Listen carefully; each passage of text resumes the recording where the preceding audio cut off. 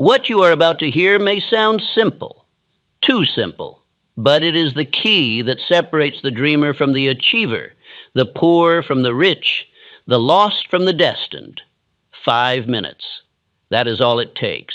5 minutes that can turn the impossible into reality. You have been told that success takes years, that it demands luck, education, or connection.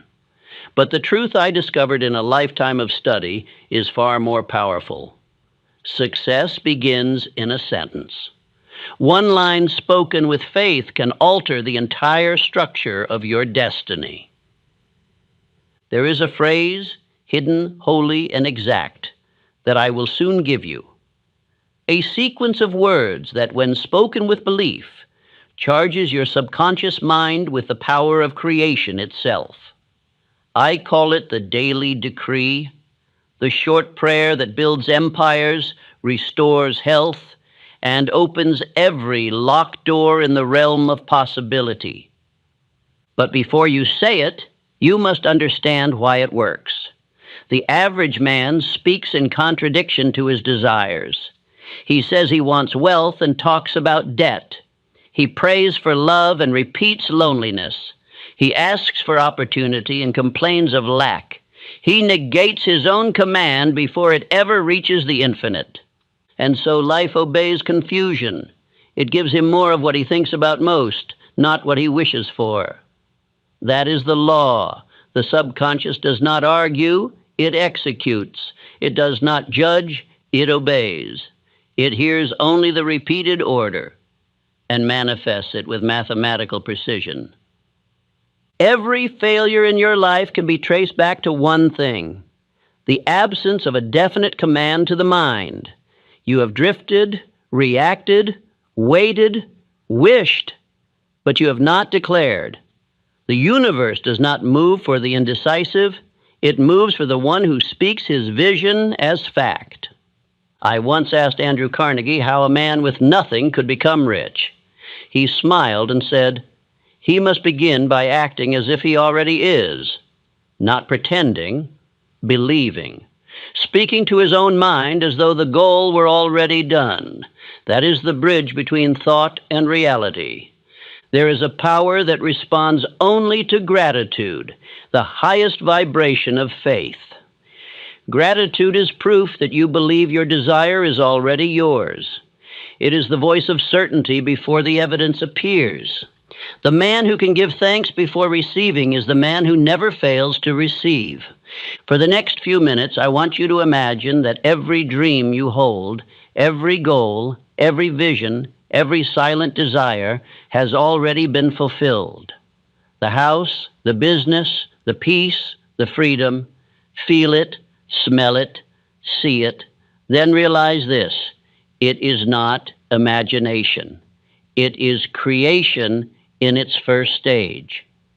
Now, in that state of gratitude, there are words, 7 divine words, that activate the law of attraction in its truest form. These words have built fortunes, saved marriages, restored health, and made the barren mind fertile with ideas. They are not mine. They are the language of all masters who have commanded reality through faith. Do not repeat them as poetry. Repeat them as command. Speak them not to the world, but to the infinite within. Let every syllable vibrate through your being until it becomes identity. Because until you speak like the man who has already succeeded, you will continue to live like the man who has not. You have heard many affirmations in your life. You have whispered wishes, muttered prayers, and made resolutions. But this one is different. This one ends all doubt, all waiting, all weakness. This one turns desire into possession, idea into result, word into flesh. What you are about to receive is the formula that rewires your entire vibration into certainty. But I warn you, once you speak it with belief, there is no going back. Life will begin to rearrange itself around your words. Opportunities will appear. Circumstances will shift. People will move. The law will obey you. Are you ready to command your world? Then sit upright, breathe deeply, empty every thought except this, faith. The kind of faith that moves mountains, that opens doors, that answers prayers. The kind of faith that refuses to negotiate with reality and simply declares its own. In a moment, I will give you the decree, the line to repeat 100 times until your subconscious bends to your will. But first, remember this. Your repetition is your proof of belief. Each time you speak it, you are chiseling your new identity into the stone of the mind. Do not rush it. Do not doubt it. Speak it slowly, deliberately, as if engraving it upon eternity itself. For these words, once planted, will not die. They will work for you while you sleep, while you walk, while you face the world. They will burn away fear, silence doubt, and magnetize every good thing toward you. Here it is. The phrase that turns impossibility into fact. Do not just say it, become it. Speak it as if it were already true. I'm so happy and grateful that I already have the very thing I've been working for. Now, thank God I made it. If your dream is financial freedom, you might say, I'm so happy and grateful that I make $10,000 every month now. Thank God I made it. If it is love and abundance, I'm so happy and grateful that I am a happily married multimillionaire. Thank God I made it. If it is peace, health, or purpose, fill in your own vision. Let your mind see it as done, your heart feel it as real, and your voice speak it as law. There it is, the ancient code of creation disguised as gratitude, the sentence that holds both the seed and the harvest, the beginning and the end. Speak it until your very tone convinces heaven itself that you have already received. Repeat it 100 times a day, not begging but affirming, not hoping but knowing. Feel the vibration of completion in every word. See the result in your mind and do not let it go. The moment you can say it without resistance, without doubt, without hesitation, that moment the law begins to obey. This is not magic. It is mathematics of the spirit. It is the same principle by which Edison invented, by which Ford built, by which Rockefeller expanded, by which every great achiever rose from obscurity to power. They did not wait for proof. They spoke proof into existence.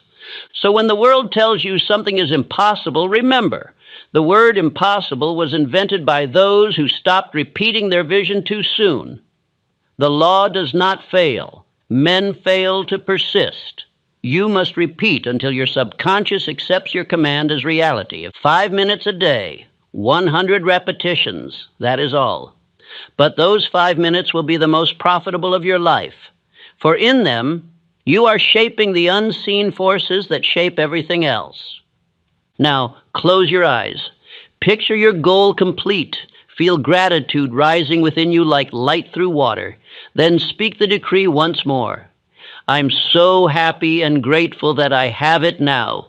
Thank God I made it. And know this, if you will continue in that vibration of certainty, day after day, the impossible will not only become possible, it will become inevitable. Every great achievement begins in silence, then moves to speech, and finally becomes substance. The mind conceives, the lips command, and the world obeys. That is the invisible sequence through which every empire has been built. Every factory, invention, fortune, or freedom first existed as sound, a word spoken with conviction by one who believed more in law than in luck. The spoken word, when backed by faith, is the most powerful force known to man. It is the bridge between spirit and matter, the invisible law made audible. To speak a thing with gratitude and certainty is to instruct infinite intelligence to form it. The weak whisper doubts. The strong declare truth. The universe listens not to pleading, but to authority. You may think of this power lightly, But observe history, and you will see its pattern. Edison spoke light into a world of darkness. Ford spoke speed into a world of horses. Rockefeller spoke wealth into a world of want. Each of these men began as ordinary thinkers until they discovered the command of spoken faith. Their words were not requests, they were decrees. Every empire begins in the mouth of one man. Every downfall begins with words of fear. The law does not choose favorites. It responds to vibration. The tongue is the tool by which thought is molded into reality. To speak doubt is to command defeat. To speak gratitude is to release victory. That is the first principle of commanded creation. The mind may be imagined as a courtroom. Thought provides evidence, faith is the judge, and the spoken word is the final decree. Once that decree is made, the subconscious obeys without question. It does not ask whether your command is wise or foolish. It fulfills the dominant order that has been repeated with emotion. You are the judge of your own destiny, and your tongue is your gavel. The difference between saying and declaring is the difference between asking and commanding. Most men speak casually, hoping the world will notice their wish. The wise man speaks deliberately, knowing that his voice carries law. There is power in tone, in rhythm, in the certainty that comes from decision. The decree, "I am so happy and grateful that I have it now," is not poetry. It is possession spoken aloud. Ordinary prayer fails because it is filled with doubt. Begging does not move infinite intelligence, for begging admits separation. The moment you ask as if it were not yet yours, you deny your own authority. True prayer is gratitude. Gratitude is not the voice of waiting, it is the voice of having. When you say, "Thank God I made it," you proclaim the law fulfilled. You speak as master, not as servant. When Andrew Carnegie taught me his philosophy of riches, he said, "Every man must begin by acting and speaking as though he already has that which he seeks." He did not mean deceit. He meant faith. Faith spoken so often that it becomes nature. The mind does not distinguish between future and present. It accepts what is spoken repeatedly as fact. Speak possession long enough, and life begins to arrange itself to make your words true. The subconscious mind is like fertile soil. It cannot decide what seeds to reject. It will grow thorns or wheat with equal vigor. What you plant daily through repetition, it will return multiplied. Therefore, speak only what you wish to see. Every word is a seed. Every repetition is water. Every emotion is sunlight. Gratitude is the greatest fertilizer of them all. It closes the distance between desire and fulfillment. When you thank before receiving, you announce that you have already received. The subconscious hears gratitude as evidence of completion and begins to organize all conditions to match it. The decree, "I'm so happy and grateful that I have it now," is the sound of faith closing the gap. Understand this clearly. Repetition is not superstition. It is spiritual science. The mind learns through rhythm. Each repetition strengthens the pattern. It engraves a track in the subconscious until it becomes automatic. When you repeat an idea long enough, it ceases to be suggestion and becomes self-image. That self-image then directs behavior, attracts conditions, and becomes destiny. Edison did not merely think of the electric light, he spoke of it until his helpers believed him mad. Yet his voice was faith made audible. "I will illuminate the world," he declared. Henry Ford, when engineers swore that an 8-cylinder engine was impossible, said only, "Produce it." He did not argue, he commanded. The tone of his decision carried more energy than the doubt of 100 men. Rockefeller was asked during a financial panic why he was calm when banks were collapsing. He replied, "Because I believe in the prosperity of this nation." That was his decree. While others spread fear, he spoke faith, and faith multiplied his fortune. These men understood what few ever learn. The law does not respond to argument. It responds to decision voiced in faith. The science of conviction is simple. Speak what you desire with feeling. Repeat it until doubt weakens. Let gratitude be your proof of belief. Speak as if every syllable were backed by the authority of God Himself. That is how infinite intelligence hears it. For faith is its own language. There is an invisible link between thought and vibration. Thought unspoken is seed in the soil of the mind. Speech releases it into the ether where it gathers its likeness. Every word carries tone. That tone determines the speed and form of its manifestation. Speak harshly and you sow resistance. Speak peacefully and you summon harmony. Speak gratefully and you magnetize abundance. You are not merely repeating a sentence, you are constructing the pattern of your future.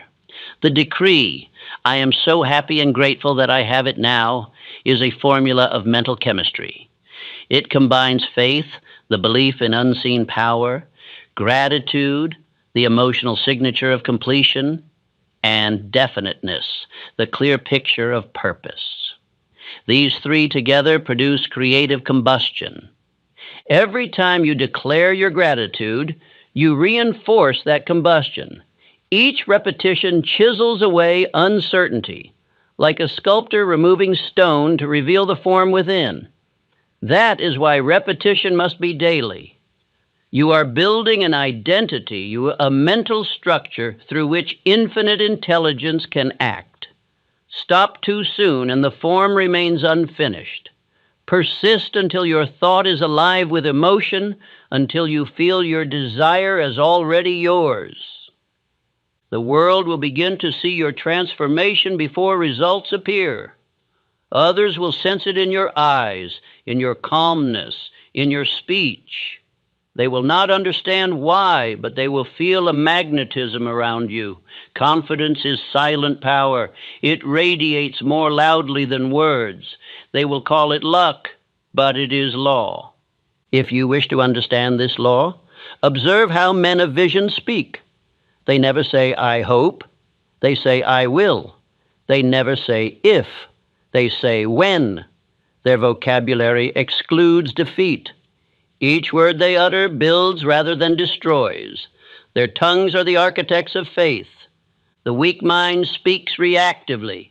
It describes life as it appears. The strong mind speaks creatively. It describes life as it must become. Every declaration of gratitude lifts the mind from effect to cause, from servant to master. When you say, "I have it now," you step out of time into truth. The universe itself was spoken into being. "Let there be light" was not a wish, it was command. And light appeared because law must obey definite sound. You, made in the image of the Creator, possess that same creative faculty. Every time you speak with conviction, you echo that original decree. Let this affirmation guide you. I speak my reality with authority. My words carry law. I am the voice through which infinite intelligence acts. Speak it until it feels alive. Let the vibration of certainty rise from your chest until it fills the room. That is the sound of faith taking shape. Remember, the world does not move for the indecisive. It moves for the one who commands. Speak little, but speak with belief. Speak less of what is wrong and more of what must be right. The law hears only repetition, and the repetition of gratitude transforms all conditions. Each morning, declare your success before the day begins. Each night, thank the infinite for its completion.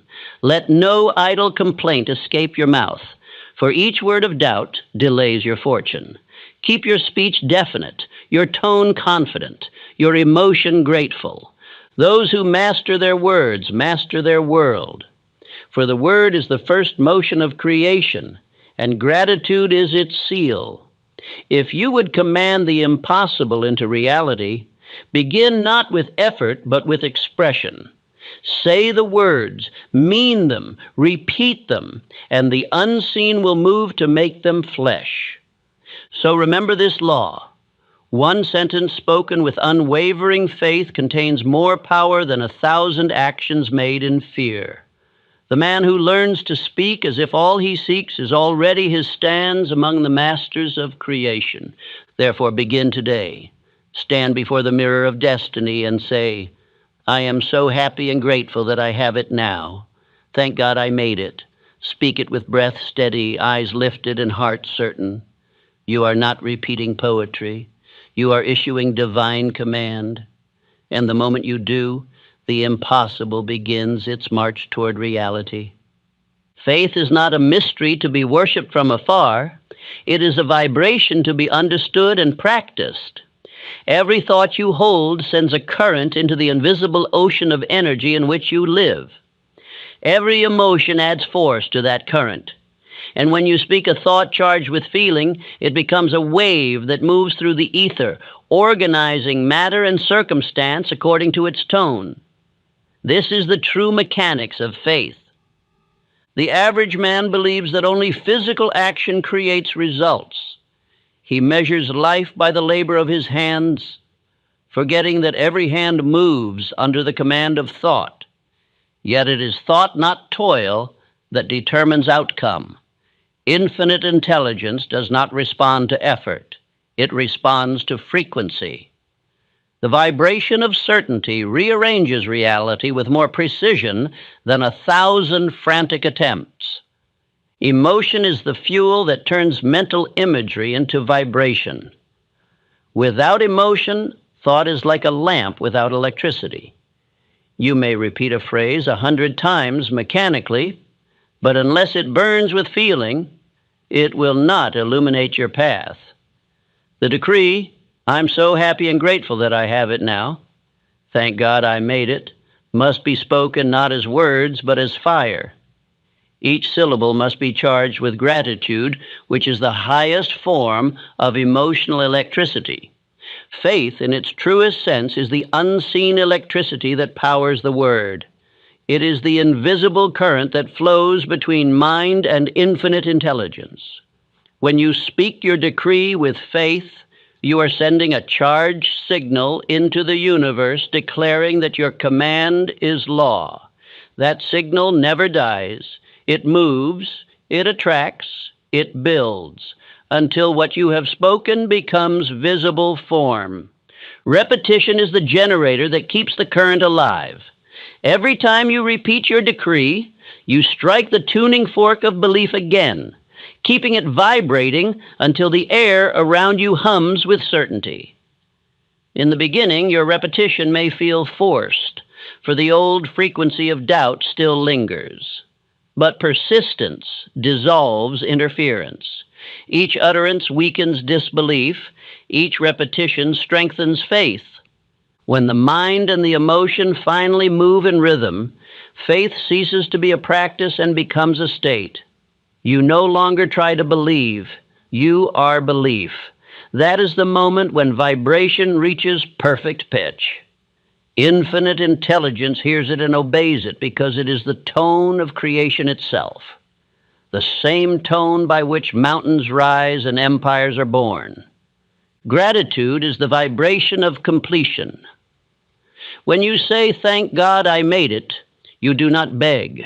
You affirm that the law has already acted. Gratitude turns faith from future expectation to present possession. It is the voice of the mind that knows it is already received. The law of vibration can never be fooled. It matches not your words, but your dominant feeling. Gratitude is the feeling of done. The subconscious mind is the engine room of creation. It operates 24 hours a day without pause, drawing to you the equivalent of your most consistent vibration. When you speak your decree 100 times, you are feeding that engine precise instructions. You are tuning it to one tone, the tone of certainty. When that tone becomes habitual, your subconscious broadcasts it continuously, even when you are silent. Edison understood this law when he worked through endless nights on the electric light. Each failure could have broken a lesser man, but his inner vibration remained constant. His assistant saw failure. He saw progression. His faith had achieved rhythm. No interruption could distort it. That rhythm brought light to the world. So it is with every creator. Success is the echo of vibration maintained without collapse. Carnegie applied the same principle in business.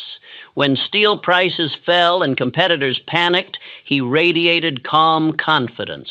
His employees felt his certainty as tangibly as heat. "We will expand," he declared, while others contracted. His tone carried the vibration of abundance, and abundance obeyed. Men followed him not for his words alone, but for the invisible rhythm behind them, the rhythm of belief. Lincoln, in the darkest days of the Civil War, held that same vibration. When others despaired, his mind vibrated with unity. He said, "This nation under God shall have a new birth of freedom." That phrase, spoken in faith, reshaped a country.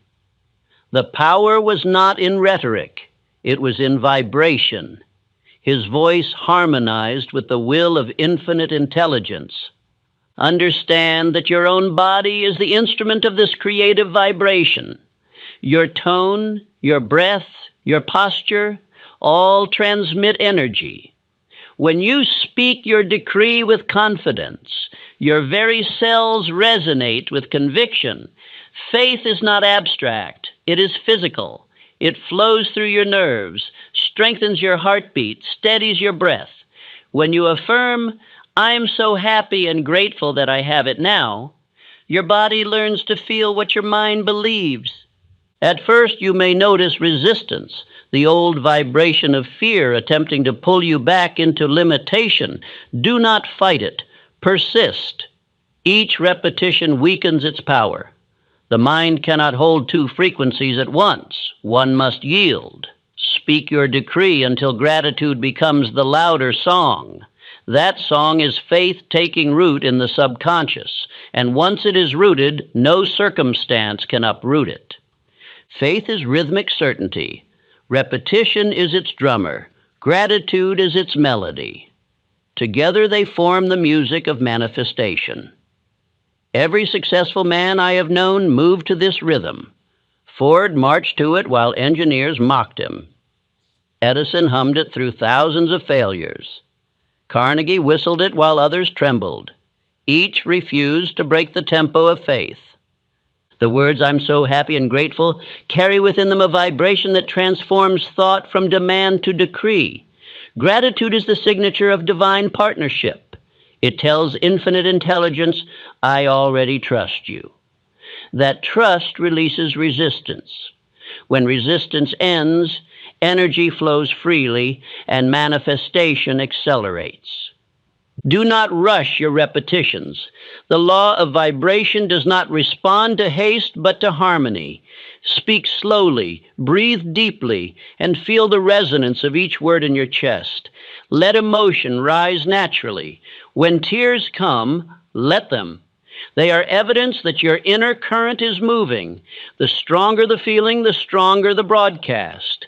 When repetition becomes habit, the subconscious takes over the work. You will find the words rising to your lips without effort, even during daily tasks. You will catch yourself smiling in silence, feeling the reality of your goal as though it already surrounds you. That is the subconscious affirming, "It is done." From that point forward, results begin to appear as though summoned from thin air. You will notice subtle shifts first. A conversation that opens an unexpected door, a thought that leads to a solution, a coincidence that aligns with your vision. These are not miracles, they are mathematics. Your vibration has synchronized with its counterpart in the outer world, and law has connected cause with effect. Other men will not understand how you seem to attract fortune effortlessly. They will call it luck, but it is the organized obedience of vibration. You have tuned yourself to success, and success must respond. It cannot resist its own frequency. Persist in your practice until the decree feels natural. When spoken correctly, it no longer feels like affirmation. It feels like remembrance. You are not trying to create something new. You are reminding your mind of what already exists in potential. Infinite intelligence has already finished every creation. Faith merely unveils it. If doubt returns, increase your repetitions. Doubt is only vibration falling out of rhythm. The cure is persistence and gratitude. Keep saying the decree until calmness returns. The storm of fear cannot survive continuous rhythm. The drumbeat of gratitude silences it. Remember this, the subconscious cannot remain neutral. It must be dominated by either faith or fear. Every thought, every emotion, every word contributes to one or the other. Choose consciously. Speak faith until fear dies of starvation. As faith strengthens, your outer manner changes. Your voice gains depth, your words slow with confidence, your eyes focus with purpose. You become magnetic. Others will trust you without knowing why. They will feel drawn to your vibration, for it carries the assurance of leadership. That invisible magnetism is proof that the law is working through you. Edison's assistants once said that in his presence, discouragement felt impossible. That was his vibration. Carnegie's associates claimed they could not help believing when he spoke. That was his vibration. When you repeat your decree with faith and gratitude, you will begin to carry the same atmosphere, the aura of certainty that commands respect and cooperation. Infinite intelligence is not distant. It is the medium through which your vibrations travel. Every tone of faith you produce sets waves in motion that never cease. Somewhere in the invisible ether, every decree you speak is gathering its material equivalent. When you maintain the vibration of gratitude, those waves eventually condense into form. If you could see the unseen, you would never doubt again. You would see your words moving through space, aligning people, events, and resources to your decree. The man of weak faith stops too soon. His vibration fades before the structure is complete. The man of persistence continues daily until faith becomes identity, and identity attracts its likeness as surely as gravity draws objects to the earth. Therefore, speak your words with rhythm, conviction, and calm joy. Each morning and night, dedicate 5 minutes to the decree. Speak slowly with eyes closed and spine straight until the world around you fades and only your vibration remains. Feel gratitude flowing through every cell. Imagine infinite intelligence nodding in recognition. That moment of harmony is creation in motion. Say to yourself often, my words are alive with faith. My voice is tuned to success. Each repetition strengthens my reality. These are not idle phrases. They are reminders of the law that governs all things. Faith without vibration is dream. Vibration without gratitude is noise. Combine them, and you possess the secret of every miracle man has ever witnessed.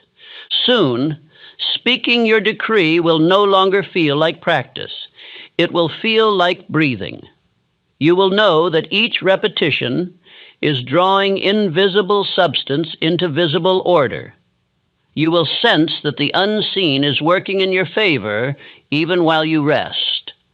That realization marks the birth of true peace, the peace of knowing that what you desire must come because your vibration already contains it. In time, the results will arrive so naturally that you will forget you ever called them impossible. You will see how every moment of repetition, every surge of gratitude, every act of faith was a stroke of the brush painting your destiny. Then you will smile, whisper your decree once more, "I'm so happy and grateful that I have it now. Thank God I made it." And realize that you have spoken yourself into reality. There comes a moment in every man's life when he must decide who he is, not what he wants. Until that decision is made, he will wander between desires, claiming to seek success, but never stepping into the identity of the man who can command it. The law of identity governs all transformation. You do not attract what you wish for. You attract what you are.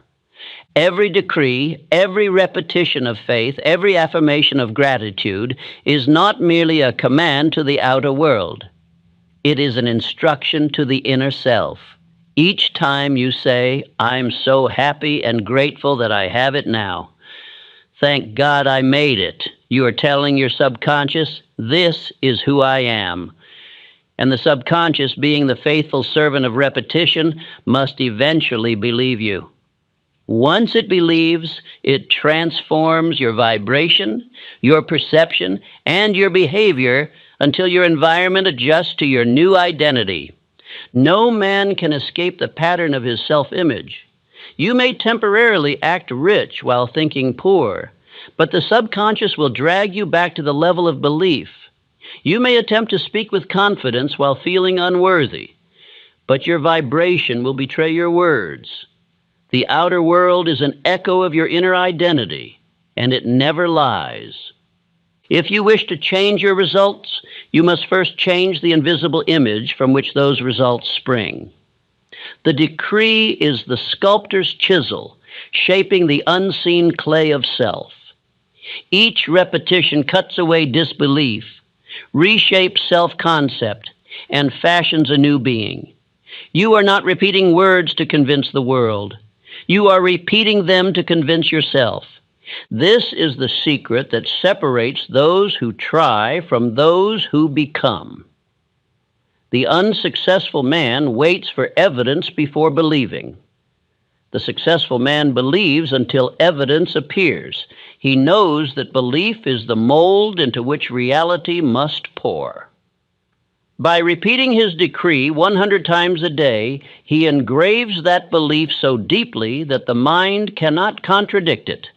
When the subconscious accepts a new identity, the world bends to mirror it. You cannot plant the seed of failure in thought and reap success in form. You cannot identify as weak and command power. You cannot think as a beggar and live as a master. The law is exact. Identity precedes possession. The key is not to force conditions, but to assume the inner posture of completion until it becomes natural. Think of the decree as a garment. Each time you repeat it, you stitch another thread into this robe of faith. In the beginning, it may feel oversized, like clothing that does not fit, but persistence tailors it to your form. One day you realize that it no longer feels like pretending, it feels like truth. You have become the man who once seemed imaginary. Edison called himself an inventor, long before the world saw him as one. Ford declared himself a manufacturer before he had a single factory. Carnegie thought in terms of millions while still working for pennies. They were not deceiving themselves. They were living from identity rather than condition. The man who knows who he is cannot be held captive by where he is. Your decree, repeated daily, performs this sacred transformation. It dissolves the old self that believed in limitation and births the new self that acts in harmony with faith.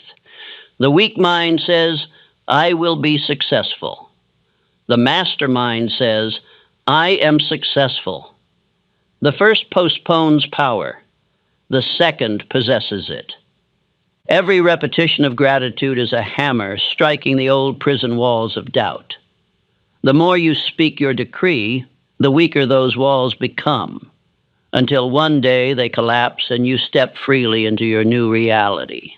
The man who once begged life for mercy becomes the man to whom life gives without resistance.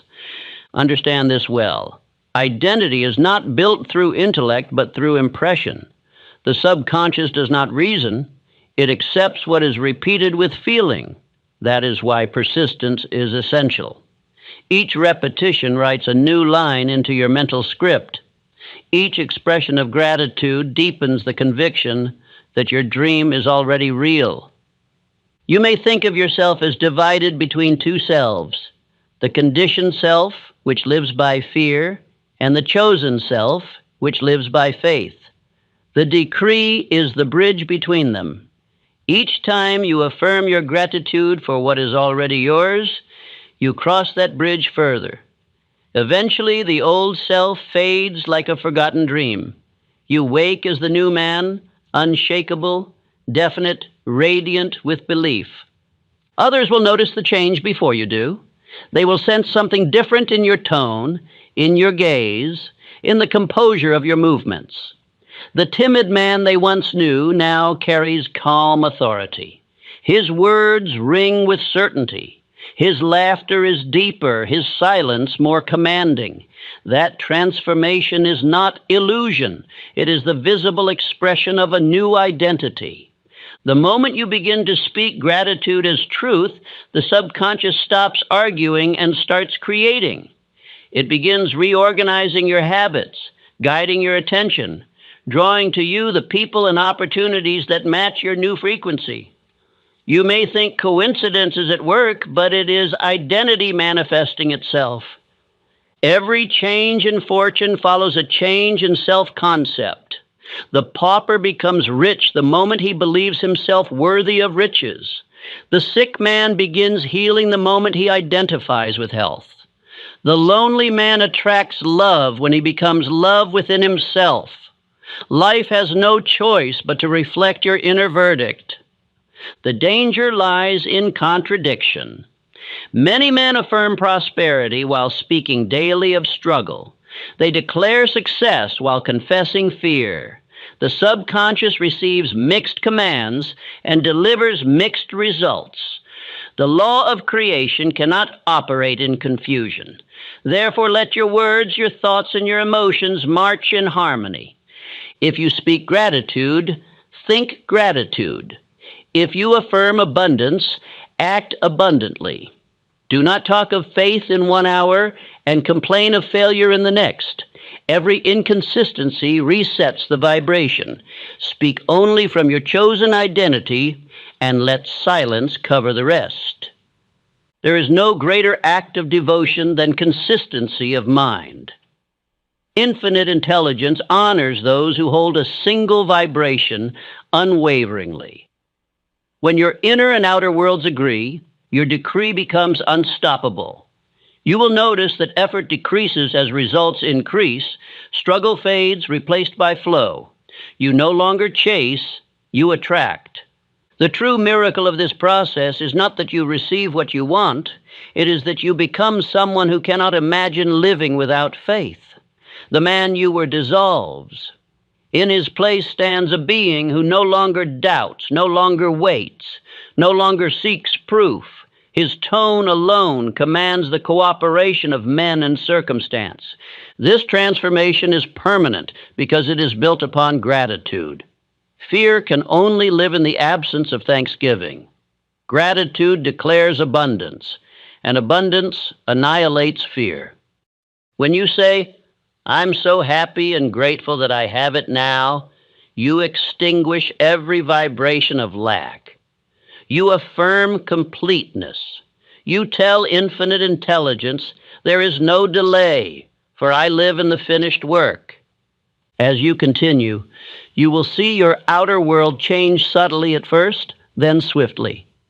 People will treat you differently, not out of obligation, but because your vibration demands it. They will see in you a reflection of the success they secretly desire. Opportunities will appear because your mind has become a magnet for their frequency. You will no longer seek validation. You will give it. Remember this truth. The world mirrors the image you hold of yourself. It is not cruel nor kind. It is accurate. Change the image, and the reflection must follow. Each repetition of the decree is a brushstroke painting the portrait of the new you. Persist until the canvas is complete. Think of a salesman who tells himself daily, "I am the greatest closer in my industry." At first he says it timidly, but repetition strengthens tone. Soon his clients sense his conviction before he speaks. They feel guided, not persuaded. His success becomes inevitable because his belief has become identity. Or consider Lincoln. Before leading a divided nation, he carried the identity of unity within himself. His faith in human goodness never wavered, even when the world around him fell into chaos. His identity as a man of peace transformed war into resolution. That is the power of inner image expressed through calm conviction. The moment you fully assume your new identity, opposition loses meaning. You no longer interpret difficulty as failure, but as confirmation of strength. The old you would have quit. The new you persists. The old you needed approval. The new you gives direction. Every test becomes training. Every challenge refines character. In this state, repetition becomes pleasure. You no longer repeat your decree to make it true. You repeat it because it is true. Each declaration of gratitude feels like breathing, effortless, necessary, alive. You are not asking. You are affirming your own being. You will know you have reached transformation when the words no longer feel external. When you say, "I'm so happy and grateful that I have it now," and your heart answers, "Of course I do." That is faith realized, and not belief in process, but certainty of possession. This is the meaning of spiritual rebirth. You are not becoming something different. You are remembering what you have always been, a creator in partnership with the infinite. Every decree, every repetition, every grateful thought strips away the illusion of limitation until only the truth remains, that you and the law are one. Repeat this affirmation often. I am the man I have decided to be. My every thought agrees with my purpose. I act from completion, not from lack. Let it remind you that you are not chasing dreams. You are embodying them. The decree is no longer a tool. It is your reflection. When others see your composure, your quiet certainty, your peace under pressure, they will wonder what changed. You may tell them the truth. I began speaking my gratitude until I became it. They will not understand immediately, for the world has forgotten the language of faith. But some will feel the vibration of your words, and their own transformation will begin. The final proof of this law is that once identity changes, results must follow. The poor man who truly believes himself rich cannot remain poor, for his decisions, associations, and opportunities will shift to match his new vibration. The weak who believe themselves strong begin to act boldly, and courage gathers allies. The fearful who identify with faith cease to attract calamity. Law always confirms identity. This is the great revelation. Your success is not something to pursue, but something to remember. It already exists within the mind of infinite intelligence, waiting for you to claim it through repetition, belief, and gratitude. When you speak your decree, you awaken that dormant image and call it into visible form. From this day, speak as the man who has arrived. Think as the one who no longer doubts. Walk as the one who knows he is favored by law. Let your tone, your bearing, and your silence declare mastery. You need no permission, no proof, no sign. Your word, spoken in faith, is the sign. When your mind fully accepts this truth, life can do nothing but follow. The mountains of difficulty dissolve because the man who spoke them into being has vanished. In his place stands a creator, calm, definite, grateful, and whole. So I say to you, repeat your decree until you forget that it was ever a phrase. Let it become the heartbeat of your identity. And when someone asks the secret of your transformation, you will smile and answer simply, I decided who I was and spoke it until the universe agreed. The spoken word is only the beginning. To decree is to plant. To act in faith is to cultivate. The law of completion demands harmony between belief and behavior. Once you have impressed the subconscious through repetition, gratitude, and faith, the proof of mastery must appear in conduct. The man who truly believes cannot remain idle. His every movement becomes an extension of his decree. To complete creation, one must live as if the work were already done. Acting as if is not deception. It is participation in the finished pattern. Infinite intelligence has already prepared the result the moment faith is declared. You are not working toward your goal. You are working from it. Every act performed in that awareness speeds its manifestation.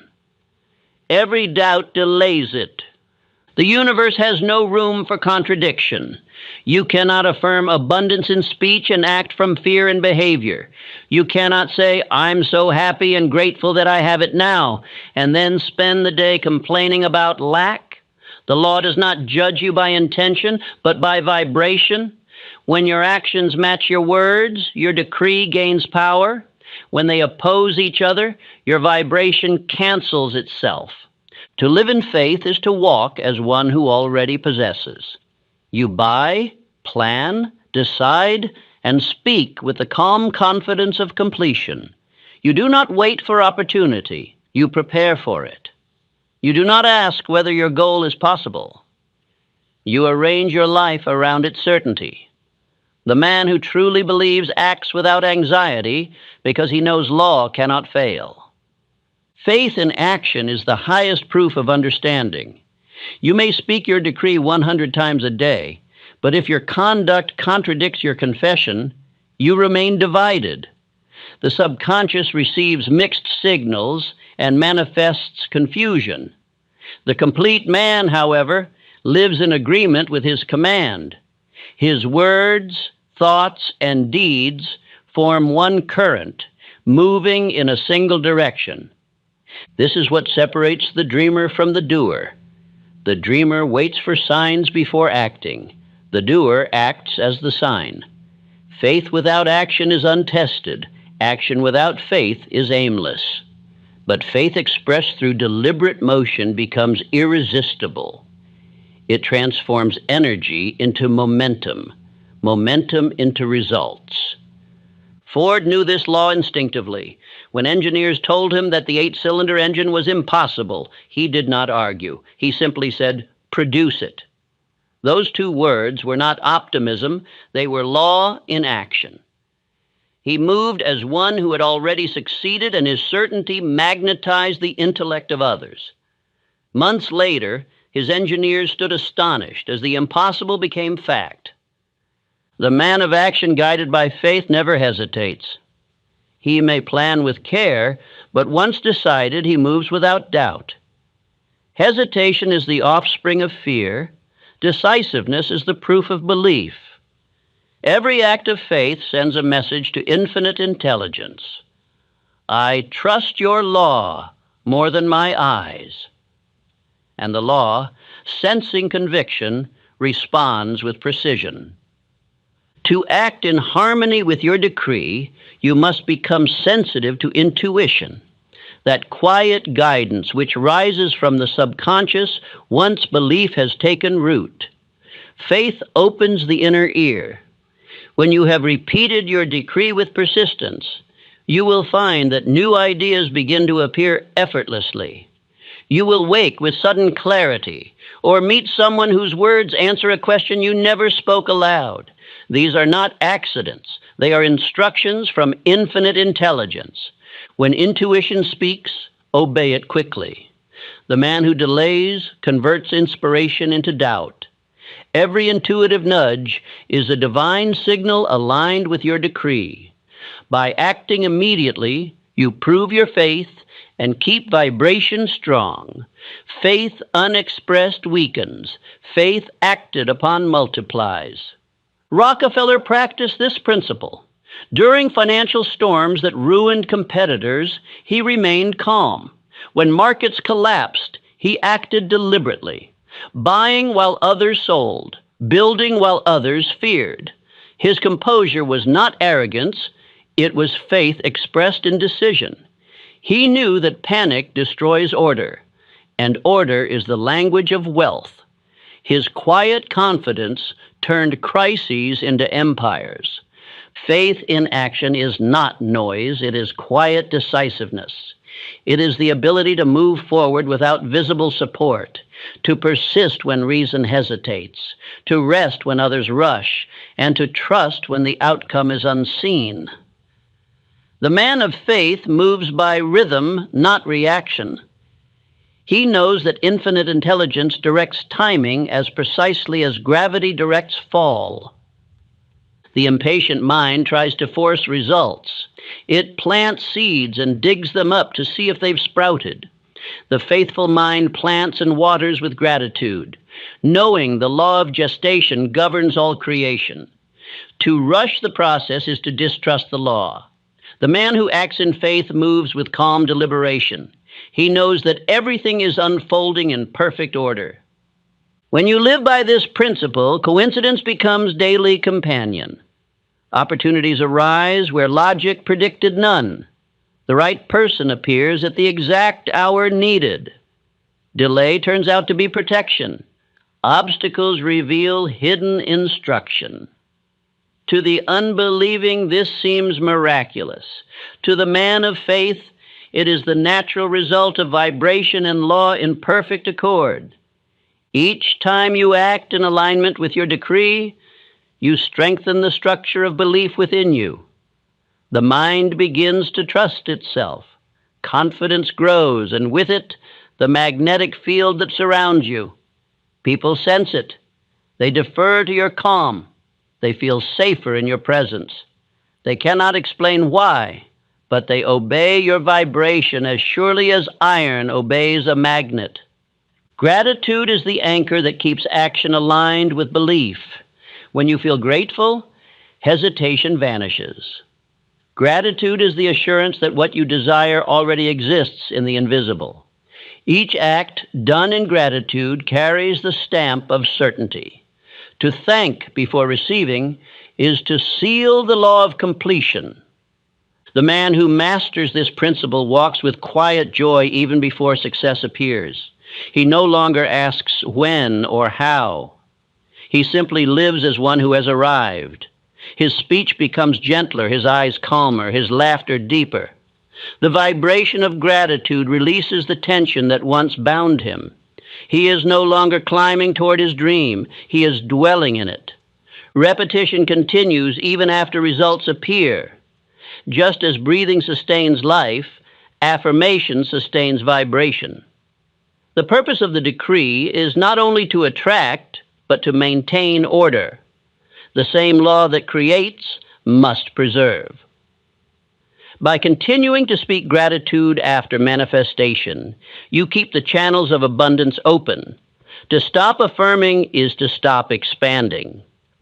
Let your actions become living affirmations. Every gesture, every decision, every hour of labor should say, "Thank God I made it." Speak it when you rise and live it when you move. Gratitude is not a word. It is a way of walking. The man who lives gratefully walks as a king, for he knows that all things serve him in divine timing. When results seem delayed, maintain rhythm.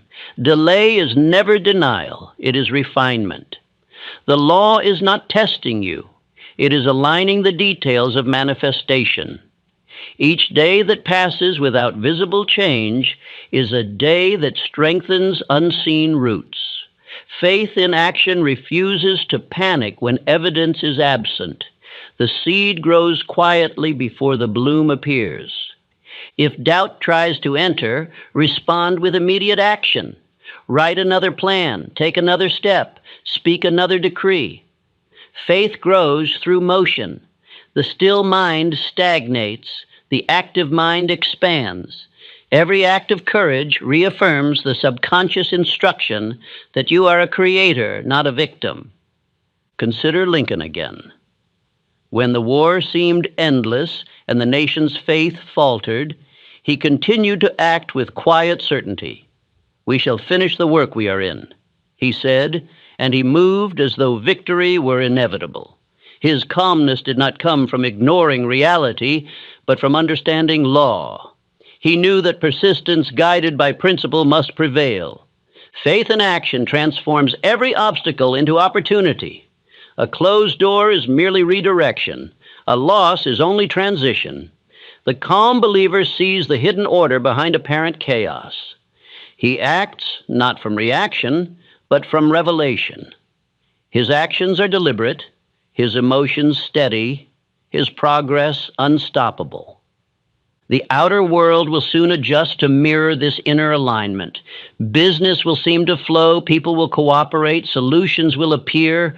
The law of correspondence ensures that the outer reflects the inner precisely.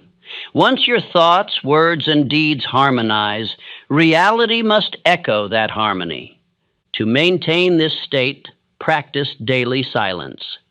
5 minutes of stillness allows infinite intelligence to renew your rhythm. Sit quietly, breathe deeply, and repeat inwardly, "I am grateful now, for it is done. Infinite intelligence fulfills my word. I live in the finished vision. Feel peace settle over you. This is the vibration of completion, calm certainty that needs no evidence." As faith matures, action becomes effortless. You will find yourself guided by intuition rather than obligation. What once required discipline becomes delight. You act with precision, yet without strain. You do not chase results. You allow them to unfold. The line between thought and manifestation grows thin until it disappears altogether. Others will marvel at your composure. They will ask how you remain calm while others hurry, how you prosper while others worry. You will smile and know that you are living by law, not by chance. They will call it talent, but it is alignment. They will call it fortune, but it is faith in motion. Let every man who hears these words remember, action is the outer evidence of inner belief. To proclaim faith without deed is to speak into the wind. The decree that transforms must be lived, not merely uttered. Speak your gratitude, yes, but also walk it, work it, and embody it. The man who does this carries creative power wherever he goes. Soon you will find that what once seemed effort becomes nature. The decree no longer feels like repetition, it feels like remembrance. You act from an invisible certainty that all things are already arranged in your favor. Fear will attempt to return, but it will find no room in a mind filled with completion. Faith in action produces peace under pressure. You will notice that problems no longer disturb you as they once did. Challenges become opportunities for demonstration. The calmness you maintain in adversity is the measure of your mastery. To be unmoved in uncertainty is to stand upon the foundation of divine order. When a man reaches this level, he lives as a law unto himself. His thoughts attract, his emotions heal, his actions command. He has entered the rhythm of infinite intelligence. Every breath, every step, every word carries authority.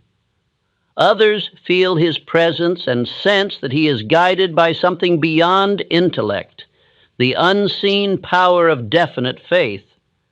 This is the royal mind in motion. It does not shout, it simply knows. It does not rush, it arrives. It does not doubt, it declares. Such a man no longer seeks success. He radiates it. He does not pray for strength. He expresses it. His gratitude is constant because he recognizes himself as a channel of the infinite. When you reach this understanding, you realize that creation was never incomplete. Every decree, every act of gratitude, every motion of faith has already been recorded in the divine order. You are merely aligning with the finished pattern. The moment you believe completely, you stand in what already exists. Therefore, let the closing act of your day be gratitude in motion. Do not end your decree with words alone. Write one letter of thanks, help one soul, complete one task with excellence. Action sanctifies affirmation. The man who gives from faith multiplies his wealth, for he has become a vessel of circulation. When your days and your deeds are harmonized with your decree, you will wake each morning with the quiet joy of certainty. You will no longer question whether your dream will come true. You will only wonder how much greater the result will be than you imagined. Infinite intelligence always exceeds the size of man's request. Let this be your final affirmation. I am grateful now, for it is done. Infinite intelligence fulfills my word. I live in the finished vision. Say it when you rise. Say it when you labor. Say it when you rest. Let it remind you that all power flows from the mind that acts in gratitude. And when that day arrives, the day when your dream stands visible, when the impossible has yielded, remember to look back not with pride, but with reverence. You will see that it was not the world that changed first, but you. The words you spoke became the man you became, and the man you became shaped the world around him. So stand today as creator, not beggar. Speak your decree, live your gratitude, and move as one who has already arrived. The law of completion will meet you halfway and carry you the rest. And one morning, perhaps without realizing it, you will whisper the words with calm delight. I'm so happy and grateful that I have it now. Thank God I made it. That is the moment when faith becomes fact, when word becomes world, and when man becomes master of his destiny. If you are living paycheck to paycheck, I know what it feels like. The quiet exhaustion that sits in your chest, the dread when the calendar turns, the fear that one unexpected bill could undo everything you've worked for. You wake up each morning already running, already behind. You pour your energy into work, but the numbers never seem to change. You're surviving, not living, counting days, counting hours, counting dollars. And the worst part is that somewhere inside, you know this is not what you were born for. You tell yourself, just a little more time, a little more luck, a little more money, and I'll finally get ahead. But deep down, you've begun to wonder, what if this is it? What if this cycle never ends? What if life will always be a race between income and expenses, between desire and disappointment, between what you need and what you have? That's the trap most men never escape. Not because they lack intelligence or effort or opportunity, but because they have never learned the one law that governs both poverty and prosperity. You attract what you are organized to receive. The man who lives paycheck to paycheck does not lack money, he lacks structure. His thoughts are scattered, his faith is conditional, his belief in himself rises and falls with the numbers in his account. He waits for relief instead of commanding it. He adjusts his dreams to fit his circumstances instead of raising his circumstances to fit his dreams. He measures life by what comes in and what goes out, but he forgets that the greatest wealth begins within. You have been trained to live small, to act broke, to think broke, to believe that freedom comes after money, when in truth, money only comes after freedom of thought. The rich man and the poor man breathe the same air, walk the same earth, and possess the same hours in a day. The difference is not in what they have. It is in what they believe they can command. Listen to me closely. You must act as though you are already free. You must carry yourself as one who knows increase is inevitable. You must think as though you already own the life you desire, not someday, not eventually, but now. Because the law of wealth is not reward, it is reflection. The world will not give you freedom because you need it. It will give you freedom because you expect it, think it, walk it, and speak it as truth. Right now, you live in reaction, reacting to bills, to prices, to circumstances. But the moment you begin to act as a creator instead of a reactor, life bends to your direction. You must stop waiting for someone to save you and begin behaving as though salvation is already complete. I do not mean arrogance. I mean discipline, faith under control. The posture of one who knows his thoughts are his fortune. When you walk with that awareness, even while your wallet is thin, you are already rich in spirit, and wealth always follows the spirit that knows its power. Every wealthy man began poor in sight, but rich in vision. Henry Ford had no education, yet saw himself commanding the automobile industry. Andrew Carnegie began in a steel mill, yet thought in empires. Edison failed thousands of times, but held faith that success was already his. They all lived by one rule. They acted as if freedom were already theirs. You must do the same. If you wait until your bank account changes before you change your identity, you will die waiting, because the account is only a mirror. It reflects the habits of thought you hold about yourself. If you say, "I am broke," you will live to prove it. If you say, "I am struggling," life will agree. If you say, "I am doing my best, but nothing works," the law of cause and effect will deliver exactly that, effort without reward. But if you begin to affirm, not casually, not half-heartedly, but with definiteness, "I am organized for abundance," "I am capable of command," "I am already free," the world will begin to reorganize around that belief. That is not magic, it is mathematics. The subconscious mind operates with the precision of an equation. It accepts whatever you repeat, charges it with emotion, and works through unseen channels to make it real. You have used this law unconsciously for years, but always in the negative direction. You have repeated your fear, rehearsed your limitations, and the mind has obeyed. Now you will reverse the current. I want you to picture your life as it is now. The long hours, the fatigue, the small anxieties that follow you to bed. And then imagine waking tomorrow with the absolute conviction that everything has changed. Your income may not yet reflect it, but your energy does, your walk does, your tone does. You move differently because now your thoughts are definite. That certainty alone begins to attract opportunity. People feel it.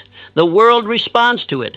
When you carry yourself as one who already possesses the thing he desires, you become magnetic to the conditions that prove it true. You must never again say, "I can't afford it." Instead ask, "How can I create it?" You must never again say, "I'm waiting for things to get better." Instead declare, "I am getting better every day, and my world reflects it." There is no poverty worse than the poverty of imagination. There is no debt greater than the debt of unused potential. You are not here to chase money. You are here to master the thought that creates it. And I have seen men transform their entire destiny by changing one habit, how they think about themselves. They stopped approaching life as victims of circumstance and began acting as architects of reality. They stopped asking, "What can I earn?" and started asking, "What can I build?" You must understand, money does not come because of hours worked. If that were true, the hardest workers would be the richest. Money comes to those who think, plan, decide, and persist with organization of purpose. That is why you can no longer drift. You must have a plan and a definite chief aim. Write it, read it morning and night. Speak it until it becomes the only language your subconscious understands. If you say, "I will be debt-free," you are still affirming debt.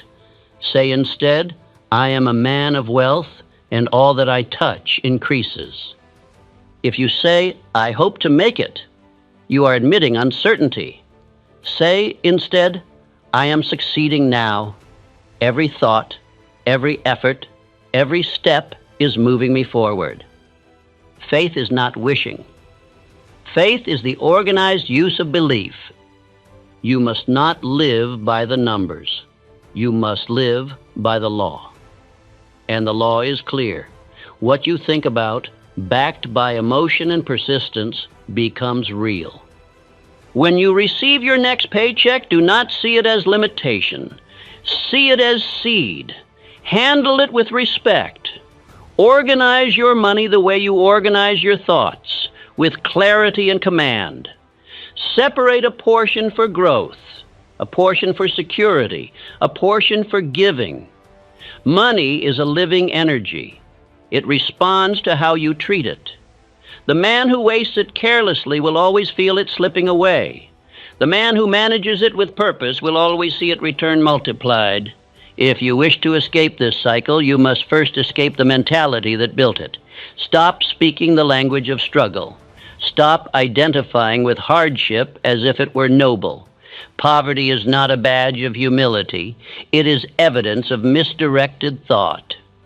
You have the right to be rich, not for vanity, not for greed, but because riches expand your capacity to serve, to grow, to express the greatness within you. When you think rich, you think clearly. When you think clearly, you create efficiently. And when you create efficiently, you attract abundance. The moment you begin to act as though you are already free, the mind aligns itself with new possibilities. You begin to see opportunities you once overlooked. You recognize ideas where before you saw obstacles. You feel the shift, that quiet sense of authority that whispers, I am capable. I am ready. I am no longer at the mercy of chance. Let the next time you open your wallet be a moment of gratitude, not complaint.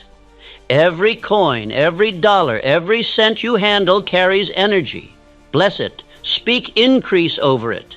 Tell it to return multiplied. You are not being superstitious. You are commanding law. For money, like every force, obeys belief. Each morning before the noise of the world begins, speak these words, I am no longer living in fear of lack. I think as the rich think. I act as the free act. I am grateful for what I have, and I am ready for more. Then go about your day as one who already possesses abundance. Move with certainty. Treat every task, every interaction, every opportunity as though it were part of a divine plan to multiply your good. Because it is. Faith without discipline is fantasy. But disciplined faith, faith turned into daily habit, definite purpose, and organized effort, moves mountains. Your financial situation is not permanent. It is a reflection. It changes the moment your thoughts change. So from this day forward, refuse to think as a victim. Refuse to speak as one bound by limitation. Refuse to act as though freedom belongs to someone else. You will see life respond in kind. Small openings will appear. Unlikely ideas will present themselves. Opportunities will begin to gravitate toward you, not because you begged for them, but because you finally became the kind of person who attracts them. You are not meant to live in fear of the next bill. You are meant to live in the certainty that your thoughts create your fortune. So listen to me now. Stop acting broke. Stop thinking broke. Stop waiting for freedom. Act as if you are already free, because the moment you do, life begins to treat you that way. Freedom starts in the mind. Once it begins there, nothing, not your job, not your income, not your past, can take it from you. There is a kind of slavery that wears no chains, a prison that shows no walls, yet holds millions captive. It is the bondage of belief, the silent acceptance that life is to be endured rather than commanded. You rise each morning to labor for wages. counting the hours until relief, yet the relief never lasts. You have traded imagination for survival, and that trade is the true poverty of man. I say to you now, poverty is not a condition of the pocket, it is a reflection of inner disorder. You are not broke because you lack money. You are broke because your thoughts are scattered, your purpose undefined, and your belief in your own ability divided. The man who does not know the direction of his thought can never govern the direction of his life. Observe the average worker. He rises by alarm, rushes by habit, toils without vision, and ends each day exhausted but unchanged. He does not live, he reacts. His mind is consumed with bills, prices, and debts. Every decision is born of fear. Will this be enough to last? Can I make it to the end of the month? He is hypnotized by numbers and paralyzed by routine. This, my friend, is the modern hypnosis, the trance of limitation. You have been trained from childhood to think small, to measure life by income, to equate your worth with what others pay you. You have been taught obedience to circumstance instead of mastery over it. You have been convinced that freedom is a privilege to be earned when in truth it is a state of mind to be assumed. You have built your life around the paycheck, and the paycheck has become your God. You plan your joy by the calendar of wages. You fear the loss of employment more than the loss of purpose, and you treat money as your master instead of your servant. But listen carefully. Money was made to serve those who serve an idea greater than money. The man who worships wages becomes a slave to them. The law of reflection governs all wealth and all poverty. The outer world merely mirrors the image the mind holds most faithfully. If you see yourself as struggling, the world will agree. If you call yourself limited, opportunity will hide from you. But if you see yourself as one through whom abundance flows, the world cannot withhold its supply. Look about you. The same city that houses poverty also houses wealth. The same streets that echo complaint also carry laughter. The poor man and the rich man breathe the same air, yet they live in different worlds. Why? Because one reacts and the other creates. One sees conditions, the other sees law. Consider Henry Ford, who began with no wealth, no reputation, and no education. He was told his dream was foolish, that the motor car would never serve the masses. Yet his belief was organized, his purpose definite, and his thought fixed upon service. He lived mentally in a future others could not yet see. Because he saw abundance where others saw limitation, he created what others called impossible. Or think of Thomas Edison, who worked through failure after failure, not in despair, but in certainty. While lesser men measured progress by results, he measured it by faith. His laboratory was a temple of belief. He knew that ideas are forms of energy, and energy obeys persistence. His light was born not from science alone, but from organized faith in the unseen. The difference between the struggling worker and the successful creator is not fortune. It is focus. The struggling man spends his thought upon worry. The creator spends his thought upon purpose. The one rehearses fear. The other repeats faith. Each receives what he practices. Poverty, therefore, is a habit, a mental routine.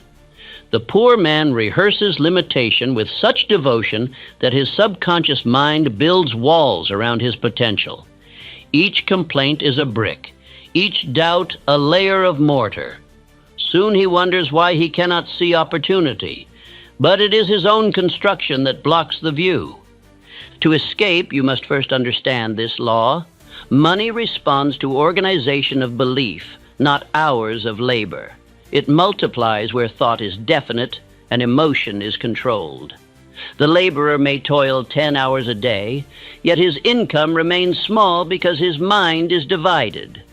He believes in effort, but not in increase. The man who sees himself as broke multiplies lack by the repetition of that thought. Faith, when unorganized, is merely hope. Hope waits, faith commands. The mind that knows its power bends circumstance to its will. You must cease to think of money as something you earn and begin to see it as something you attract through order of thought and definiteness of purpose. Understand this. Every dollar you earn is a mirror of how you think. If your thought is confused, your finances will reflect confusion. If your thought is fearful, your results will show loss. But if your thought is confident and directed toward service, money will seek you as a river seeks the sea. When you define yourself as a creator of increase, you elevate yourself from laborer to leader. You cease to ask, "What can I afford?" and begin to ask, "What can I build?" You shift from the psychology of shortage to the psychology of power. This change of identity is the first step toward liberation. You must stop measuring your life by what you receive and begin measuring it by what you can give. The man who focuses on receiving never has enough. The man who focuses on giving becomes a fountain of supply. When you work for an ideal greater than the paycheck enlarges to meet the ideal. I have seen men who once counted coins begin to count possibilities. The moment they changed their mental measure, their world transformed. Promotions appeared, ideas multiplied, association shifted. The change did not begin in their wallet, it began in their words. They stopped saying, "I can't," and began declaring, "I will." This is the first and greatest commandment of wealth. Speak only that which you desire to see. Words are seeds planted in the soil of the subconscious mind. Every "I can't" is a weed, every "I will" a blossom. Speak life into your circumstances until they can no longer resist growth. Others may call you unrealistic. Let them. The realist is often the poorest man in the room, for he believes only in what already exists. The visionary is the architect of tomorrow, for he believes in what is possible. When others mock faith, they confess their ignorance of law. Every successful man you admire once stood where you stand, uncertain, limited by means, doubting his capacity. But he refused to make peace with limitation. He acted as though he already possessed what he sought. That posture of certainty made him magnetic. The world senses confidence and responds to it as iron to a magnet. You cannot beg for wealth. You must command it by order of thought, not by arrogance, but by alignment with divine law. When you declare your worth with conviction, you cooperate with infinite intelligence, which delights to serve the mind that knows its power. The man who continues to worship wages will forever be their servant. The man who sees the mind as employer becomes master of his destiny. You must decide which you will be. If you choose mastery, your thought must become your capital, your imagination your factory, your faith your investment. The world pays high wages to those who think, low wages to those who only work. The mind is the greatest business on earth. Organize it, and you will never know poverty again. Begin this day with a vow. I will never again speak of lack. I will never again dwell on limitation. I will think in terms of increase, act in the spirit of faith, and live as one who commands his own fortune. Then affirm these truths until they become your heartbeat. My condition is not my fate. I was born rich in imagination, and I now claim my inheritance. The numbers in my account cannot measure the power of my thought. Each idea I act upon is a seed of prosperity. Repeat them aloud each morning until your tone changes, until your very posture reflects conviction. Others will notice. They will sense in you a quiet authority. They will not understand the cause, but they will respond to it. You will begin to attract the same opportunities that once seemed reserved for others. Poverty will begin to dissolve, not by magic, but by mathematics. The law is precise. The mind that believes in increase attracts increase. From this moment forward, measure your worth not by wages, but by wisdom. Stop asking life for permission and begin commanding it through law. Your freedom begins where your belief organizes itself into purpose. You are not meant to live by paycheck. You are meant to live by principle. And the first principle of prosperity is this: think as though you are already free. Freedom begins with the organization of thought. A man may hold 100 dreams, but until he learns to order his thinking, those dreams remain shadows without form. The greatest tragedy of poverty is not empty pockets, but a mind that wanders without purpose. The disorganized thinker builds castles in the clouds and wonders why they collapse at the first wind of doubt. Your mind is the workshop of infinite intelligence, the factory where all success begins. And yet most men let this factory run without management. The machinery of imagination is left unguarded. Doubt sneaks in as a thief. Fear takes over as foreman. Complaint and worry fill the payroll. Then they wonder why their life produces nothing but shortage and confusion. A mind without organization cannot manufacture wealth. The first step toward freedom is mental order. Sit quietly with yourself and perform what I call a thought inventory. Write down what thoughts occupy your mind each day. You will find that most are waste material: fear of loss, envy of others, regret of the past, and doubt about tomorrow. These are broken tools. They produce nothing of value. You must clear them out as one clears a storeroom before building new machinery.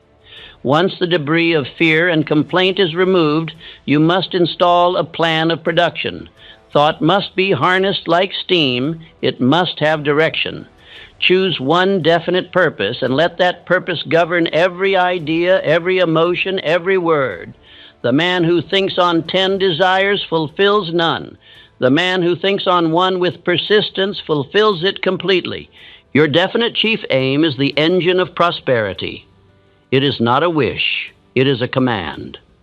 It must be written clearly, spoken daily, and held with unwavering faith. When the mind holds one picture long enough, the subconscious begins to shape reality in its likeness. You are, in truth, organizing invisible materials into visible results. Most men fail not because they lack talent, but because their purpose shifts with their moods.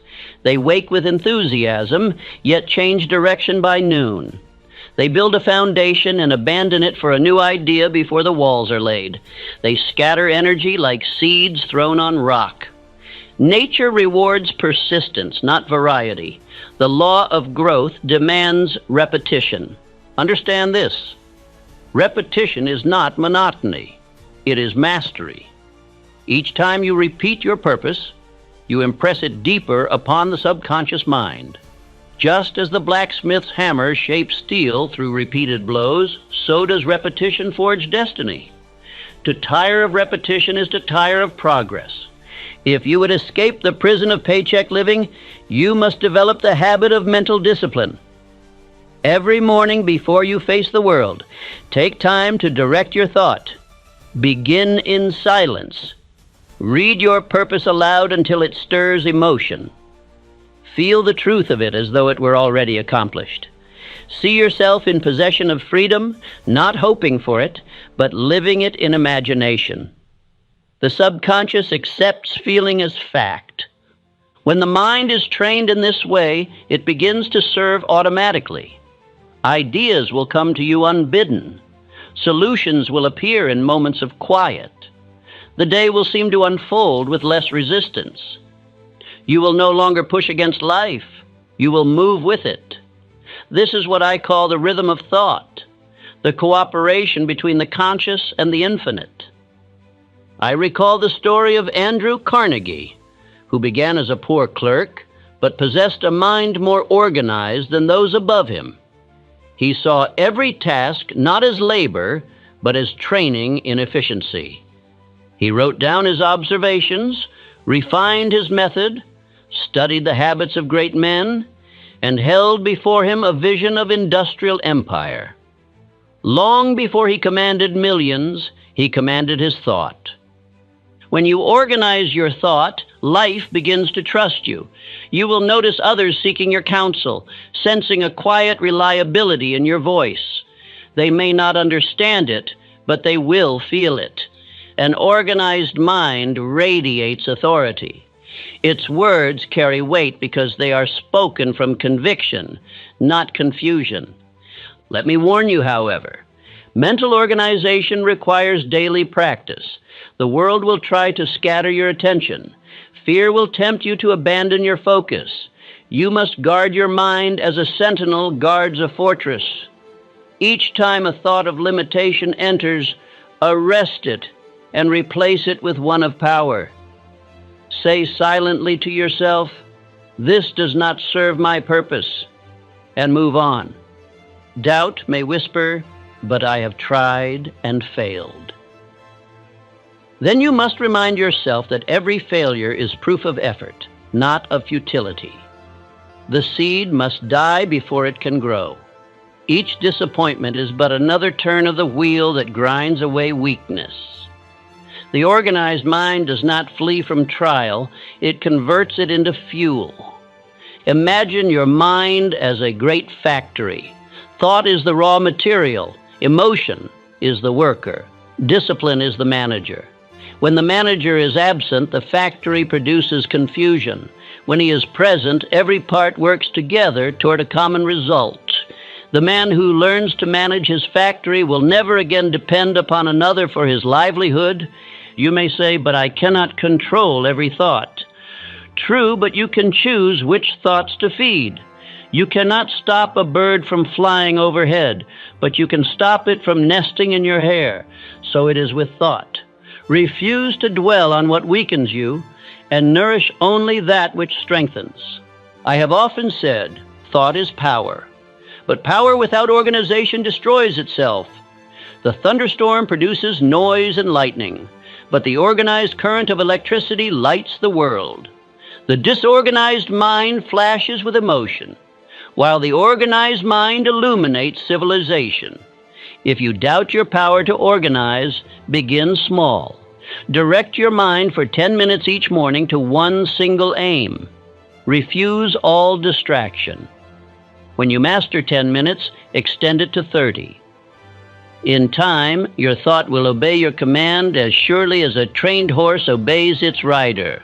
The habit of focus, once acquired, becomes your greatest wealth. Do not confuse this with stubbornness. The organized thinker is not rigid. He is precise. He knows the goal, yet he adjusts his route as conditions demand. The sailor who keeps his eyes on the North Star does not sail in a straight line. He corrects continually, but never loses direction. That is the art of mental navigation. Others will begin to perceive a difference in you. You will move more deliberately, speak with calm authority, and waste no words. The disorganized chatter of men will no longer interest you. They will feel your certainty and unconsciously treat you with greater respect. For order commands respect even from chaos. When you reach this level of mental discipline, prosperity will begin to approach quietly, as if recognizing an old friend. Opportunities once invisible will present themselves. Ideas will find you ready. You will seem fortunate, but fortune is only the name given to those who have prepared their minds for increase. Do not expect results overnight.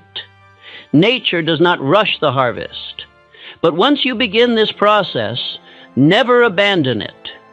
Each repetition of belief is another stroke of the builder's hammer, another brick in the invisible structure of success. Day by day, you are constructing a reality that will one day be visible to all. When discouragement arises, remember that confusion is the test of order. Every mind resists discipline at first.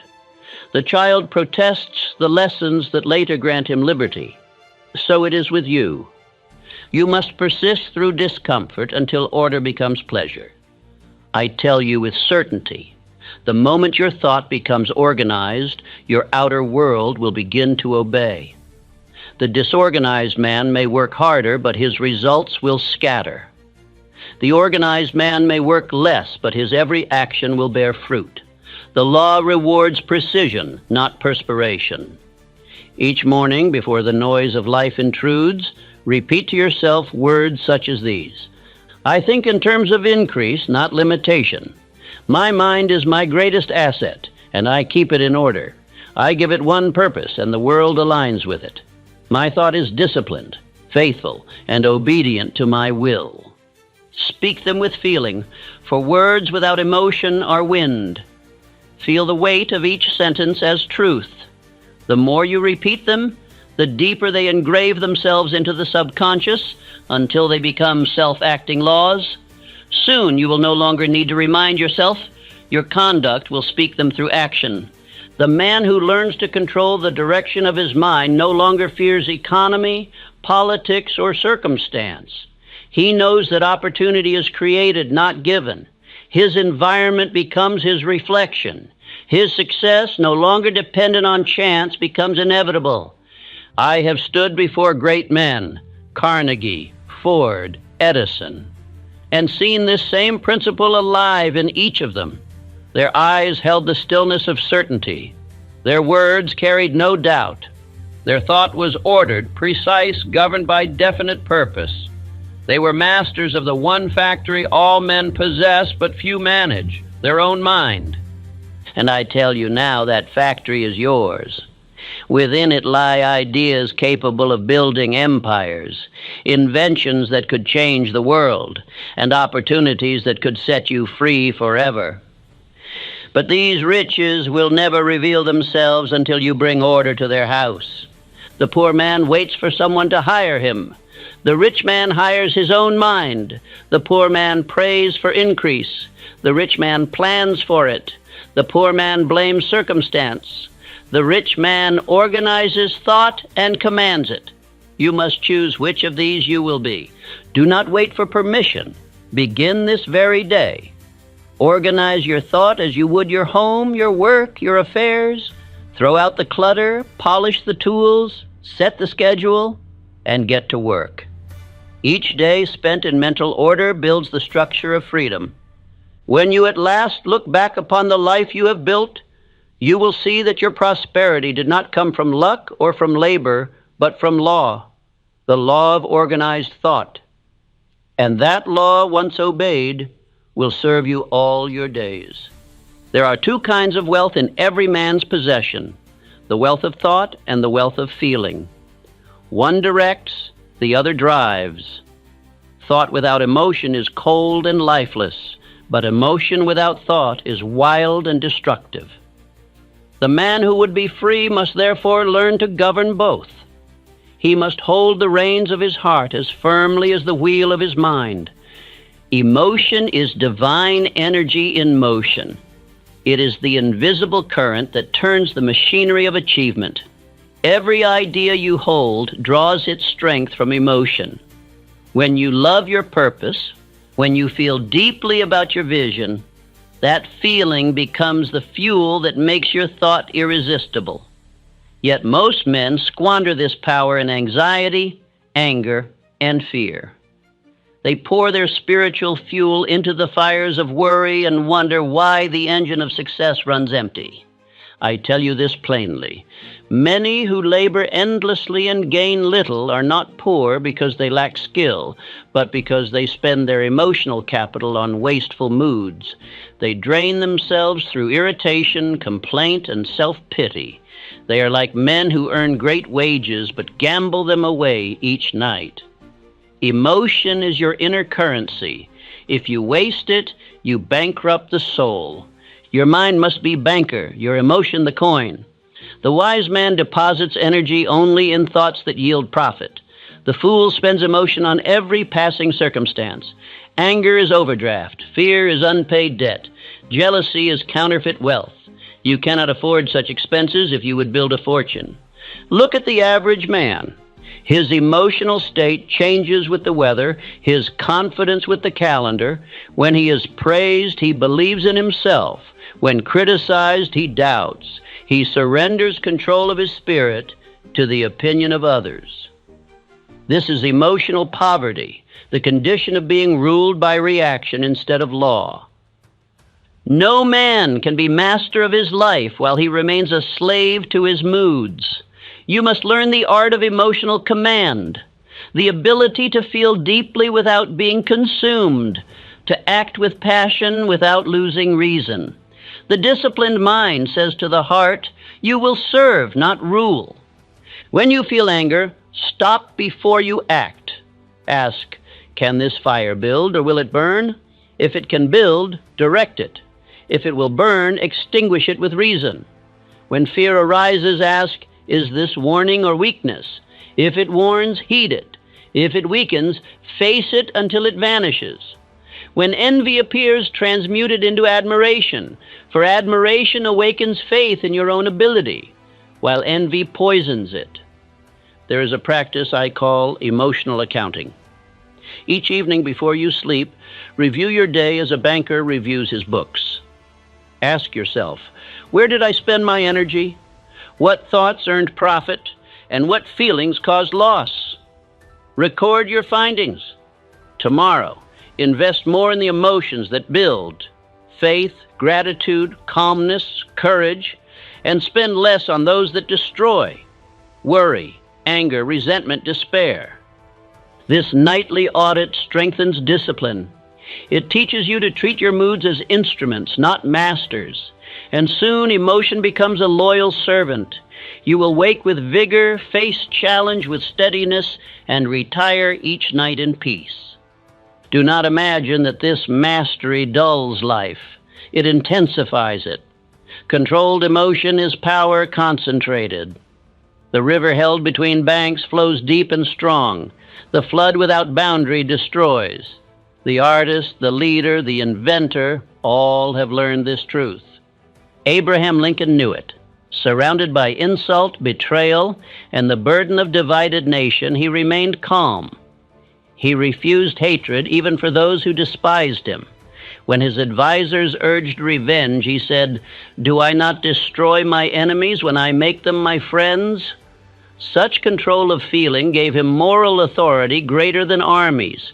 His mastery of emotion was his mightiest weapon. George Washington practiced the same command. During the darkest days of war, when his soldiers starved and his plans faltered, he stood serene. His silence steadied those around him. His calm was not coldness, but faith held firm under pressure. That composure drew loyalty as surely as a magnet draws iron. And consider Charles Schwab, who ruled vast industries not by force, but by cheerfulness. He lifted men by his optimism. He believed that good humor was a form of genius, for it multiplied efficiency and turned drudgery into enthusiasm. His fortune was the outward reflection of inward harmony. Such examples reveal a great secret. Emotion, when disciplined, becomes influence. The man who controls himself controls others without commanding them. People feel safe in his presence because his energy is steady, predictable, confident. The world trusts the one who has mastered his own storms. Many men confuse emotional control with suppression. They imagine that strength lies in hardness, that calmness means coldness. It is not so. True control is not the absence of feeling, but the right direction of it. The musician does not silence sound. He arranges it. So must you arrange your feelings. Each emotion carries creative force. Fear, when studied, becomes foresight. Anger, when guided, becomes action. Desire, when purified, becomes destiny. The goal is not to kill emotion, but to convert it into power. This is what I call transmutation, the alchemy of the soul. When irritation rises, channel it into improvement. Say, "This discomfort is a signal. It shows where I must grow." When fear approaches, face it with curiosity. Ask, what lesson hides within this shadow? When jealousy tempts, turn its energy into admiration. Say, if another can achieve, so can I. In this way, negative emotion becomes creative force. You must understand that emotion, once organized, magnifies the power of thought. Faith without feeling is weak. Feeling without direction is waste. When thought and emotion unite, miracles occur. The man who believes and feels, his belief burns like fire. The universe responds to the heat of his conviction. If you find your spirit disturbed, withdraw from noise. Spend time in silence. Silence is the bath of the soul. In quiet reflection, emotion settles and clarity returns. Only in still water can truth be seen clearly. The loud and restless mind cannot hear the whisper of infinite intelligence. Do not be deceived by the noise of the world. Men mistake agitation for action, noise for power, haste for progress. Yet all great forces are silent. The sun shines without sound. The stars move without announcement. The seed grows without noise. So too must you learn to move with quiet power. Prosperity cannot dwell in a heart that trembles. The vibration of fear repels opportunity. The energy of calm attracts it. People are drawn to peace as travelers to a well in the desert. Be that well. Let your presence refresh the weary. There is no greater evidence of mastery than serenity under stress. When others panic, you must remain composed. When others despair, you must radiate certainty. Calmness is contagious. It spreads without words. This is why the leader is paid more than the laborer. He supplies emotional stability. When you learn to govern emotion, your health improves, your sleep deepens, your face brightens. Tension drains vitality faster than work. The man who worries 10 minutes loses more power than the man who labors 10 hours in faith. Peace of mind is not luxury. It is necessity for creative power. Say to yourself, when anger tempts you, I am master of my mood. When fear whispers, I am guided, not threatened. When impatience stirs, everything obeys divine timing. Speak these truths aloud until the heart submits to them. Emotion, like a wild horse, learns by repetition. Let me offer you a practice that will change your nature. Each morning, before beginning the day, sit still and choose your emotional tone. Decide how you will feel as deliberately as you would choose your clothing. Say quietly, today I will walk in calm strength. My spirit will not be shaken by circumstance. My heart will serve my purpose faithfully. This choice, made daily, builds a fortress of composure no storm can breach. You will soon notice that people respond differently to you. They will confide in you, seek your counsel, follow your example. You will command not through force, but through presence. The steady man is a beacon in a world of turmoil. I have seen men rise to fortune simply by mastering temperament. They may have begun with no advantage, but their self-control earned trust, and trust invited opportunity. The man who can be depended upon to remain calm in crisis becomes indispensable. Employers promote him, partners rely upon him, and friends protect him. His inner order becomes his outer advantage. Emotional mastery also refines your intuition. The mind clouded by passion cannot hear the voice of guidance. But when calm, ideas arise like clear water from a spring. Solutions appear where before there was confusion. Inspiration visits the tranquil mind as sunlight enters an open window. As your emotional command grows, you will begin to feel a quiet joy that is not dependent on circumstance. Money will lose its power to disturb you. Delay will no longer discourage you.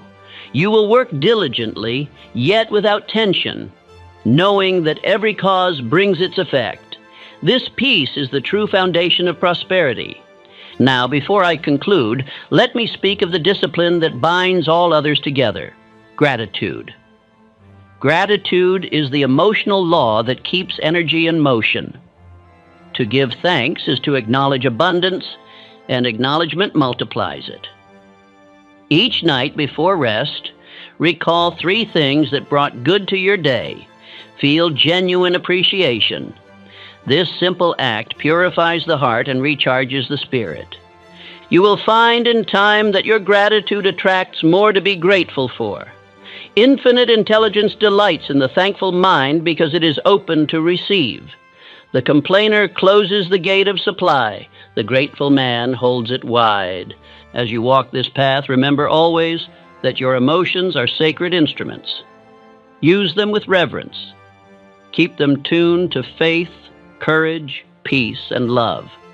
These are the true currencies of wealth. They never depreciate, they never run dry, and they buy every form of success worth having. Say within yourself often, "My emotions serve my purpose. My calmness is my strength. My faith is my fortune. My peace multiplies all that I touch." Speak it until your heart believes it, and your outer world will begin to obey. For when you have learned to govern the kingdom within, you will never again fear the kingdoms of men. You will have discovered the greatest treasure of all, the mastery of yourself. There is a law that governs the flow of all wealth, and it is called order. The man who understands this law no longer blames fate, politics, or the whims of chance. He knows that riches obey discipline just as surely as water obeys gravity. He may begin with little, but because he respects order, what he has multiplies. And the man who ignores order, no matter how much he earns, will see it vanish like sand through open fingers. Order is not mere neatness. It is the intelligent arrangement of energy for a definite purpose. It is the bridge between thought and result, the invisible structure that holds prosperity in place.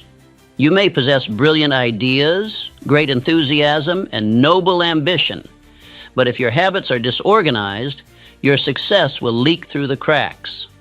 Wealth cannot reside in disorder. It demands a clean house, an exact method, a disciplined hand. I have known many men who labored earnestly, yet remained poor. They worked long hours and complained of bad luck. But when I examined their methods, I saw the truth. They managed their affairs with confusion. They spent without plan, acted without preparation, and lived as though tomorrow had no connection to today. Nature refuses to bless the man who lives in contradiction. Cause and effect are one continuous chain. Disorder in one link breaks the whole. Begin by understanding this. The man who earns little but manages it with intelligence is richer than the man who earns much and wastes it. Wealth is not what flows through your hands, but what remains and grows because of your wisdom. A dollar respected brings its brothers. A dollar despised runs away. You must treat money as you would a fine instrument, never casually, never emotionally, always with precision. Every paycheck is a mirror of consciousness. It is a test, not a sentence. The man who spends all that he earns confesses inwardly that he expects no increase. He says to life, "I do not believe more will come." And life, ever obedient, fulfills that belief. But the man who saves and invests a portion declares faith in future growth. He affirms abundance by expecting it. The law returns, his confidence multiplied. Discipline in the handling of money is discipline in the handling of thought. Both obey the same master, your will. If you can manage $1, you can manage 1,000. But if you waste the small, the law will never entrust you with the large. Infinite intelligence promotes only those who prove faithful in little things. This is not sentiment. It is structure. John D. Rockefeller began not as a magnate, but as a clerk. He recorded every cent that entered or left his hand. He studied the movement of his finances with the same attention others gave to games or gossip. His notebooks became a map of his mind, precise, orderly, disciplined. That order expanded outward until it governed industries and shaped economies. What the world called genius was simply obedience to the law of economic order. You must learn to practice what I call stewardship. Stewardship means handling every resource, time, money, opportunity, as though it were sacred trust. You are not the owner of your possessions, you are the manager of their increase. When you act as a wise steward, the universe entrusts you with more. When you act as a careless one, even what you have is taken away by neglect. Therefore, from this day forward, treat your earnings as sacred seed. Separate it the way a farmer separates grain for planting, for eating, and for trade. Each portion has a purpose.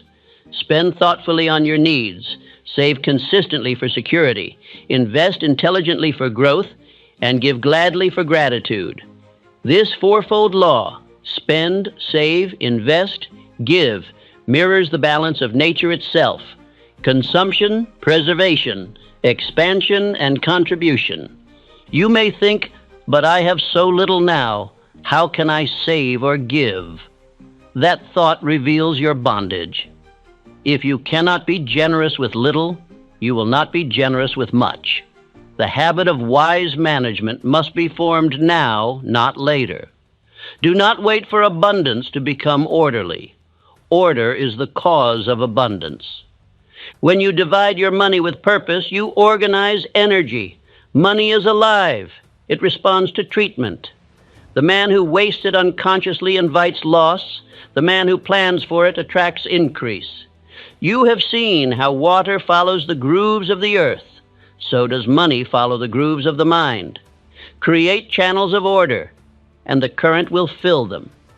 Andrew Carnegie used to say, "Show me how a man spends his spare time and his spare money, and I will tell you the measure of his future." He understood that discipline is character made visible. Every purchase, every plan, every hour reveals the architecture of your belief. The man who drifts spends without aim. The man who builds spends with foresight. Let your daily habits reflect this understanding. Rise at a fixed hour. Plan your tasks before the day begins. Keep a written record of income and outflow. Review it weekly, not with anxiety, but with reverence, as a captain studies his chart. Know where every coin goes. A man who loses track of small sums soon loses sight of great ones. Discipline extends beyond money. It governs speech, time, appetite, and association. The man who controls his habits controls his destiny. The one who allows impulse to rule him becomes servant to every temptation. The world belongs to those who can delay gratification, who see far enough ahead to sacrifice ease for excellence. Henry Ford practiced this principle from youth. He lived simply, saving every bit of resource for experimentation and improvement. He reinvested in his vision long before it paid him back. When others sought comfort, he sought perfection. That discipline built machines that reshaped the world. You must become the architect of your own economy. Do not live as a consumer, always reacting to cost and circumstance. Live as a creator, assigning every dollar, every hour, a purpose. Your mind must become a ledger balanced between faith and reason. The emotion of desire must be weighed against the mathematics of prudence. This balance is the secret of both spiritual and financial peace. When temptation arises to spend carelessly, pause and ask, does this purchase serve my purpose or feed my impatience? Many a man has purchased his prison with his paycheck. He buys comfort today at the cost of freedom tomorrow. Freedom cannot dwell in debt. Every unpaid bill is a silent chain that binds thought. Pay promptly, save deliberately, spend with respect. The law of economic order demands also that you prepare for expansion. To keep all your money buried is as foolish as to throw it away. Money grows only when it circulates through intelligent use. Invest in self-development, in skill, in knowledge. Invest in enterprises that align with your values and understanding. The fool seeks profit without principle. The wise seek progress with purpose. But remember, the greatest investment is not in markets or machines, but in mentality. The educated mind turns even failure into gain. A man who has trained himself in accurate thinking and steady emotion cannot remain poor, for he carries within him a factory that produces opportunity endlessly. Beware the danger of extravagance born of insecurity. Many men, newly earning, rush to prove their worth through display. They buy luxuries not from confidence, but from fear of appearing small. This false pride is expensive. The need to appear rich destroys the foundation of true wealth. Better to possess quiet confidence than loud vanity. The man who seeks applause spends his fortune on noise. Discipline, when practiced long enough, becomes identity. At first, it feels like restriction. Later, it feels like freedom. The musician practices scales until music becomes effortless. The disciplined man orders his habits until peace becomes automatic. He moves through life without friction because every act follows law. Do not mistake discipline for drudgery. To the lazy, order seems burden. To the wise, it is liberty. When you know where everything belongs, confusion disappears. The mind at rest creates efficiently. There is joy in seeing your affairs flow smoothly, in knowing that you command your world instead of fearing it. Make it your aim to build reputation for precision. Others will sense it. They will trust your word because it always matches your deed. They will respect your time because you respect theirs. Credit will extend to you naturally, not through begging, but through proof. The disciplined man need not plead. His reliability speaks for him. Opportunity follows discipline as shadow follows substance. Employers, partners, investors, all search for men who can be relied upon. Fortune entrusts her treasures only to the careful.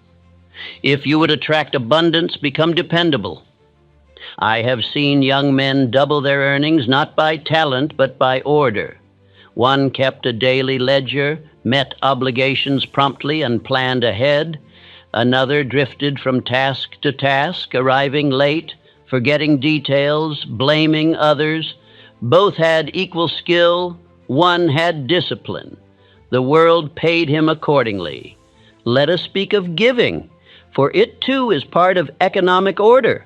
To hoard without gratitude is stagnation. Circulation sustains life. Just as the body breathes by taking in and giving out, so does wealth. Give regularly, not to purchase favor, but to maintain flow. Giving confirms your belief in abundance. The fearful hoard, the faithful share. You may start with a small amount. Even one coin given with faith opens channels of return. The law is exact. That which you send forth multiplies. The miser locks his door against theft, but locks out opportunity as well. The generous man becomes a magnet, for life loves an open hand. When you give, do so quietly. Let your left hand forget what your right hand offers.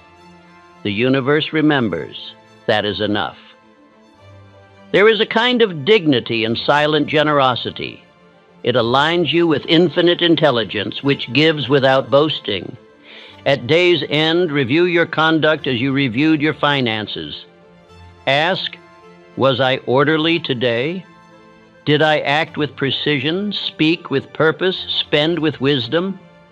This self-accounting is not judgment, but adjustment. No man stays perfectly balanced. Success belongs to those who correct quickly. Each correction strengthens the habit of order until it becomes nature itself. If discouragement comes, remind yourself every great enterprise was built brick by brick. Rockefeller began with a ledger, Ford with a workshop, Carnegie with an idea. None waited for perfection. They began with discipline. Their riches were not sudden windfalls, but compound interest on years of faithful order. And what of those who scoff at such precision, who call discipline stinginess or control? Let them. Their opinion will not pay your bills nor secure your peace. The undisciplined mock what they fear to practice. Their laughter is the cry of the drifting. Hold fast to this truth. Order invites confidence, and confidence attracts prosperity. When your finances, your time, and your habits are aligned, you become magnetic to success. People feel stability in your presence. They trust your decisions. They follow your lead. Discipline is the quiet charisma of the strong. Each morning, before you begin your labor, affirm within, every dollar I handle is a servant of my purpose. I manage with wisdom and gratitude. My finances reflect the order of my mind. My prosperity grows daily in the soil of discipline. Speak these words with conviction, for they plant law within you. Soon your conduct will echo your affirmation. You will find satisfaction not merely in what you earn, but in how you manage it. Bills will no longer frighten you, for you will face them with plan and poise. Unexpected expense will not unseat your calm, for you will have prepared. The man of order lives above panic. In time, you will realize that economic order is not about money at all. It is about mastery. Money is simply the mirror. To bring discipline to your affairs is to bring peace to your mind. You will rise in the morning with direction, work through the day with assurance, and rest at night with completeness. This is the reward of law, the calm knowledge that nothing essential can be lost, for everything in your life moves by design. Chaos cannot touch the man who has learned to live by order. His world may shake, but his foundation stands firm, for it is built upon principle. When you have mastered this law, you will never again fear poverty. You will know that wealth is not a number, but a nature, not a possession, but a principle. You will see your finances as a reflection of the structure within you, and you will govern both with confidence and grace. For the man who lives by order walks with God's law itself. He does not chase prosperity, it moves to him, drawn by the harmony of his thought, the steadiness of his practice, and the peace of his mind. There comes a time in every man's journey when faith must cease to be an idea and become an identity.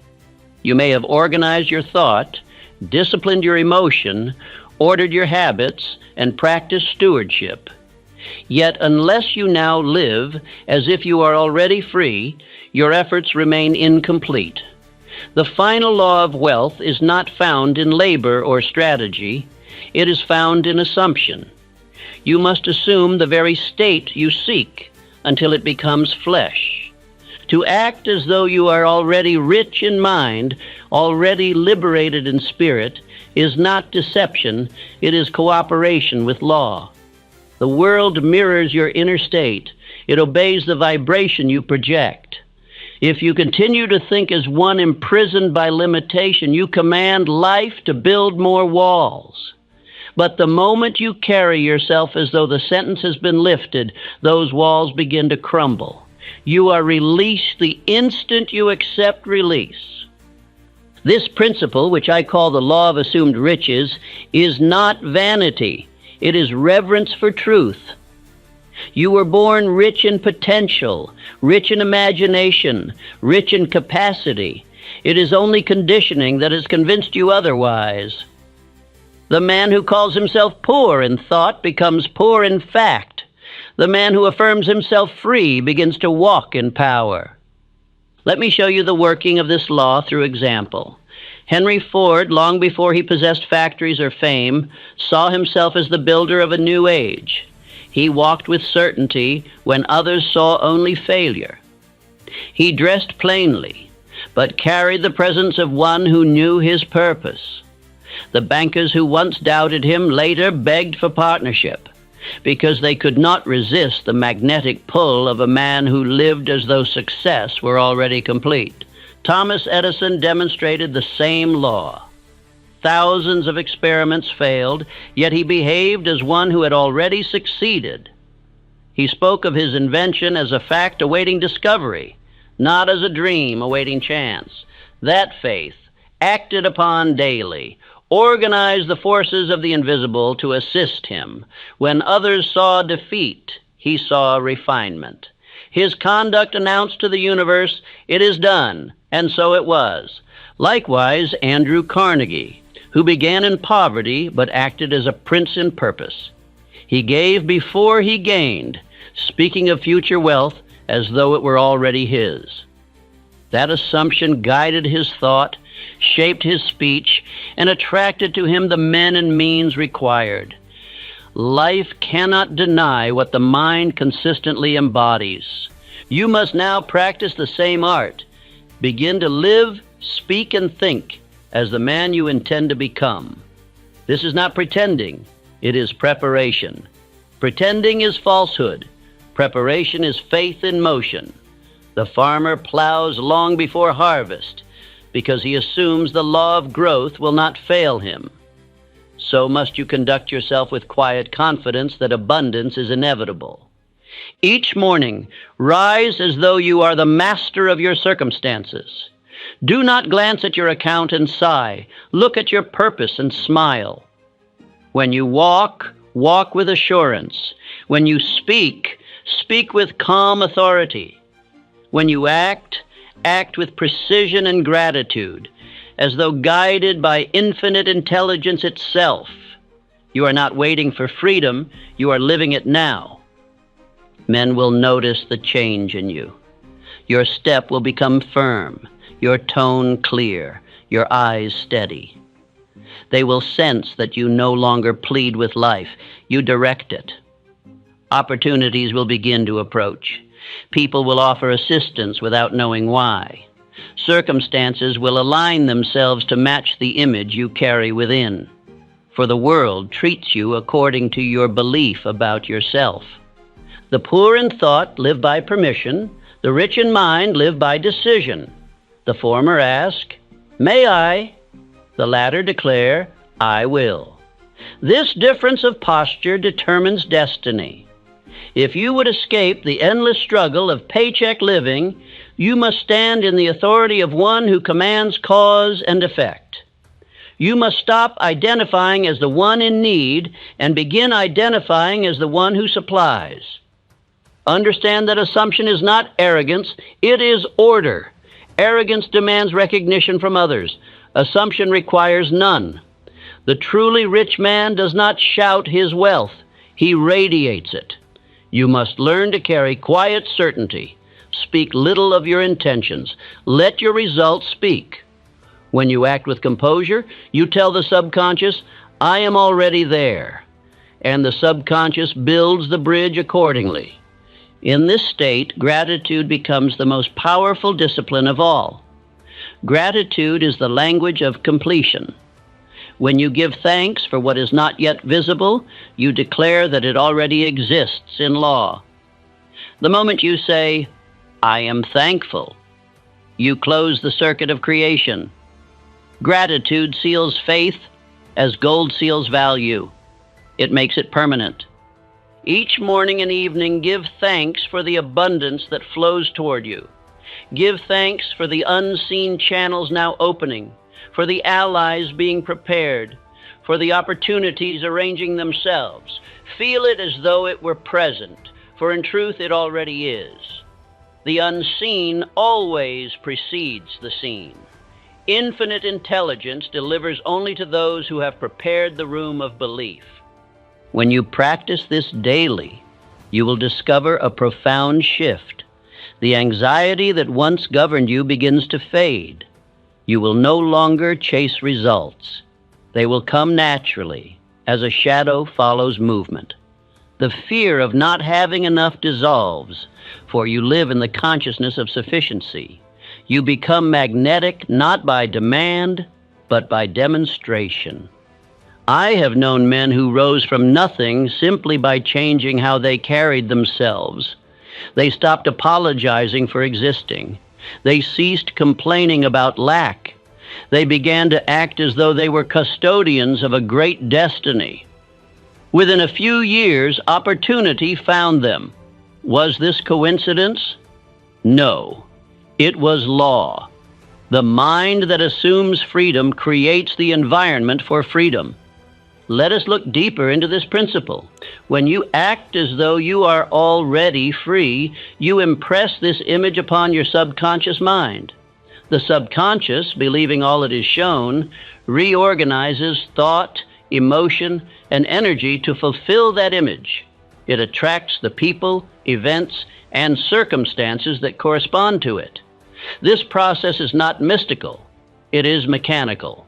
The subconscious does not argue. It obeys. The tragedy of most men is that they use this law in reverse. They live as though bondage were permanent, and so it is. They act poor, think poor, and speak poor. They use the same imagination that could build empires to rehearse failure. They affirm lack with every sigh, every complaint, every word of self-pity. They prepare for struggle and receive it punctually. The law cannot be fooled. It produces precisely what you assume. I say to you, stop preparing for lack. Stop expecting delay. Stop rehearsing disappointment. Begin today to assume success as your natural condition. Say within yourself, everything I touch increases. Every idea I pursue bears fruit. I am guided. I am favored. I am free. Speak these words not as hope, but as truth. Feel them until they become the rhythm of your heart.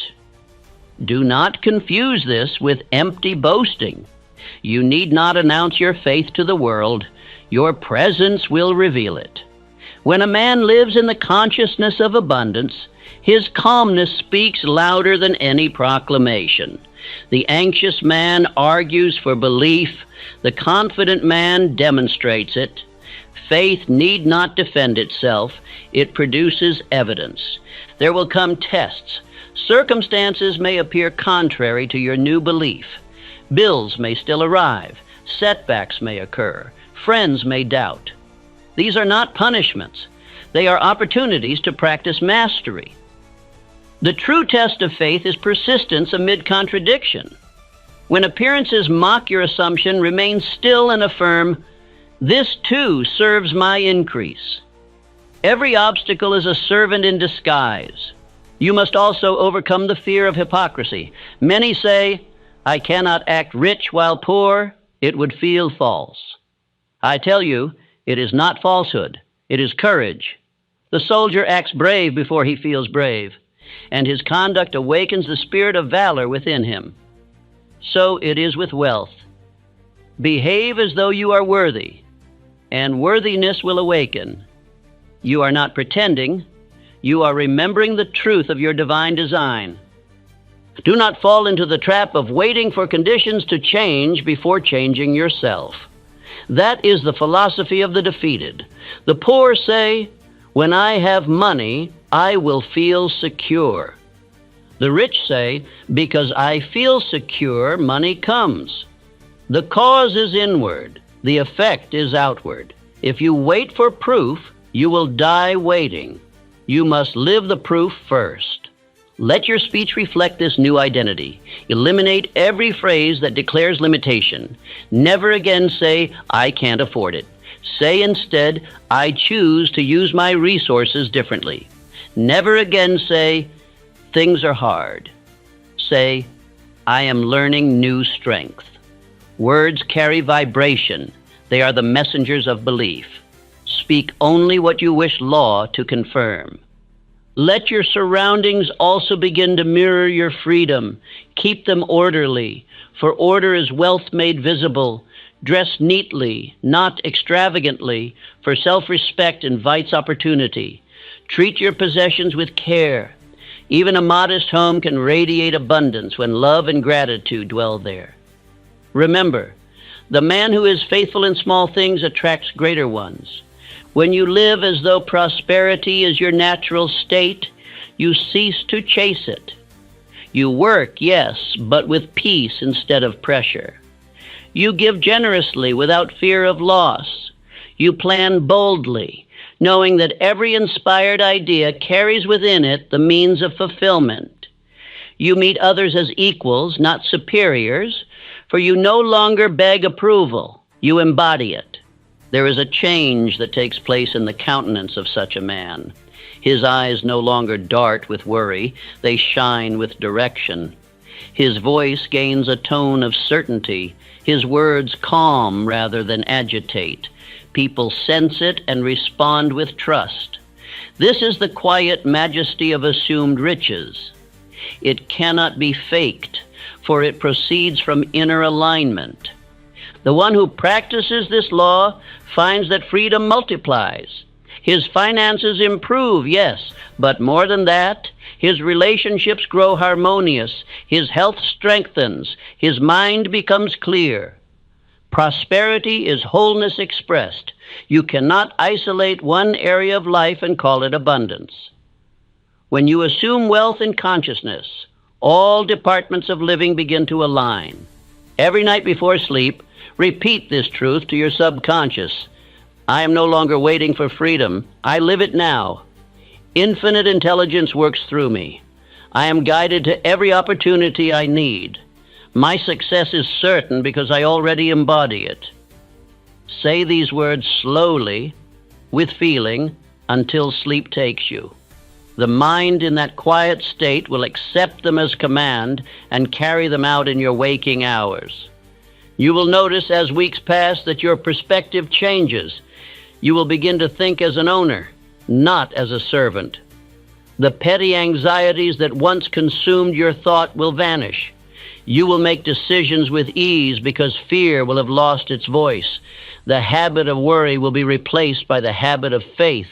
That is the ultimate reward of this law, the transformation of identity from beggar to builder. Freedom, once assumed, grows. The more you live it inwardly, the more evidence appears outwardly. You will see the invisible hand of order arranging details you could never have managed alone. Men will call it luck. You will know it as law. Infinite intelligence always assists the mind that cooperates with its design. Let me remind you that acting as though you are free does not mean neglecting prudence. It means performing every duty from a higher plane of consciousness. You still budget, plan, and labor, but without fear, without haste, without doubt. You do not deny facts. You deny their power to dominate faith. You use facts as servants, not masters. Walk through the world with quiet gratitude. Give thanks for the paycheck even as you prepare to transcend it. Give thanks for the lessons in scarcity that taught you discipline. Give thanks for the opportunity each day brings to practice this new law. Gratitude keeps you in harmony with infinite supply, for it confirms that you already possess all that you need. Now, listen carefully to these final words and let them burn into your consciousness. Freedom is not granted, it is assumed. Prosperity is not pursued, it is expressed. You cannot earn what you already are, you can only awaken to it.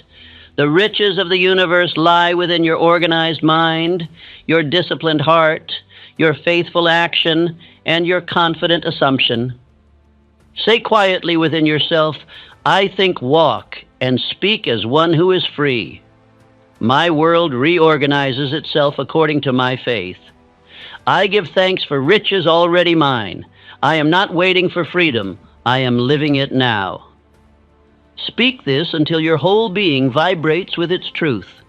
For the day will come, and soon, when you will look back on these words and see that they were not prophecy, but law. You will stand where others still struggle and realize that your liberty began the moment you believed it was so. You will see that freedom was never something to win, but something to remember.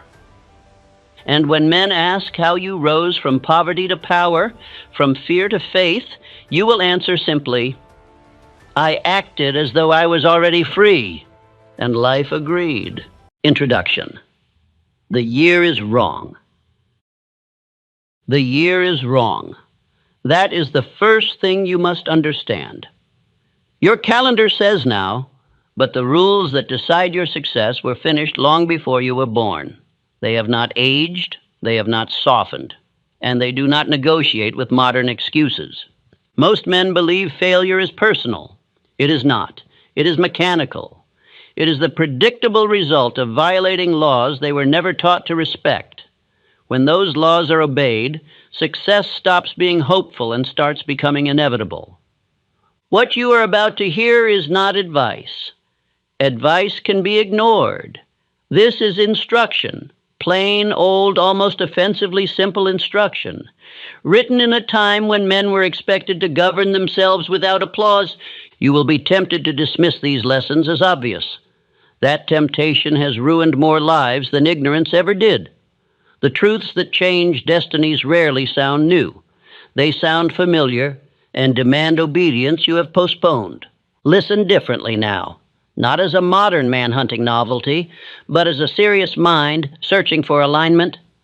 One of these lessons will disturb you. That is the one that has been waiting nearly a century for you to hear it. Do not measure these ideas by how they sound. Measure them by what happens when you live them. When law meets obedience, results follow without drama. Let us begin, quietly, decisively, with the first lesson. Lesson 1, the law of first direction.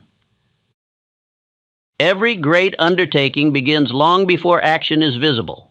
It begins in the quiet chamber of the mind where a man stands alone with his own desire and makes the decision that shapes the entire course of his life. From the outside, the world sees change only when the hands begin to labor, when plans take form, or when fortune reveals itself. But the true beginning lies deeper.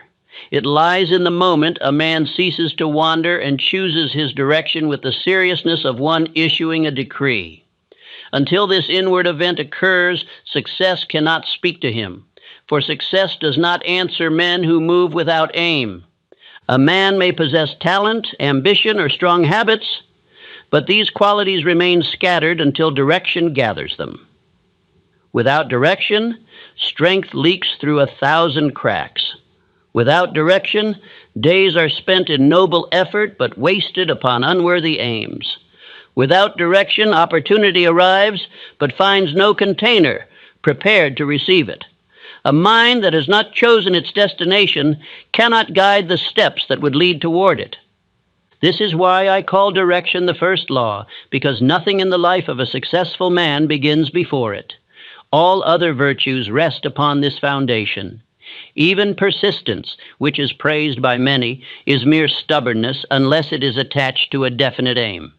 Faith, which moves mountains, becomes superstition if it is not anchored in purpose. And enthusiasm, which can stir nations, becomes a flickering flame when it is not tied to a singular end. Observe the conduct of Edwin C. Barnes. When he declared that he would become the business partner of Thomas Edison, he did not say he hoped, wished, or desired vaguely. He chose his direction with a firmness that left no room for confusion. His clothes were worn, his resources almost nothing. Yet his direction gave him an inward authority that riches could not have added. Direction elevated him above his circumstances. It made him appear to others as a man destined for advancement. And because he carried this inner clarity, the world began to treat him accordingly.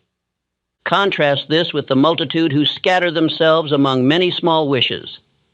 They desire comfort today, opportunity tomorrow, reputation next week. They shift their aim as easily as the wind changes its course. They cannot commit to one thing long enough to become the master of it. Their direction is borrowed from mood, not fixed by decision. Such men remain in motion, but make no progress. They confuse movement with advancement and wonder why years pass without reward. Direction is not a casual selection. It is an inward alignment that gathers every part of a man toward one end. It clarifies thought. It organizes energy. It sharpens perception.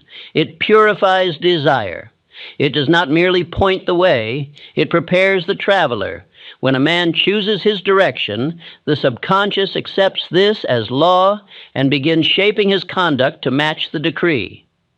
Idle habits fall away. Indecision loses ground. Effort becomes unified.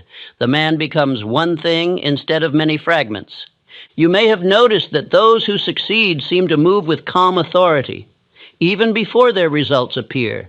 This calmness is not arrogance. It is the natural effect of direction. A man who knows where he is going does not tremble with every change in weather. He does not question his worth at every difficulty. He does not retreat because others doubt him. His direction holds him steady. He becomes like a river that cannot turn back to its source. All its force moves forward. Direction also reveals the companions you must keep and the companions you must release. When a man does not know his path, all company feels suitable. But when direction is chosen, he sees clearly which influences strengthen him and which weaken him. As a man adjusts his course, his environment adjusts with him. People sense direction. They either rise to meet it or fall away from it. Let us consider how direction transforms a man in the eyes of others. A person without direction appears uncertain, easily swayed, easily doubtful. But a man with direction commands respect even before he has earned it. His certainty becomes a form of silent persuasion. Others feel safer near him because he appears safe within himself. Even those who disagree with him recognize that he moves from conviction, not convenience. Direction also protects a man from the great danger of imitation. Many fail because they attempt to follow the aims of others rather than the call of their own nature. They adopt goals that do not belong to them and then wonder why their spirit rebels. But a man who chooses his direction from within cannot be swayed by the noise of comparison. His purpose becomes a compass that returns him to truth whenever distraction calls. When you choose your direction, choose boldly. Choose something worthy of the discipline it will demand. Choose something that strengthens you as you pursue it. And once chosen, do not revisit the decision except to deepen it. A direction reconsidered daily is not direction at all. It is wavering disguised as thought. Lesson 2, the habit of silent force. As I continued my study of the men whose names became woven into the industry and achievement of this nation, I discovered that nearly all of them shared a quality that eludes the common man. This quality was not brilliance, nor unusual strength, nor favorable fortune. It was not charm, nor lineage, nor rare opportunity. It was something so simple that most people overlook it entirely. They worked with a silent force, a calm, steady, unbroken persistence that asked for no praise, needed no excitement, and depended upon no outward encouragement. While the average man labored with much noise and little progress, these men worked with little noise and great progress. Silent force cannot be understood by those who believe progress must be dramatic to be real. Most men pursue their aims with bursts of enthusiasm followed by long seasons of idleness. They believe they can make up in intensity what they lack in consistency. But life does not reward the man whose flame burns wildly for a moment. It rewards the man whose flame burns steadily for years. Silent force is the flame that does not flicker. Observe Henry Ford in his early years, long before machines bore his name. He did not shout his ambition. He did not declare to every passerby that he would revolutionize transportation. He bent his head over each small improvement, repeated his experiments, refined his failures, and returned the next day with the same quiet determination. There was no noise in his labor, no audience to admire his effort. Yet the force he generated through repetition grew until it became visible in the world around him. Contrast this with the man who requires applause to work, or the man who cannot move forward unless excitement carries him. Such a man begins with vigor, but ends with weariness. His enthusiasm cannot endure the friction of slow results. He expects quick harvests from shallow soil. When difficulties arise, his fire evaporates, and he believes fate has betrayed him. In truth, he has betrayed himself, for he relied upon emotion instead of discipline. Silent force does not rely on emotion. It is built upon decision. Once a man decides upon his aim, silent force becomes the method by which that aim is pursued. It is not loud, for loudness is often a sign of doubt. It is not hurried, for hurry is a confession of disorganization. It is not dependent upon inspiration, for inspiration is unreliable. Silent force is a habit, not a mood. Most men underestimate the might of a habit. They imagine that only great actions produce great results. But I have found that the smallest act, when repeated faithfully, contains more power than the largest act performed only once. The hill is moved not by the shovel struck in anger, but by the steady lifting and placing of earth. Silent force is the method by which mountains are moved without commotion. When a man practices silent force, something deep within him changes. His mind becomes obedient to his will. His will becomes obedient to his purpose. The scattered impulses that once controlled him fall silent. His confidence grows, not through praise, but through the quiet knowledge that he can rely upon himself. He becomes a man others trust, even before understanding why. Men of silent force never boast of how hard they work. They do not speak endlessly of their obstacles. They do not seek pity or admiration. They simply continue, and this continuation is their advantage. For the world is filled with men who begin strongly and end weakly. The man who continues quietly, steadily, without complaint, will surpass them all, for the world cannot resist the progress of one who refuses to stop. Silent force is also a protector of time. The man who works quietly wastes no hours on dramatizing his effort. He does not pause to convince others of his seriousness. His energy is reserved for creation, not performance. This is why men of silent force gain years others lose. Their progress multiplies because they do not leak energy through noise, distraction, or emotional outbursts. Silent force becomes especially powerful when progress appears slow. The common man abandons his aim when results do not match his expectations. But the man of silent force knows that slow progress is not a sign of failure. It is a sign that foundations are being laid. He does not protest the pace. He trusts the law of accumulation. He continues. Others will begin to notice the change in you when silent force becomes your nature. They will see in your manner a quiet confidence, a steadiness that does not depend on mood. They will trust your word because your action repeats it. They will sense that you are not experimenting with your purpose. You are advancing toward it. Lesson 3. The Ledger Within. In my long study of success, I discovered that every man carries a secret ledger within his own mind, a silent bookkeeper that records each thought he permits to remain, each belief he repeats, each doubt he entertains, and each conviction he strengthens.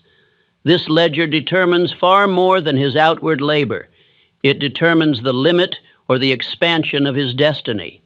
While the world measures a man by his actions, life measures him by the balance within this ledger.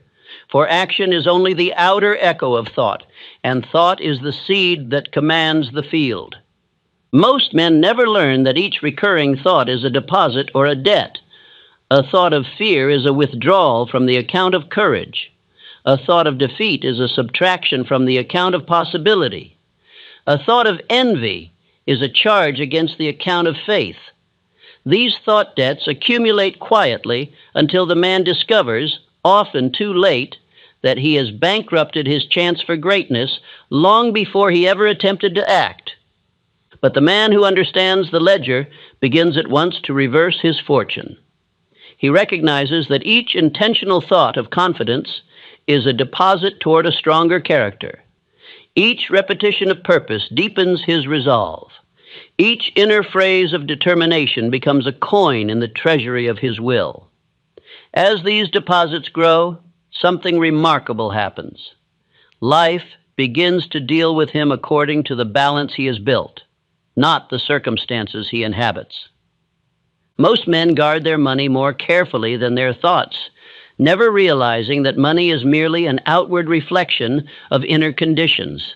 A poor thought habit will destroy wealth faster than misfortune. A rich thought habit will create opportunity where none appears visible. Every man is his own treasurer, and the mind does not forgive careless bookkeeping. You may not be able to control every event of your day, but you can control every thought you choose to strengthen. Events occur briefly. Thoughts remain until replaced. You may not change your surroundings at once, but you can change the ledger from which your surroundings arise. The world begins to reorganize itself when you reorganize the ideas that occupy your inner chamber. This law is neither mystical nor mysterious. It is practical. It is as reliable as gravity. I observed its operation among successful men so frequently that I began to regard it as a law of nature. Their fortunes rose because their inner ledger carried a consistent surplus of thought deposits, belief, direction, courage, and expectation. These deposits shaped the tone of their speech, the firmness of their manner, and the decisiveness of their action. You must therefore begin the work of deliberate thought accounting. Treat your mind as a treasury. Admit no thought that weakens your aim. Encourage no idea that lowers your expectation. Strengthen no image that contradicts the man you intend to become. Every time you permit a destructive thought to remain, you pay interest on that thought in the form of wasted days and weakened will. A single negative idea repeated often is more dangerous than one great misfortune. Misfortune comes and goes, but a repeated idea becomes a habit, and a habit becomes identity. The ledger does not merely store thoughts, it shapes the man who stores them. Thus, you must choose your thoughts with the seriousness of one choosing the bricks with which he will build his home. Once you begin this discipline, others will notice a change in you. They may not hear the thoughts you choose, but they will feel the authority they produce. You will speak with clearer tone, walk with steadier bearing, and meet difficulty with calmer judgment. These outward signs reflect an inward surplus. The ledger within you will determine the height you reach long before the world sees the first sign of victory. It is the root system beneath the soil. It is the unseen engine of destiny. If it is in order, results must eventually appear. If it is in disorder, no amount of effort can compensate. Lesson 4, the law of useful companionship. As I moved deeper into the study of men who rose from obscurity to achievement, one fact became clearer than any other. No great success was ever the work of a solitary mind. The world admires the image of the self-made man, standing tall upon accomplishments crafted by his own hand. But this image is a myth that flatters pride while obscuring truth. Every man who rose to significance, whether in commerce, invention, or statesmanship, did so through companionship that strengthened his thought, steadied his will, and complemented his deficiencies. It is not weakness to depend upon other minds. It is wisdom. I call this principle useful companionship because companionship alone is not enough. A man may surround himself with company that entertains him, flatters him, or soothes his doubts, yet such company offers no aid in the shaping of success. Useful companionship is deliberate. It is built upon mutual value. It is chosen not for comfort, but for elevation. It joins minds that share a seriousness of purpose and a standard of conduct that demands more from each than either would demand alone. Andrew Carnegie understood this law better than any man of his generation. He often declared that his greatest fortune was not steel, nor property, nor machinery, but the company of able men he gathered around him.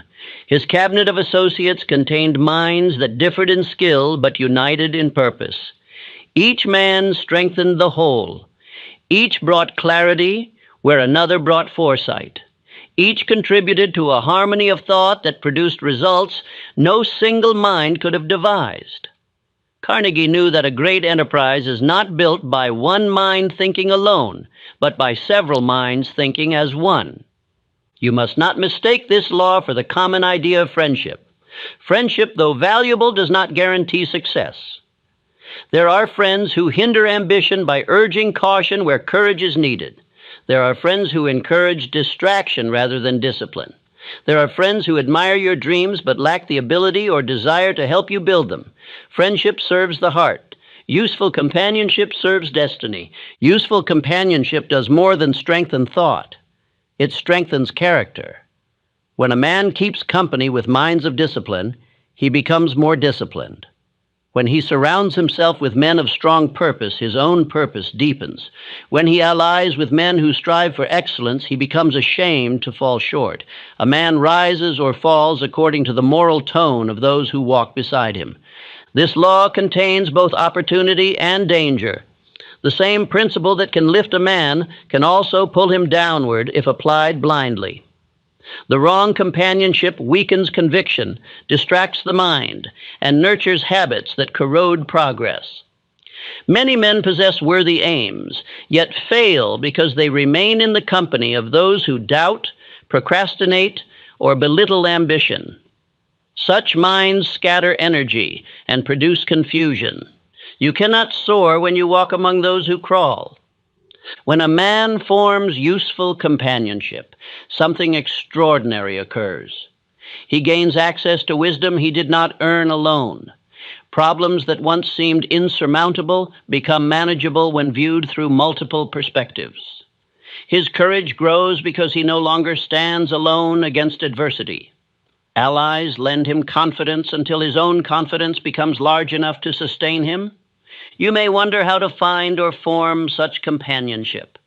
You do not search for it among those who speak loudly of their ambitions, but among those who demonstrate them. Look for men who carry themselves with purpose, who speak thoughtfully, who work faithfully, who do not shrink from responsibility. Such men may not announce their greatness, but their character reveals it. When you join your mind with theirs, your horizon expands. And do not fear that your present station disqualifies you. Barnes did not possess wealth or influence when he entered Edison's world. What he possessed was direction and willingness. Ability respects willingness.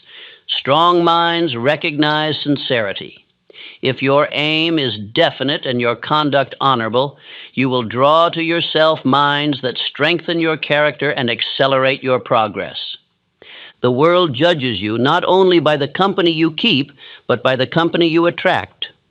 When others observe that you walk beside capable men, they assume you are capable yourself, for men seldom associate deeply with those beneath their standard. Thus, useful companionship not only lifts your ability, but also elevates the way others perceive your ability. Perception becomes opportunity. Lesson 5. The law of obedient imagination.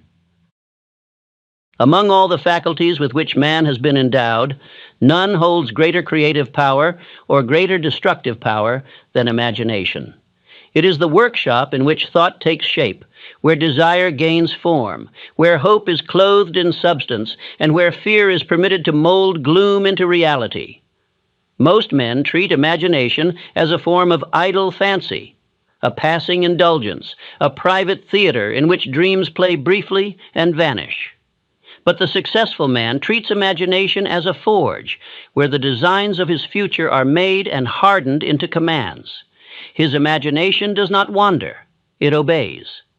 I call this the law of obedient imagination, for imagination does not merely show pictures to the mind, it instructs the subconscious what to build.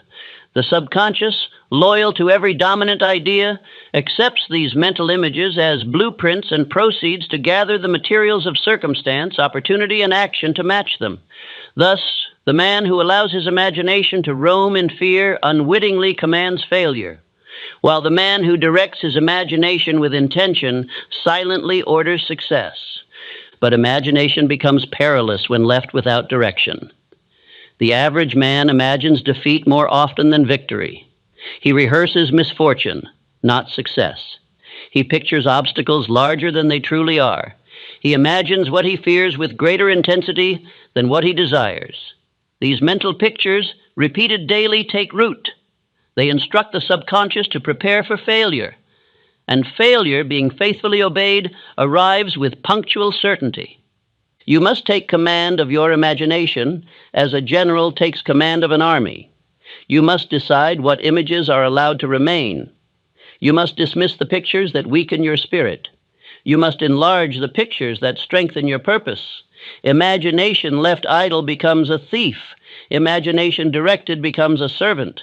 You must create pictures that demand growth. Do not imagine yourself as you are, but as the man required to fulfill the aim you have chosen. Imagination must lead you upward, not reflect you downward. Picture a clearer mind, a stronger character, a firmer will, a disciplined habit of thought. Picture your work executed with precision, your days ordered with purpose, your presence carrying weight. These images, repeated quietly, teach your subconscious what to draw from you. Others will notice when you have mastered this law. They may not see the pictures in your mind, but they will feel the confidence those pictures produce. They will remark upon your calmness, your certainty, your manner of speaking as though you have already walked the road you are beginning. They will sense that nothing in your conduct contradicts your aim. That is the sign of a man whose imagination is obedient. You must also understand that your imagination is influenced by your environment. The pictures you allow into your mind through conversation, reading, and companionship shape the pictures your imagination later creates. Therefore, guard the entrance to your mind as you would guard the vault of a treasure. Admit only what strengthens your purpose. Reject what weakens it. Be wary of imagining too many outcomes at once. A divided imagination leads to a divided life. Hold one image of your chief aim and let every other picture fall away. Consistency of image produces consistency of action. Consistency of action produces inevitability of result. The great men I studied were not gifted with unusual powers. They were gifted with unusual discipline. They refused to allow their imagination to wander into doubt. They refused to indulge pictures that contradicted their direction. They lived within images of their desire until those images became identity. And once identity was formed, success followed. For the world always aligns with the man who has aligned himself inwardly. Imagination must be trained. It must be exercised. It must be nourished with thought and faith. The more you repeat an inner image, the more vivid it becomes. The more vivid it becomes, the more power it gains. The more power it gains, the more naturally your actions conform to its outline. Your imagination is building your future this very moment. The question is not whether it is building, but whether it is building by accident or by command. Lesson 6. The Law of Moral Power. As my study of achievement grew broader and deeper, I found myself returning again and again to one truth so persistent that it could not be dismissed as coincidence. The strongest opportunities flowed toward the strongest characters. Men of wavering integrity found themselves advancing one day and retreating the next. Men of questionable motives rose briefly and then fell with dramatic speed. But men whose character carried the weight of principle, men who could be trusted, men who honored their word, men whose conduct was consistent, found that doors opened for them with ease where others found only barriers. It became clear to me that character is not merely a moral virtue. It is a form of currency, a purchasing power that buys confidence, respect, influence, and eventually wealth. Many men misunderstand character. They imagine it to be a private quality, admired perhaps by conscience, but irrelevant to success. Nothing could be farther from truth. Character is a public force. It precedes a man into every room he enters. It speaks before he speaks. It shapes the tone with which others respond to him. Men of strong character carry an atmosphere, an unmistakable impression that they can be depended upon. Men of weak character carry an odor of risk. Observe the rise of Theodore Roosevelt. Whatever one thinks of his policies, none could deny the power of his character. He was firm, disciplined, courageous, and steady in principle. His character did not merely support his success, it generated it. Men followed him not because he demanded loyalty, but because he embodied the stability that others wished to cultivate within themselves. This is moral power, the ability to influence without force, to command without shouting, to inspire without pleading. This law becomes even clearer when you examine the failures. Men who sought shortcuts, who bent principles for temporary gain, who used deception to advance their aims, inevitably paid a great penalty. Their victories were brief, their reputations shattered, their opportunities poisoned. Wealth cannot remain in the hands of the corrupt, for corruption repels trust, and trust is the lifeblood of enterprise. A man may gather riches by questionable methods, but he will not keep them. Fortune is drawn to character and escapes characterlessness. You must understand that moral power is not a rigid severity, nor a pretended virtue. It is a practical force built through daily conduct. Each time you keep your word, your character strengthens. Each time you choose honesty over convenience, your character earns interest. Each time you restrain anger, temper desire, or control impulse, you enlarge the foundation upon which your future must rest.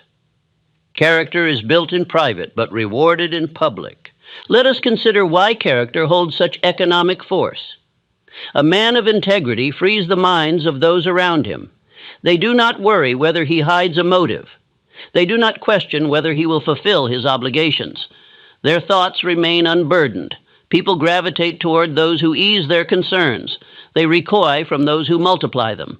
Thus, character becomes a magnet for cooperation.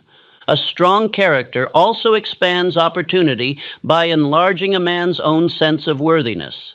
Many men fail not because they lack ability, but because they secretly doubt their right to succeed. They sabotage their efforts, shrink from advancement, or accept conditions beneath their potential. But when a man disciplines himself inwardly, when he behaves in a manner that earns his own respect, he begins to feel deserving of success. His subconscious responds. His decisions become bolder. His presence becomes firmer. His results follow. Character is also protection. When storms arise, and they will rise for every man, character steadies the spirit. It prevents panic. It preserves judgment. It keeps emotion from flooding reason. Many failures occur not because the plan was poor, but because the man was unprepared to hold steady under pressure. Character is the ballast that keeps the vessel upright when the winds strike. It is true that some men possess charm that wins temporary favor. But charm without character is a painted mask. It cracks under the weight of responsibility. The world eventually withdraws from the man whose mask hides weakness beneath it. But the world draws near to the man whose strength is genuine, steady, and tested by time. Do not imagine that your present character is fixed. Character can be enlarged. It can be sharpened. It can be strengthened by intention. Each day offers opportunities to practice restraint, honesty, courage, patience, clarity, and discipline. These virtues accumulate like coins, building a treasury of moral power that will one day pay for opportunities you could not purchase otherwise. Others will notice your growth. They will sense a dignity in your manner, a steadiness in your tone, a reliability in your conduct.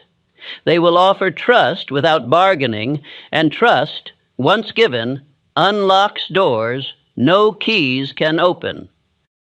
Lesson 7. The Law of Decision Without Echo. Among the most common errors I observed in the lives of unsuccessful men was their belief that a decision must be revisited, reconsidered, rephrased, and repeated endlessly before it gains power. They speak of their aims today with boldness, only to speak of their doubts tomorrow with equal confidence. Their decisions echo throughout their days, bouncing from conviction to hesitation, from certainty to retreat. This echo destroys the force of their will. No decision gains strength through repetition of thought. A decision gains strength through finality. A true decision is an inward decree, a law the man sets upon himself. It is spoken once, silently or aloud, and from that moment forward it governs his conduct. He does not rehearse it. He does not negotiate with it. He does not gather approval to reinforce it.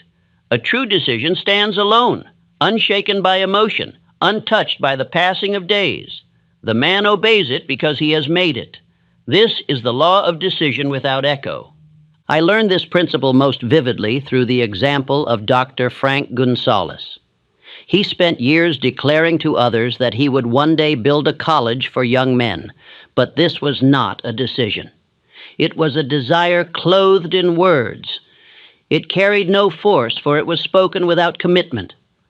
But the moment he resolved inwardly that he would secure $1 million at once, his tone changed.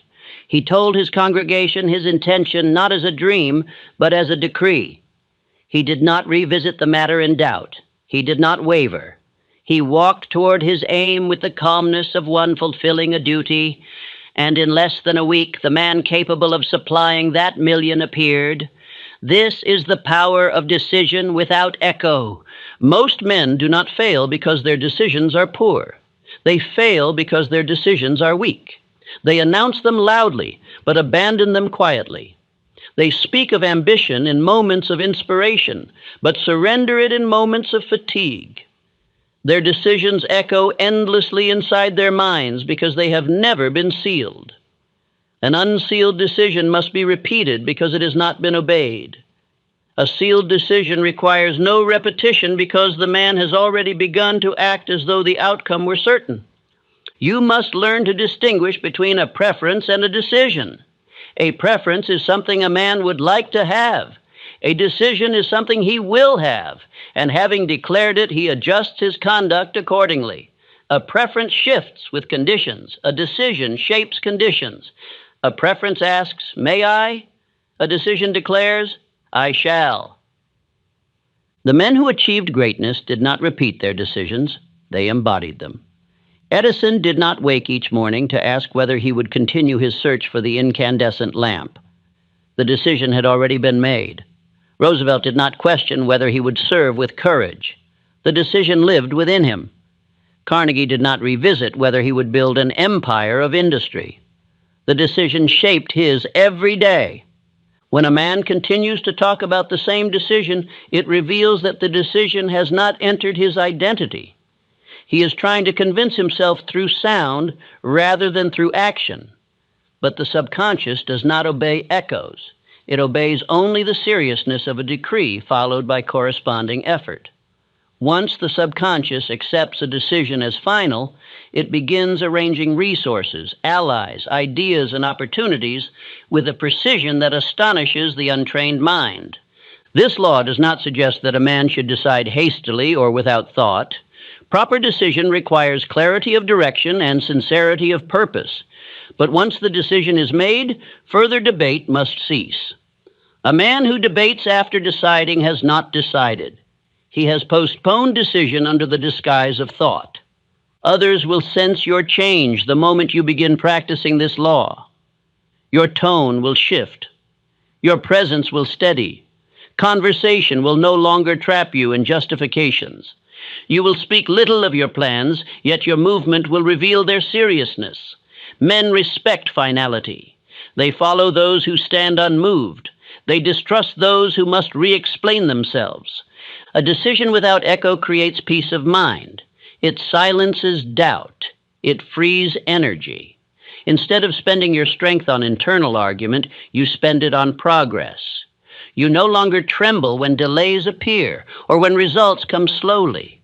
You know that you have chosen, and that time itself now bends toward your choice. Lesson 8, the law of right sacrifice. As I examined the rise of the most successful men of my time, I found a principle so simple and so often ignored that it explained more failures than misfortune ever could. Every gain demands a release. No man can hold two directions at once. No man can cling to old habits while reaching for new results. No man can be devoted to comfort and also claim greatness. This truth reveals itself quietly in the lives of all who achieve lasting success. They practice the law of right sacrifice, the art of surrendering the lesser so the greater may take its place. Most men misunderstand sacrifice. They imagine it to be loss, deprivation, or punishment. But true sacrifice is not suffering, it is exchange. It is the deliberate removal of what weakens a man's growth, so he may strengthen what matters most. The farmer does not mourn the seed he buries. He rejoices in the harvest it summons. In this same way, the successful man parts with what seems precious only because he knows it must give way to something more valuable. Frank Woolworth, whose rise from humble beginnings built an empire of stores, practiced this law with remarkable discipline. He sacrificed the comfort of steady wages for the uncertainty of enterprise. He sacrificed the approval of those who doubted him for the satisfaction of proving them wrong. He sacrificed ease for order, leisure for learning. Each surrender increased his capacity. Each relinquishment strengthened his aim. His sacrifices were not losses, they were the very tools that carved his success. Yet most men resist sacrifice because they fear that giving up anything diminishes them.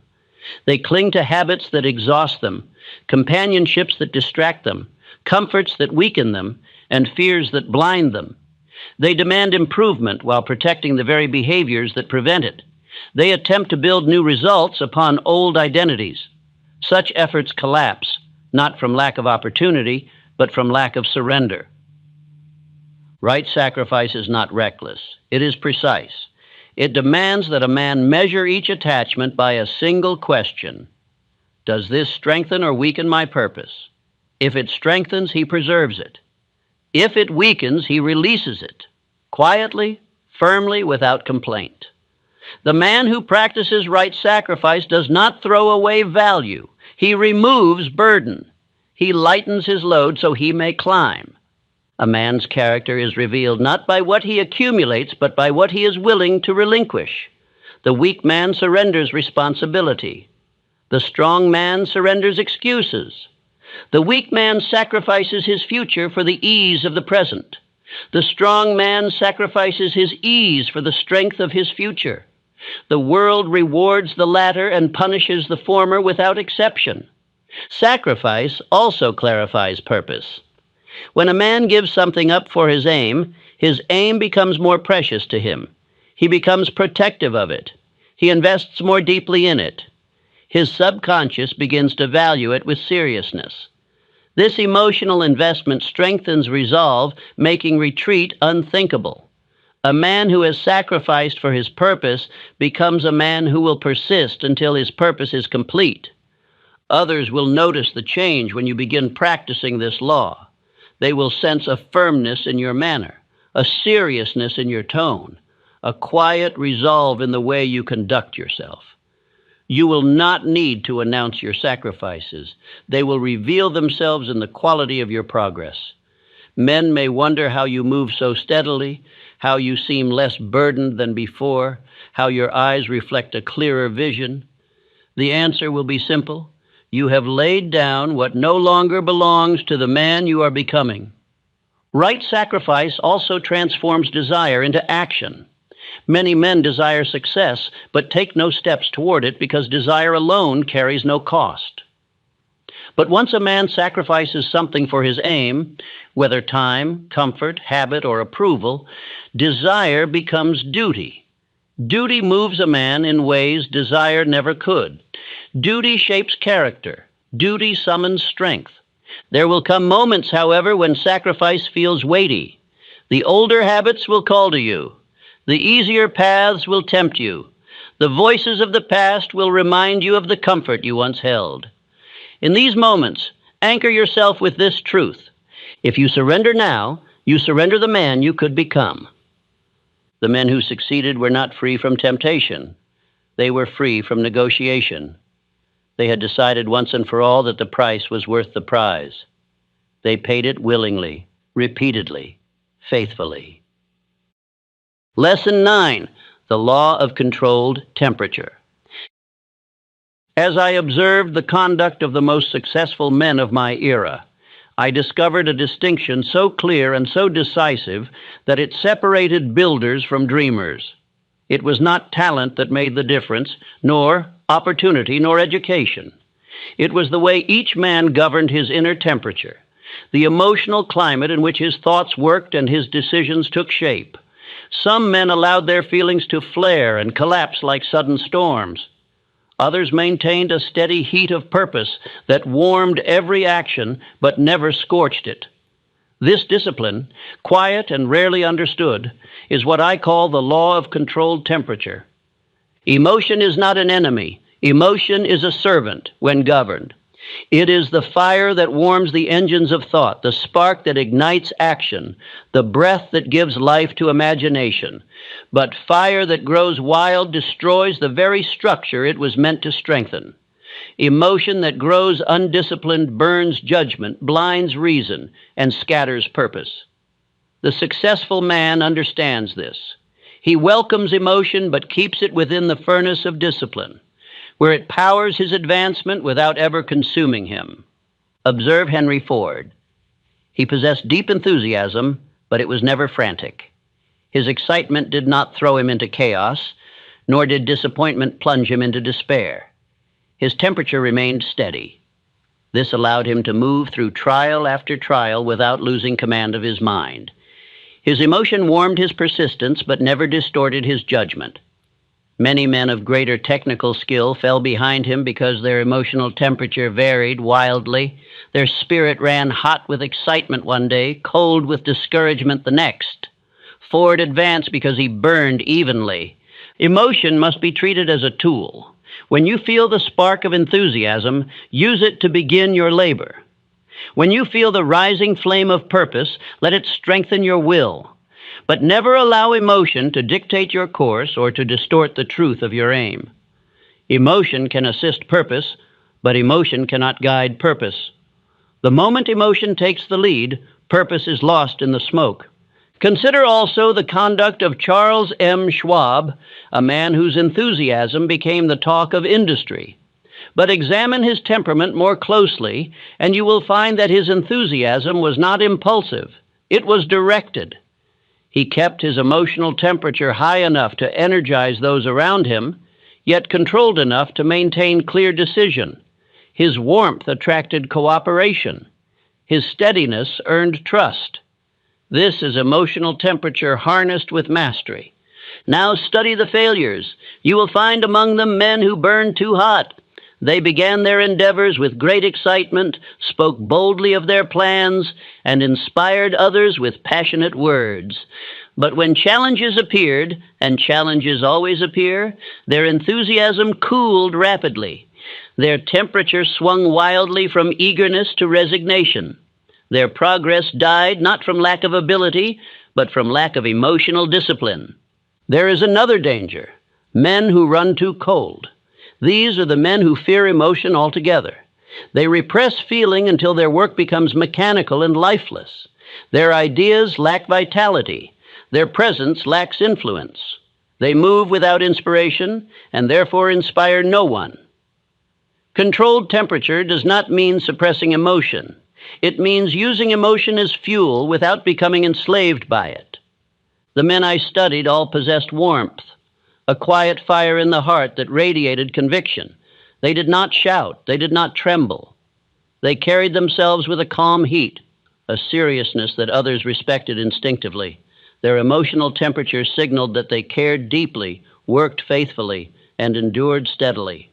This heat made their presence felt even before their achievements appeared.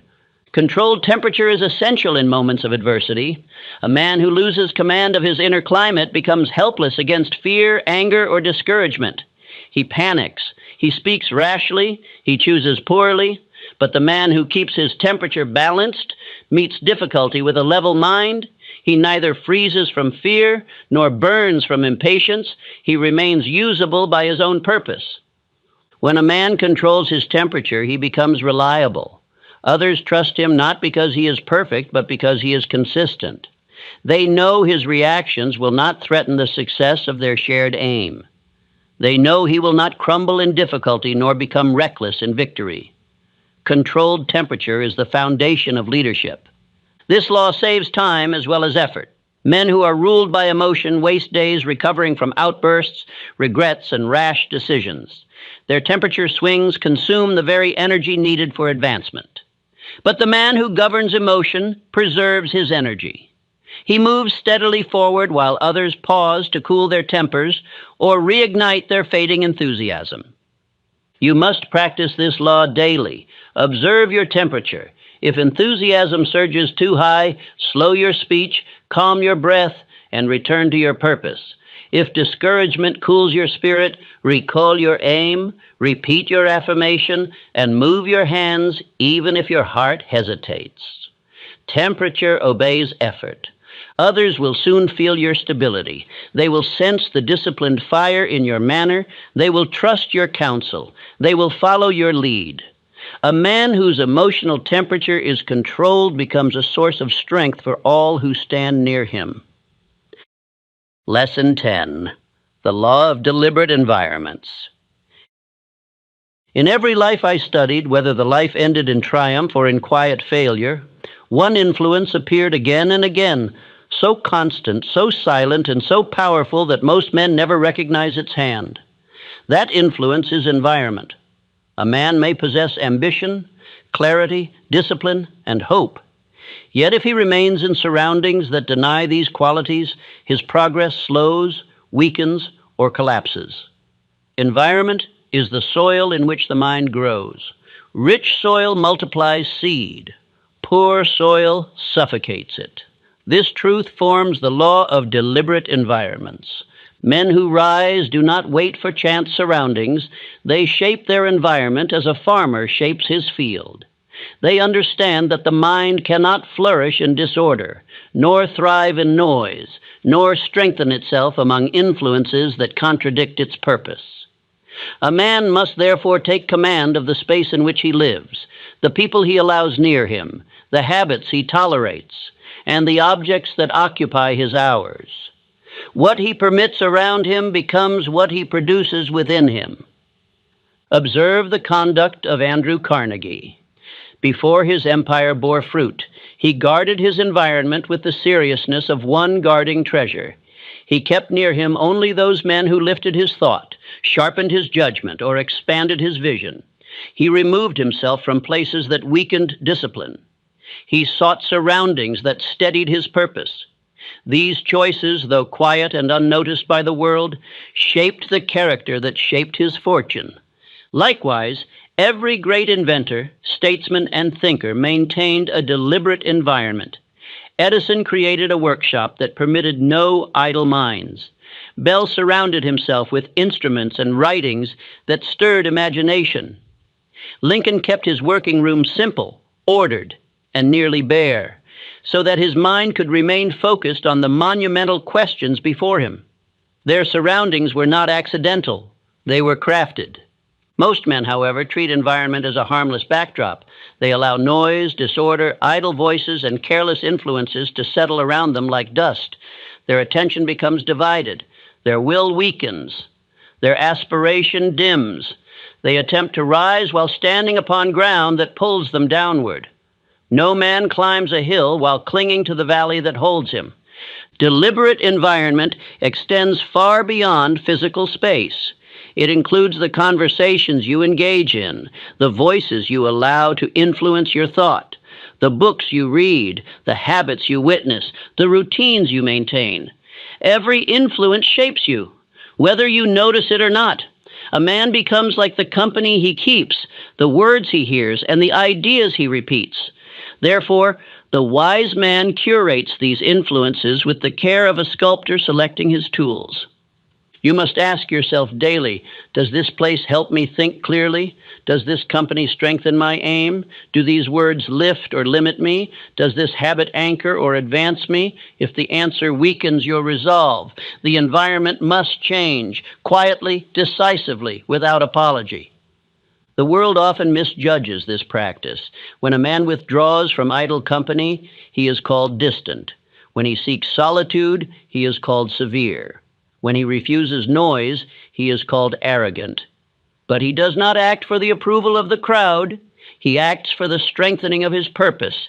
And when his success unfolds, the same world that questioned him praises the discipline it once misunderstood. There is a subtle danger in environments that appear harmless. A place need not be destructive to hinder growth. It need only be comfortable. Comfort is the slow enemy of progress. It lulls the mind, weakens vigilance, and persuades a man that tomorrow will do. But purposeful surroundings inconvenience, comfort, and protect ambition. They remind the man of the path he has chosen. The greatest shift occurs when a man realizes that he may outgrow his environment. His old companions, once suitable, may no longer share his seriousness. His familiar routines may no longer serve his direction. His usual places may no longer support the man he is becoming. When this realization arrives, he must not shrink from it. Outgrowing is not betrayal, it is advancement. As you practice this law, something remarkable happens. Your mind clears, your energy increases, your decisions sharpen, your purpose strengthens. Others sense the change. They will see in your manner a new steadiness, a new quiet, a new conviction. This is the effect of deliberate surroundings shaping deliberate character. Lesson 11. The Law of Unbroken Advancement. As I traced the lives of men who rose steadily from modest beginnings to commanding influence, I discovered a quiet force working beneath their efforts, a force so simple that most men overlook it, and so powerful that it explains triumphs attributed wrongly to genius or fortune. This force is unbroken advancement, the habit of moving forward without permitting long pauses, emotional collapses, or idle retreats. While the ordinary man labors in bursts of energy and then sinks into periods of stagnation, the successful man advances daily. His steps may be small, but they are never halted. He does not begin and stop. He continues. Unbroken advancement is not a frantic pace. It is not haste, nor strain, nor feverish labor. It is the steady march of a man who has removed hesitation from his nature. His mind turns always toward his aim. His hands find daily work that strengthens his progress. His character grows through repetition. His subconscious receives continual instruction. His purpose deepens through practice, not excitement. The common man exhausts himself because he attempts to renew effort from emotion rather than from discipline. He works intensely when inspiration strikes, then collapses when inspiration fades.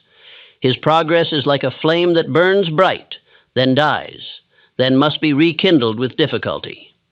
Each interruption weakens his will. Each pause cools his desire. Each retreat forces him to climb again the same hill he abandoned. Thus, he spends years traveling a short distance. But the man who understands unbroken advancement does not rely upon inspiration. He relies upon rhythm. He knows that the mind prefers continuity, that the will strengthens through constancy, and that the subconscious responds most faithfully to repeated signals. When he moves forward every day, even slightly, he stores momentum within his character. This momentum becomes his silent partner, pushing him forward even when the day feels heavy. Observe again the conduct of Thomas Edison. His experiments were not bursts of brilliance, but long chains of effort, each link forged by the day before. He advanced steadily, even through failure. He did not permit difficulty to interrupt his rhythm. Because he continued, his mind remained warmed by purpose. Because he continued, ideas flowed into his imagination.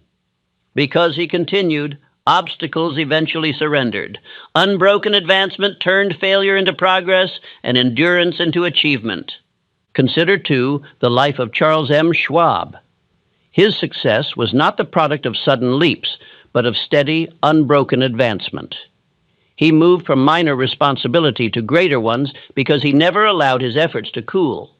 He did not perform with brilliance for a moment. He performed with reliability for years. Men who worked beside him came and went, rising briefly, then falling. He continued, and continuation made him inevitable. Unbroken advancement is also a shield against doubt. Doubt thrives in idleness. When a man pauses too long, his mind becomes vulnerable to fear, comparison, and confusion. But when he advances daily, doubt has no time to take root.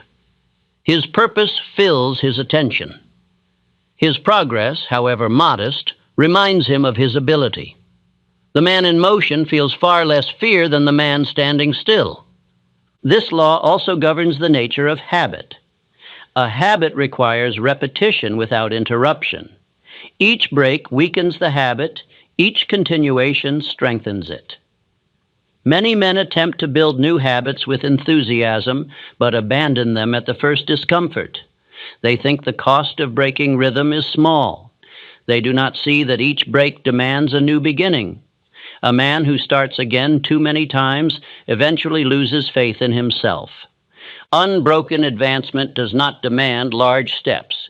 It demands loyal steps. A single hour of honest labor, repeated daily, is stronger than a day of intense work followed by a week of silence. A man who does a little each day becomes a giant when the years gather behind him. A man who does much one day and nothing the next stays small. This law does not remove difficulty, but it removes the paralysis that difficulty once caused. When the man of unbroken advancement meets adversity, he does not stop. He adjusts, he adapts, he learns, but he continues. And because he continues, adversity loses much of its strength. You may wonder how to begin. Begin simply. Choose one action each day that advances your aim. Do not permit the day to end until that action is complete. Tomorrow, repeat. The next day, repeat again. Soon the action becomes habit. The habit becomes character. And the character becomes destiny. Lesson 12, the law of inner cleanliness. Among the subtle discoveries of my long inquiry into the habits of successful men, none surprised me more than this. The mind cannot hold greatness while it is crowded with disorder. Confusion, worry, bitterness, and cluttered thought occupy the very space where ideas, plans, and inspiration must enter. A mind jammed with unrest becomes a workshop without room for tools, a chamber so full of noise that wisdom cannot speak. This truth, though plain, escapes the masses. They attempt to add success to a mind already filled with fragments.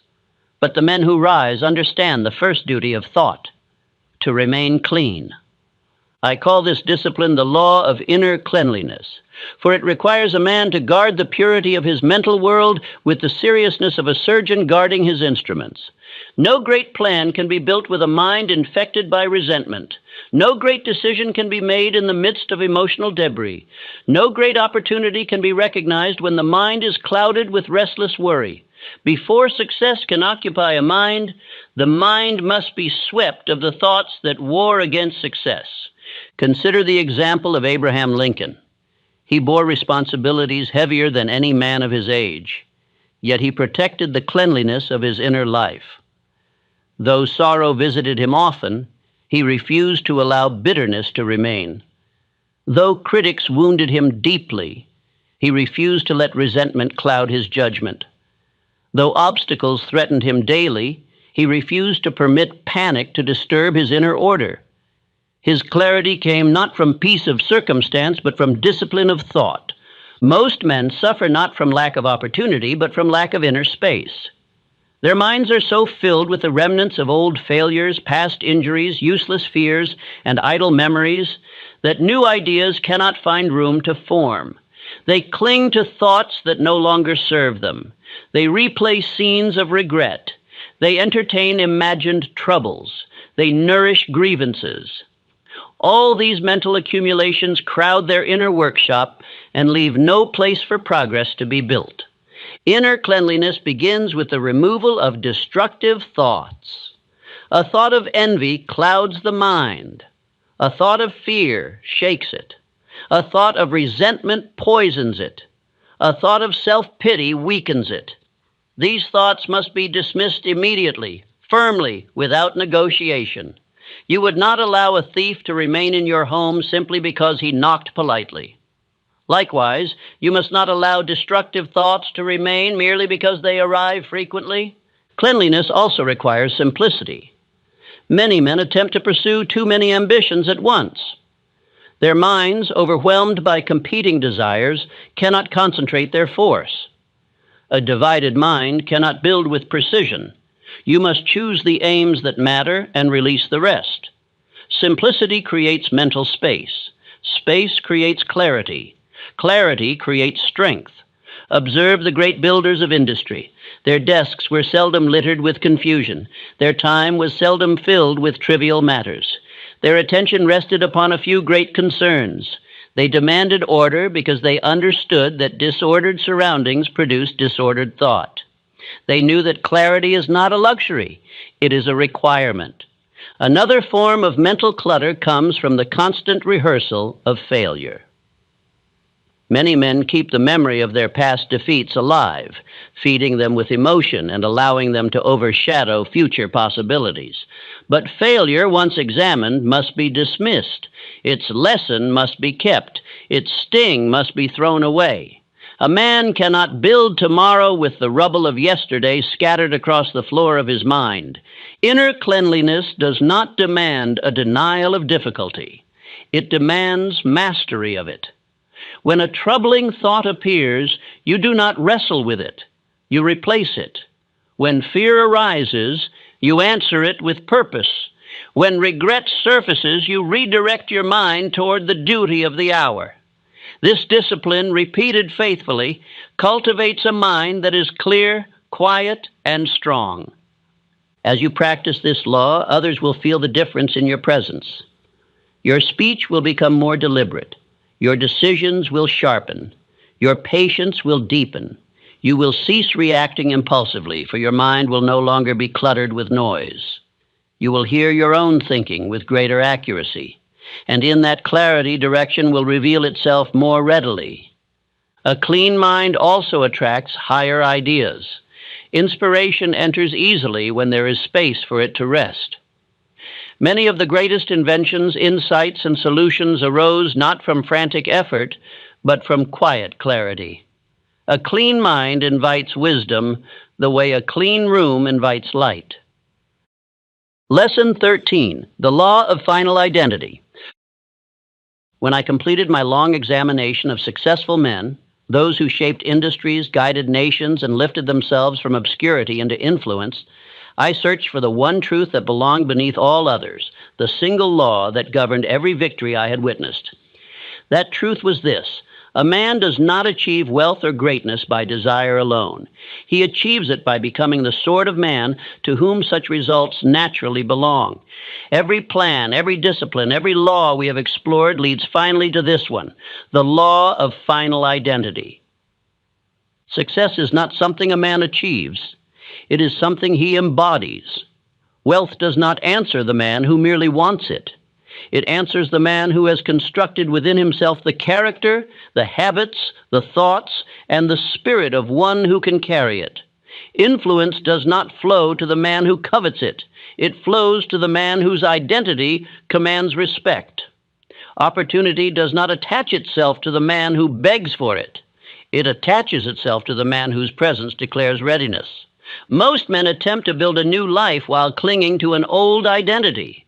They seek advancement without transformation. They labor outwardly while remaining inwardly unchanged. They decorate their ambition with fine words while maintaining the beliefs, doubts, fears, and habits that governed their lesser years. They want the results of a stronger man without becoming the stronger man. This contradiction condemns them to remain exactly where they are. You must understand that identity is destiny. A man becomes what his repeated thoughts convince him he is. If he believes himself small, he behaves small. If he believes himself incapable, he approaches life timidly. If he believes himself cursed by misfortune, he interprets every difficulty as proof. And though he may dream of greatness, his identity drags him back to the level of his belief. But the man determined to rise begins by shaping a new identity from within. He does not attempt to feel worthy. He practices worthiness. He does not wait for confidence. He behaves with confidence. He does not wait for opportunity. He prepares as though opportunity is already approaching. His actions define him long before results confirm him. He becomes the man before he receives the reward.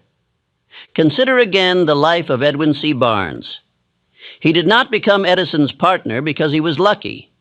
He became Edison's partner because he assumed the identity of a man who belonged in that partnership. His clothes were worn, his purse was nearly empty, but his inner identity was rich. He thought, spoke, acted, and believed as though he were destined for that role. His identity pulled him upward until reality yielded. The same truth appears in the rise of Carnegie. Long before he commanded an empire of steel, he commanded himself. He acted as a man of industry while still a messenger boy. He assumed the identity of a leader before others could see it.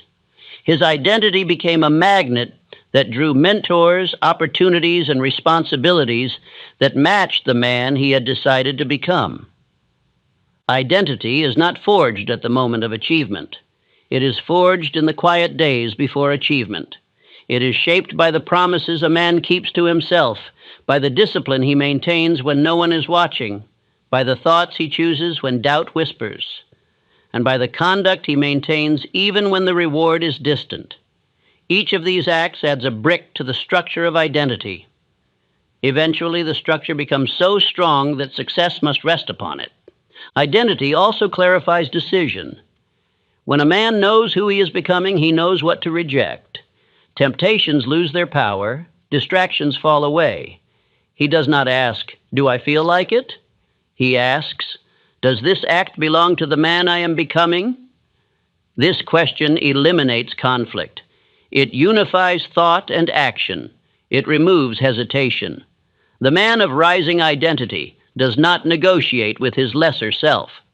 There is a moment, quiet but decisive, in the rise of every great man when he ceases trying to succeed and begins being the man who succeeds. The struggle shifts, doubt fades, confusion clears, purpose settles. From that moment onward, every law of success works with him rather than against him. Identity aligns every part of his nature toward the same end. When your identity and your aim become one, success becomes a matter of time, not chance. You have now reached the end of these 13 lessons. What remains is not more knowledge, but a decision to embody what you have learned, to rise inwardly so that outward results cannot be denied.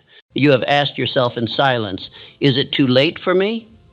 You have watched the years pass, the dreams fade, the opportunities slip, and you have wondered whether life has already decided your fate.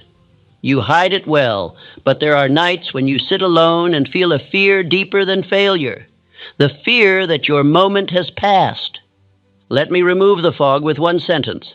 There are no 5 signs it is too late for you. There is only one, and it is death. If you can hear these words, you are not dead. And because you are not dead, you are not finished. Your story is not over. Your hope is not expired. Your future has not been written in final ink. Life may not look like you thought it would, but that does not mean it cannot still become what you were meant to create. The path you imagined may have collapsed, but the path you need is still open. You have breath, you have will, you have imagination, and you have the power to begin again. Most men never rise after disappointment because they misunderstand what too late truly means. They think a broken plan is the end. They believe a failed attempt is the final verdict. They assume that if success has not arrived by now, it never will. But the truth is simple. Your life is not defined by what has happened to you, but by what you choose to do next. Let me speak directly to the part of you that feels tired, discouraged, or ashamed of where you stand. You are not beyond repair. You are not beyond recovery. You are not beyond transformation. Your potential is not exhausted. Your belief is. and belief can be rekindled. But before I show you how to rebuild that belief, you must understand the deception that traps most people. They look for signs that it is too late, instead of creating signs that it is still possible. They search for evidence of doom instead of evidence of opportunity. They interpret setbacks as final sentences instead of temporary detours. You may think you need reassurance. You do not. You need direction. You need structure. You need a plan powerful enough to reawaken your spirit, reignite your hope, and restore your sense of control. You need a daily pattern that pulls your life upward even when your emotions pull downward. And I will give you that pattern. Not 5 signs of doom, but 5 habits, 5 daily rules that can make the next 30 days the strongest days of your life. But you must be prepared before you receive them. If I place them before you too quickly, your mind will skim them, admire them, and forget them by nightfall. These habits require seriousness. They require reverence. So first, you must confront a deeper question. What do you truly believe about your future in this moment? Do you believe it can still improve? Do you believe you can still rise? Do you believe you can still become the person you once expected yourself to be? Or have you accepted a smaller life than the one you were meant to build? Your belief matters because nothing in life changes until your thoughts change. Not your income, not your opportunities, not your relationships, not your habits. All transformation begins internally, long before the world sees its evidence. You cannot build a powerful life with a defeated mind. Understand this. The fact that you are listening now is not an accident.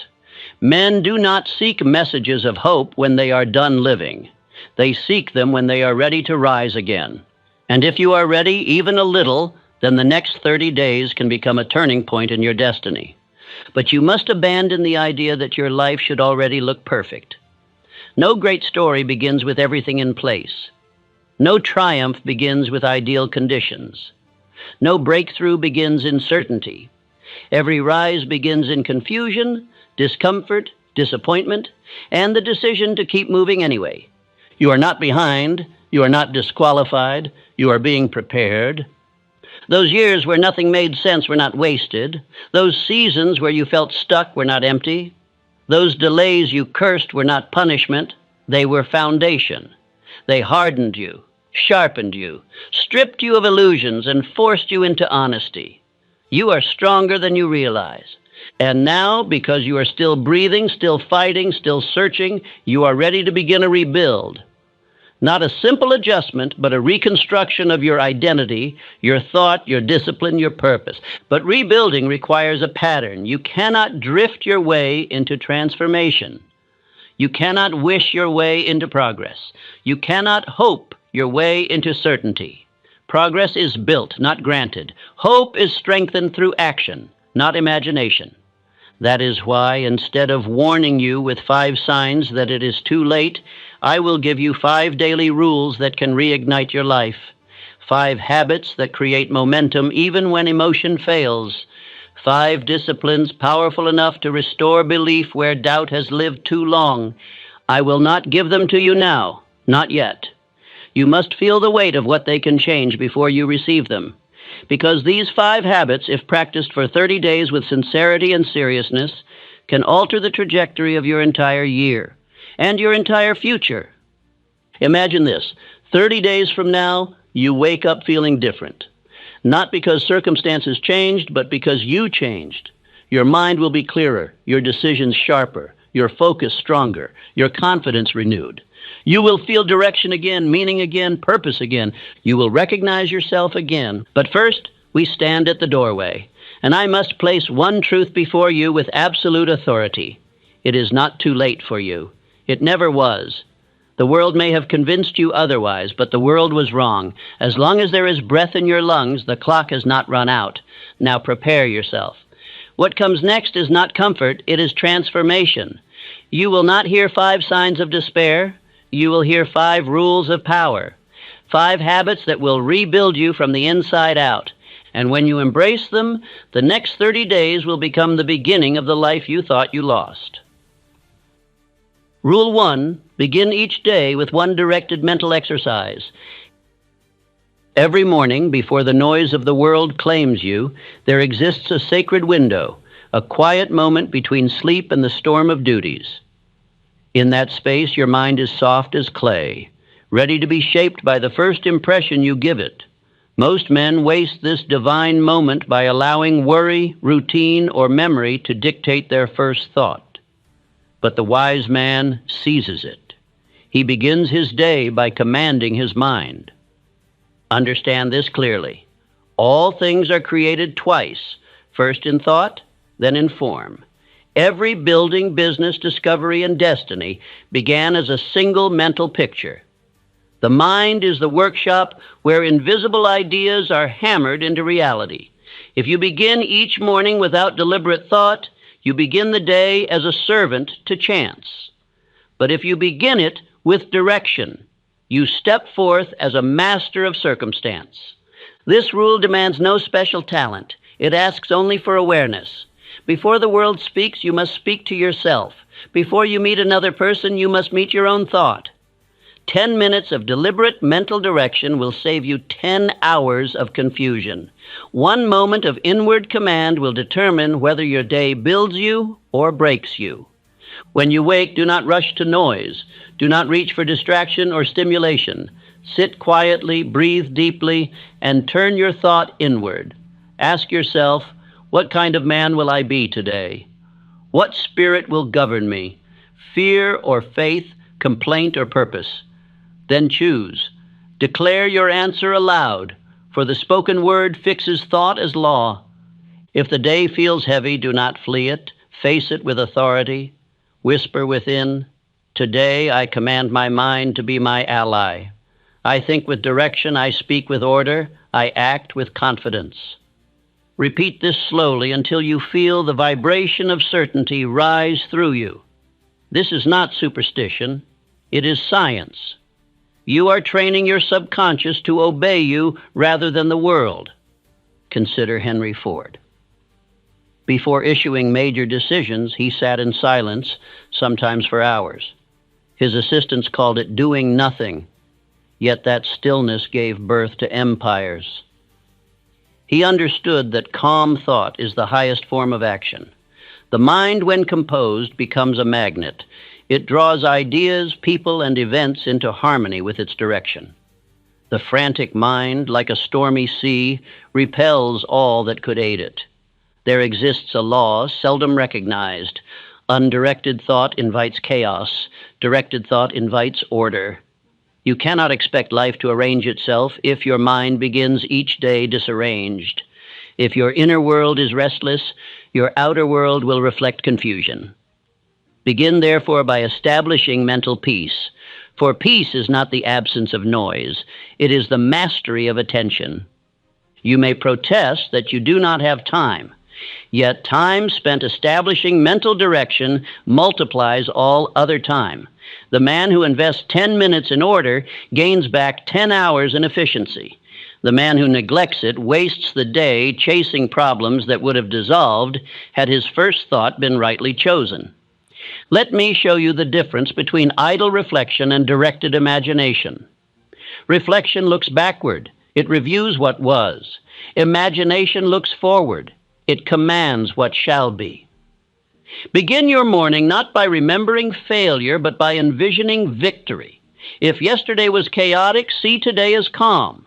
If yesterday you hesitated, see yourself now decisive. The subconscious mind accepts these images as instructions. It builds your reality accordingly. There was once a salesman who came to me, discouraged beyond measure. His confidence had been broken by rejection. His income had fallen. His spirit was dull. I asked him, "How do you begin your morning?" He confessed that he began by fearing the day, imagining failure before he left his bed. I told him to reverse the process. Each morning, he was to sit silently, close his eyes, and imagine successful calls, friendly faces, firm handshakes, and orders signed. Within weeks, his sales increased. Nothing external had changed, only his first thought each morning. That is the power of directed imagination. It is faith made practical.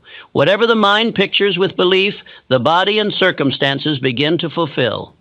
This is no mystery. It is the same law that allows the seed to become the tree. The image is the pattern. Life merely follows it. Here's how to perform your morning exercise. Rise before the noise of the world.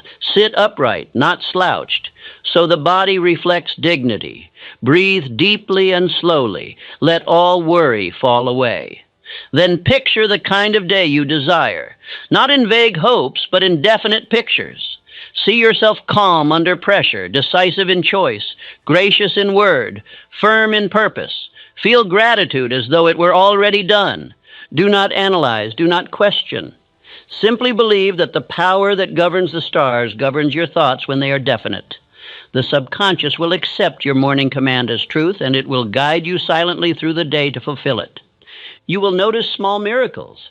The meeting that once felt anxious will flow easily. The conversation you dreaded will turn in your favor. The problem that worried you will find solution. Others will begin to comment that you appear calm, focused, assured. They will not know that you have simply begun your day as ruler of your thought instead of prisoner of it. Each morning, you plant the seed of your destiny. The soil of your mind awaits your command. If you sow fear, fear will grow. If you sow confidence, confidence will multiply. Therefore, guard your first thoughts of the day as you would guard gold. Let no complaint or self-pity enter, for what begins in complaint ends in confusion. Begin instead with faith, and the day must serve you. Repeat this truth until it engraves itself upon your heart. My thoughts are organized, therefore my world is organized. Speak it slowly and deliberately. Words backed by feeling create vibration. Vibration creates movement. Movement creates form. You are not a victim of circumstance, but the architect of it. When the mind is trained to begin the day with directed thought, it begins to carry that order forward subconsciously. You will find yourself guided by intuition that seems divine, saying the right word, taking the right step, choosing the right path. This is not luck, it is law. The man who orders his thought once in the morning orders his entire day. In time, this exercise will require no effort. It will become habit, the mind's automatic response upon waking. You will open your eyes and immediately align with purpose. You will feel an invisible power flowing through you before your feet touch the floor. This is the natural state of the awakened mind, calm, definite, expectant. Think of it as tuning your instrument before the performance. No orchestra begins without first adjusting every note. Your mind is the instrument of life. Tune it daily, and the symphony of your existence will follow harmony. And remember, do not despise the simplicity of this act. Men look for grand solutions, yet the profound truths are always simple. The morning command of thought may seem small, but it determines everything that follows. Begin your day rightly, and you will end it triumphantly. Say to yourself tomorrow as the light rises, "This day is my servant. I think clearly, act decisively, speak truthfully, and live fearlessly. My thought is my law, and my law is peace." Then walk forward knowing that the invisible world moves to fulfill your decree. For the mind, once directed, is the greatest power on earth, and the man who governs his first thought governs his fate. Rule 2. Study the philosophy of achievement daily. There is a truth so plain that men often overlook it. The mind, like the body, grows weak without nourishment. You would not expect your strength to remain if you starved your body for days. Yet countless men go months, years, even lifetimes without feeding the mind with new thought, new faith, new understanding. And then they wonder why courage falters, why confidence withers, why purpose fades. The second rule is simple. Each day, feed your mind the philosophy of achievement. Read, study, or listen to one great idea that renews your belief in power, order, and purpose. It need not be long. It need not be complex, but it must lift your thought. For as the body becomes what it consumes, so the mind becomes what it contemplates. Understand this well. The mind never remains the same. It moves upward or downward according to the material it absorbs. If you do not fill it with strength, it fills itself with fear. If you do not train it with truth, it trains itself with doubt. This is why so few men rise. Their minds are fed by the world's noise instead of wisdom's voice. Every great achiever I have known was a student, lifelong, relentless, humble before knowledge. Andrew Carnegie required that every man in his inner circle read and discuss the principles of success until they could apply them instinctively. His faith in knowledge was not sentiment, it was discipline. He said, "Show me what a man reads, and I will show you the height of his ambition." Each morning or evening, take a few minutes to study something that strengthens your philosophy of achievement. Study not as a scholar, but as a builder studies a blueprint. Let each idea remind you that law, not chance, governs success. You are not a creature of accident. You are an agent of design, the law of cause and effect, the law of faith, the law of definiteness. These are eternal truths. When you revisit them daily, they become part of your thinking until doubt can no longer uproot them. Most men forget truth faster than they forget their own name. They hear a great principle once, nod in approval, and then return to old habits of confusion. But knowledge unrepeated fades into dust. Truth must be revisited daily until it becomes instinct. You must remind yourself each day that you are powerful, that order exists, that purpose governs life. This is why repetition is salvation. Repetition engraves faith into the subconscious. The same way the farmer waters his field daily, though the seeds are unseen, you must water your mind with truth, though the harvest seems distant. Every page you read, every principle you restate, every moment of reflection deepens your mental roots. When storms of doubt come, and they will, you will stand firm because you have built a fortress of thought. Consider the example of Thomas Edison. Before every major experiment, he reread his notes on the principles of invention, not because he had forgotten them, but because he wished to feel them again. His study restored his conviction. He said, "I am not discouraged because every wrong result is another step forward." That statement was not born of accident. It was the product of daily study and persistence. To study daily is to bathe the mind in renewal. You wash away the dust of fear that settles during the day's toil. You clear the channels through which inspiration flows. When you neglect study, your faith dries, your perspective narrows, and your imagination grows brittle. But when you return each day to the philosophy of achievement, your mind remains supple, creative, and alert to opportunity.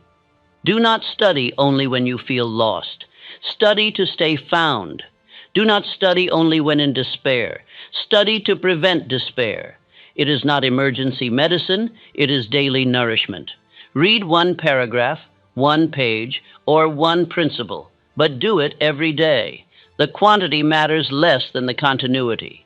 The mind obeys rhythm, not occasional effort. Think of a fire. If you add fuel to it each day, it grows steady and bright.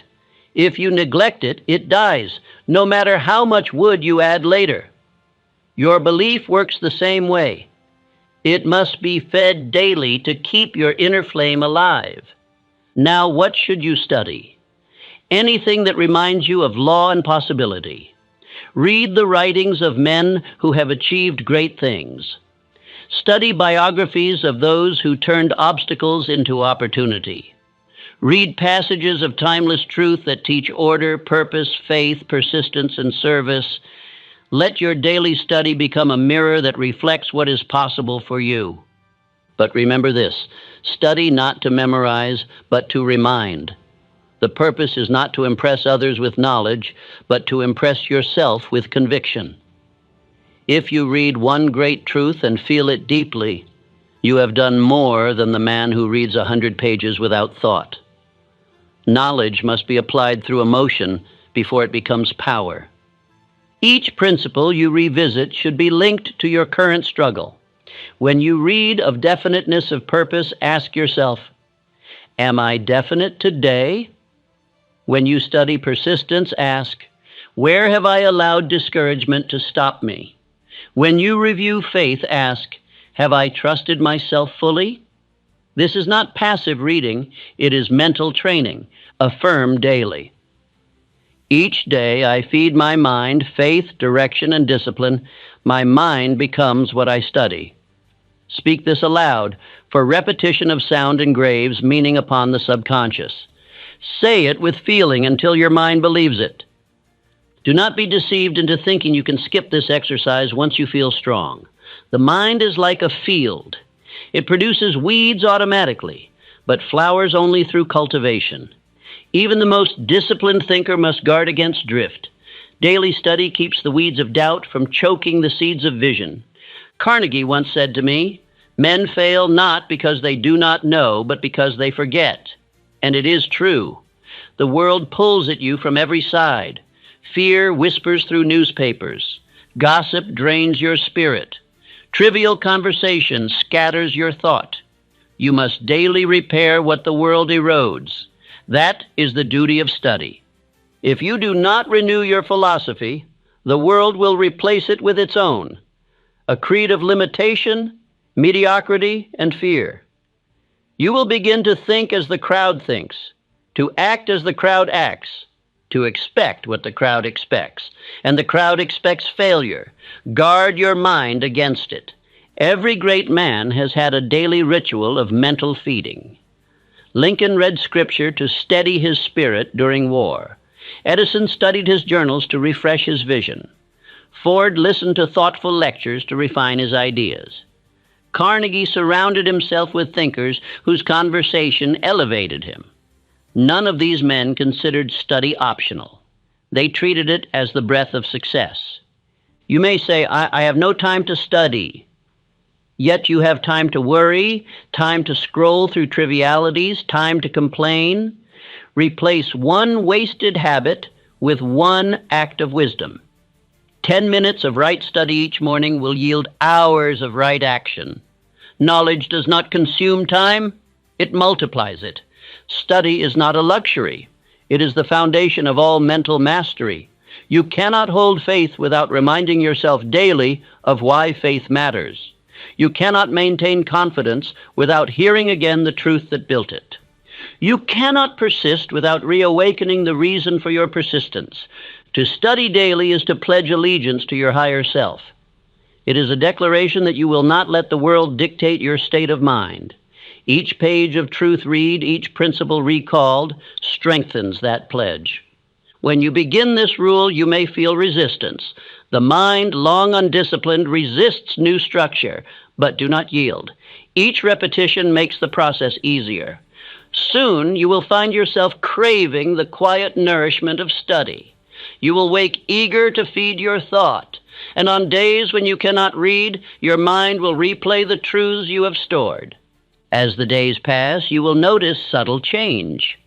Where before you reacted, you will now respond. Where before you doubted, you will now decide.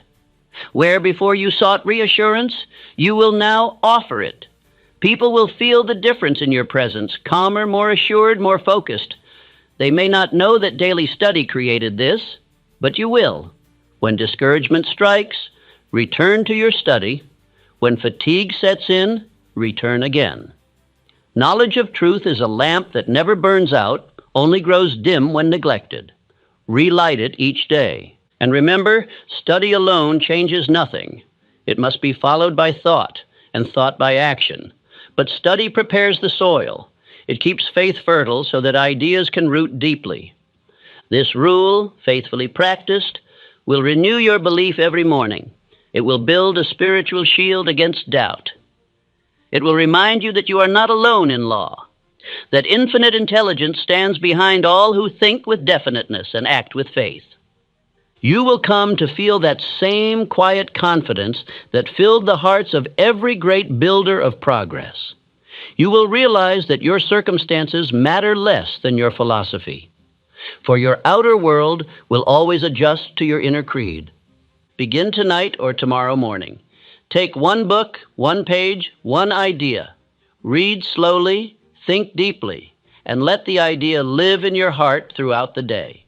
Observe how the world responds differently when your mind is strengthened by principle. Then repeat this act every day without fail. Let it become habit until you can no longer imagine beginning a day without food for your thought. You will soon find that success is not something you pursue. It is something that flows naturally from a nourished mind. And at the end of a month, when you look back upon the man you were before you began this practice, you will barely recognize him. His confusion will seem foreign, his discouragement childish, his fear absurd. You will stand taller, think clearer, and act with calm authority. This is the law of daily study. What you feed your mind today becomes your reality tomorrow. What you read repeatedly becomes what you believe, and what you believe, life obeys. Therefore, do not neglect your mental meal.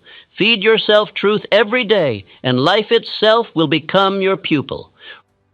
Rule 3. Record your 3 to 6 chief aims for the day. The weakest man on earth is not the man without strength, it is the man without direction. Strength without aim is like a cannon fired into the wind. It makes noise but no impact. Energy without purpose is exhaustion in disguise. The man who does not decide what he will do with his day ends up doing what the day decides for him. That is why the third rule is so vital. Each morning, before you take a single step into the world, you must sit down, take a pen, and write 3 to 6 definite aims for the day. Not a vague list of wishes or hopes, but a declaration of purpose. These aims become your marching orders. They transform the day from accident into achievement. Do not underestimate the power of this simple act. The written word is not merely a record, it is a command. The moment you write your aim, you impress it upon your subconscious mind. The moment your subconscious accepts it, life begins organizing the means for its fulfillment. Writing fixes thought into form. Thought held in the mind is vapor. Thought written becomes law. This rule is older than any book of business or psychology. It is the same principle that guided explorers, builders, and inventors. Men of great accomplishment did not drift into success. They designed it daily. Andrew Carnegie would not begin his day until his most important objectives were written before him.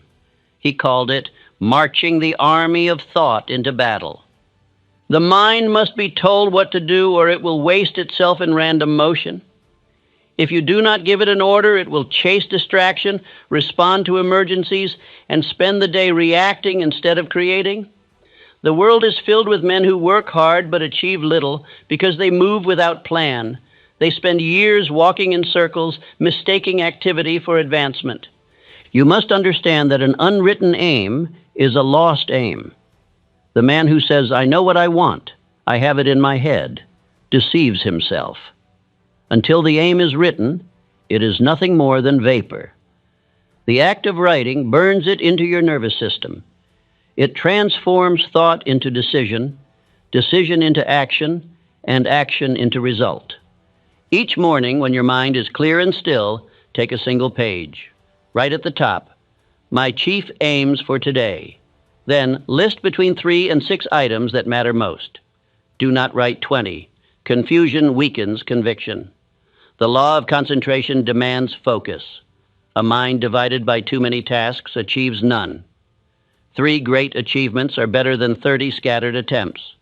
Write them in the language of decision, not doubt.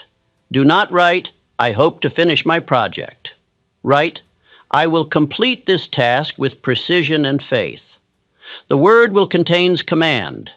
The subconscious obeys certainty. It ignores hesitation. Every sentence you write should carry the tone of mastery. Each aim must serve your larger purpose in life. Do not fill your list with trivial duties. Those belong to clerks, not builders. Ask yourself, what 3 things, if done today, will move me nearest to my definite chief aim? Those belong on your list. Everything else is dust. When you first begin this rule, you may struggle to choose. The undisciplined mind is pulled in all directions. But persist. In time, you will learn to recognize what truly matters. The act of selecting your aim sharpens judgment. It forces you to choose between the important and the urgent. The world praises urgency, but destiny rewards importance. Charles M. Schwab, the man who built Bethlehem Steel into an empire, once faced the problem of scattered effort among his executives. He sought counsel from a man named Ivy Lee, who gave him this advice. Write your 6 most important tasks each day. Begin with the first, and do not move to the next until it is finished. Schwab tried it. Within months, production soared. He later said it was the most profitable lesson he ever paid for. What made this advice so powerful was not its complexity, but its definiteness. It gave structure to the day. It removed hesitation. It taught men to finish what they began. The subconscious mind, when given one task at a time, becomes like a laser, focused, relentless, efficient. When given too many, it becomes like a scattered light, bright but powerless. When you record your aims, you give the mind its orders for the day. You tell it, these things matter above all else. Then the mind, like a faithful servant, begins to look for ideas, people, and opportunities that help you fulfill them. By midday, you will notice yourself drawn to the right actions. Seemingly by coincidence, solutions appear. That is no accident. It is law. Let me tell you a story. A struggling writer once came to me, frustrated by years of unfinished manuscripts. He complained that inspiration came and went like weather. I told him to stop waiting for inspiration and start writing his aims. Every morning, he was to write 5 sentences. I will write 1,000 words today. I will submit my work. I will complete 1 story every week. I will believe that I am a writer. He obeyed. Within a year, he published his first book. It was not magic. It was mental order applied through writing. Each line you write in the morning becomes a quiet voice in your subconscious throughout the day. When fatigue comes, it whispers, "You decided this morning to finish." When distraction tempts you, it reminds, "You chose this, and you must honor your choice." Thus, your morning list becomes a silent commander that leads you even when willpower fades. Now, let me warn you of the greatest danger to this practice: neglect. The first few days, you will feel enthusiasm. Then, the old habit of drift will tempt you to skip one morning. You will say, "It's not necessary today. I know what to do." That is the whisper of laziness disguised as confidence. Resist it. The habit of writing aims must become sacred. Skip once and drift returns. Keep it daily, and power grows. You will notice as you continue this discipline that your days take on a sense of clarity unknown to most men. You will no longer feel at the mercy of events. You will end each night with satisfaction instead of regret. For when the day's aims are finished, rest feels earned. The man who works with purpose sleeps with peace. This practice does not merely organize your time, it organizes your consciousness. It teaches your mind to expect completion. Success begins to feel natural because it has become daily. You will begin to feel momentum, and momentum is the soul of achievement. There is a difference between a wish and an aim. A wish is emotional. It desires without decision. An aim is intellectual. It decides and commands. The wish says, "I hope." The aim says, "I will." The wish looks at circumstances. The aim creates them. Each morning you must convert your wishes into aims by writing them as laws. Repeat to yourself, "My aims are written. My direction is clear. My results are certain." Speak it aloud with conviction. Let the rhythm of those words engrave belief. In time, your subconscious will begin to feel uneasy when your aims are incomplete. It will push you forward, remind you, urge you. This is how habit is formed, not through effort, but through consistent pattern. And what happens to the man who writes his aims daily? He becomes a magnet for opportunity. People sense his clarity. They feel his decisiveness. They trust his direction. In a world of drift, definiteness stands out like a beacon. Employers, investors, partners, each is drawn to the man who knows exactly what he intends to do. Contrast this with the man who never writes anything. He wakes in confusion, works in confusion, ends in confusion. His energy is strong but wasted. His days are busy but barren. His life becomes a series of half-built structures, nothing finished, nothing mastered. The difference between him and the man of written aims is not intelligence, it is order. Remember always that life obeys definiteness. The moment you make up your mind and declare it in writing, invisible forces begin to align. The very act of choosing gives life permission to move. But if you hesitate, the world hesitates with you. Decision is creative. Indecision is destructive. Each aim you complete builds faith in yourself. Each completed day becomes evidence that you can rely on your own discipline. Faith, once built upon action, becomes unshakable. The man who trusts himself attracts the trust of others. Let your morning list become your silent covenant with destiny. When you write it, mean it. When you read it, feel it. When you act upon it, honor it. At the end of each day, look at your list. Place a mark beside each completed aim. Feel gratitude, not pride, for the law that allowed you to accomplish it. Gratitude seals the habit. Soon you will notice that your aims no longer feel forced. They flow naturally. Your subconscious, trained through repetition, will begin preparing the next day's list before you write it. You will wake with ideas already formed, with direction already clear. This is mental organization at its finest. The mind working for you instead of against you. You may wonder, what if I fail to complete my aims? Then you have learned something equally valuable, where your weakness hides. Study it, correct it, and move forward. The habit of writing daily aims teaches you not only how to succeed, but how to recognize the cause of delay. Each day written and directed becomes a brick in the structure of your larger purpose. Miss one brick and the wall still stands. Miss many and the structure weakens. Therefore, honor each morning's practice as a sacred appointment with your own destiny. Others will soon notice a change in you. They will see a man who moves with purpose while others wander. They will see clarity in your speech, precision in your actions, calm in your eyes. They will say you have good luck, not knowing that your luck began with a pen and a piece of paper. You will find that the habit of writing aims eliminates fatigue. The mind grows tired only when pulled in many directions. But when it has one course, energy concentrates. The more definite the aim, the stronger the spirit. Indecision drains vitality. Decision restores it. There is nothing mystical in this, only mental law. The subconscious mind obeys whatever it believes to be definite. By writing, you give it that definiteness. By repeating, you reinforce it. By completing, you confirm it. Practice this rule for 30 days without fail. Write 3 to 6 aims each morning and complete them. At the end of the month, review your results. You will find you have accomplished more in those 30 days than in the 6 months before. You will feel stronger, calmer, and more certain. Your confidence will no longer depend on circumstance, but on discipline. Then and only then will you truly understand what Carnegie, Schwab, and every other builder of success discovered. That order is the mother of achievement, and definiteness the father of power.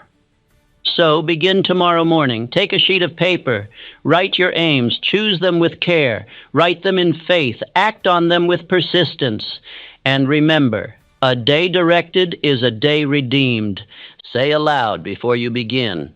Today I write the law of my destiny. My mind obeys my words. My work fulfills my will. My aims guide my power. Then take the first step, and the world will adjust itself around your decision. For the man who writes his purpose each morning never walks without direction again. Rule 4. Examine your thoughts, actions, and failures each night. When darkness falls and the noise of the world grows still, a man is left alone with his own mind. It is in this quiet hour that truth stands revealed. During the day, we may deceive others with words or appearances, but at night, when all performance ends, we can no longer hide from ourselves. What we are in that hour determines what we will become. The fourth rule is this: before you sleep, examine your thoughts, your actions, and your failures. Take account of your day as a merchant takes account of his goods. See what profited you, what cost you, and what can be improved. The day unexamined is a day wasted, for reflection is the bridge between error and wisdom, between confusion and clarity, between weakness and strength. Understand this deeply. Experience alone does not teach. Only evaluated experience teaches. Millions go through the same failures again and again because they never stop to study them. They hurry from mistake to mistake, hoping that life will somehow correct itself. But life does not reward repetition of folly. It rewards recognition of law. Only the man who pauses to think learns the hidden meaning of his trials. Before the mind can grow stronger, it must be trained to look inward. The untrained mind blames everything outside itself: circumstances, people, fortune. But the master examines himself. He asks, where did my thought create this? Where did my action invite this?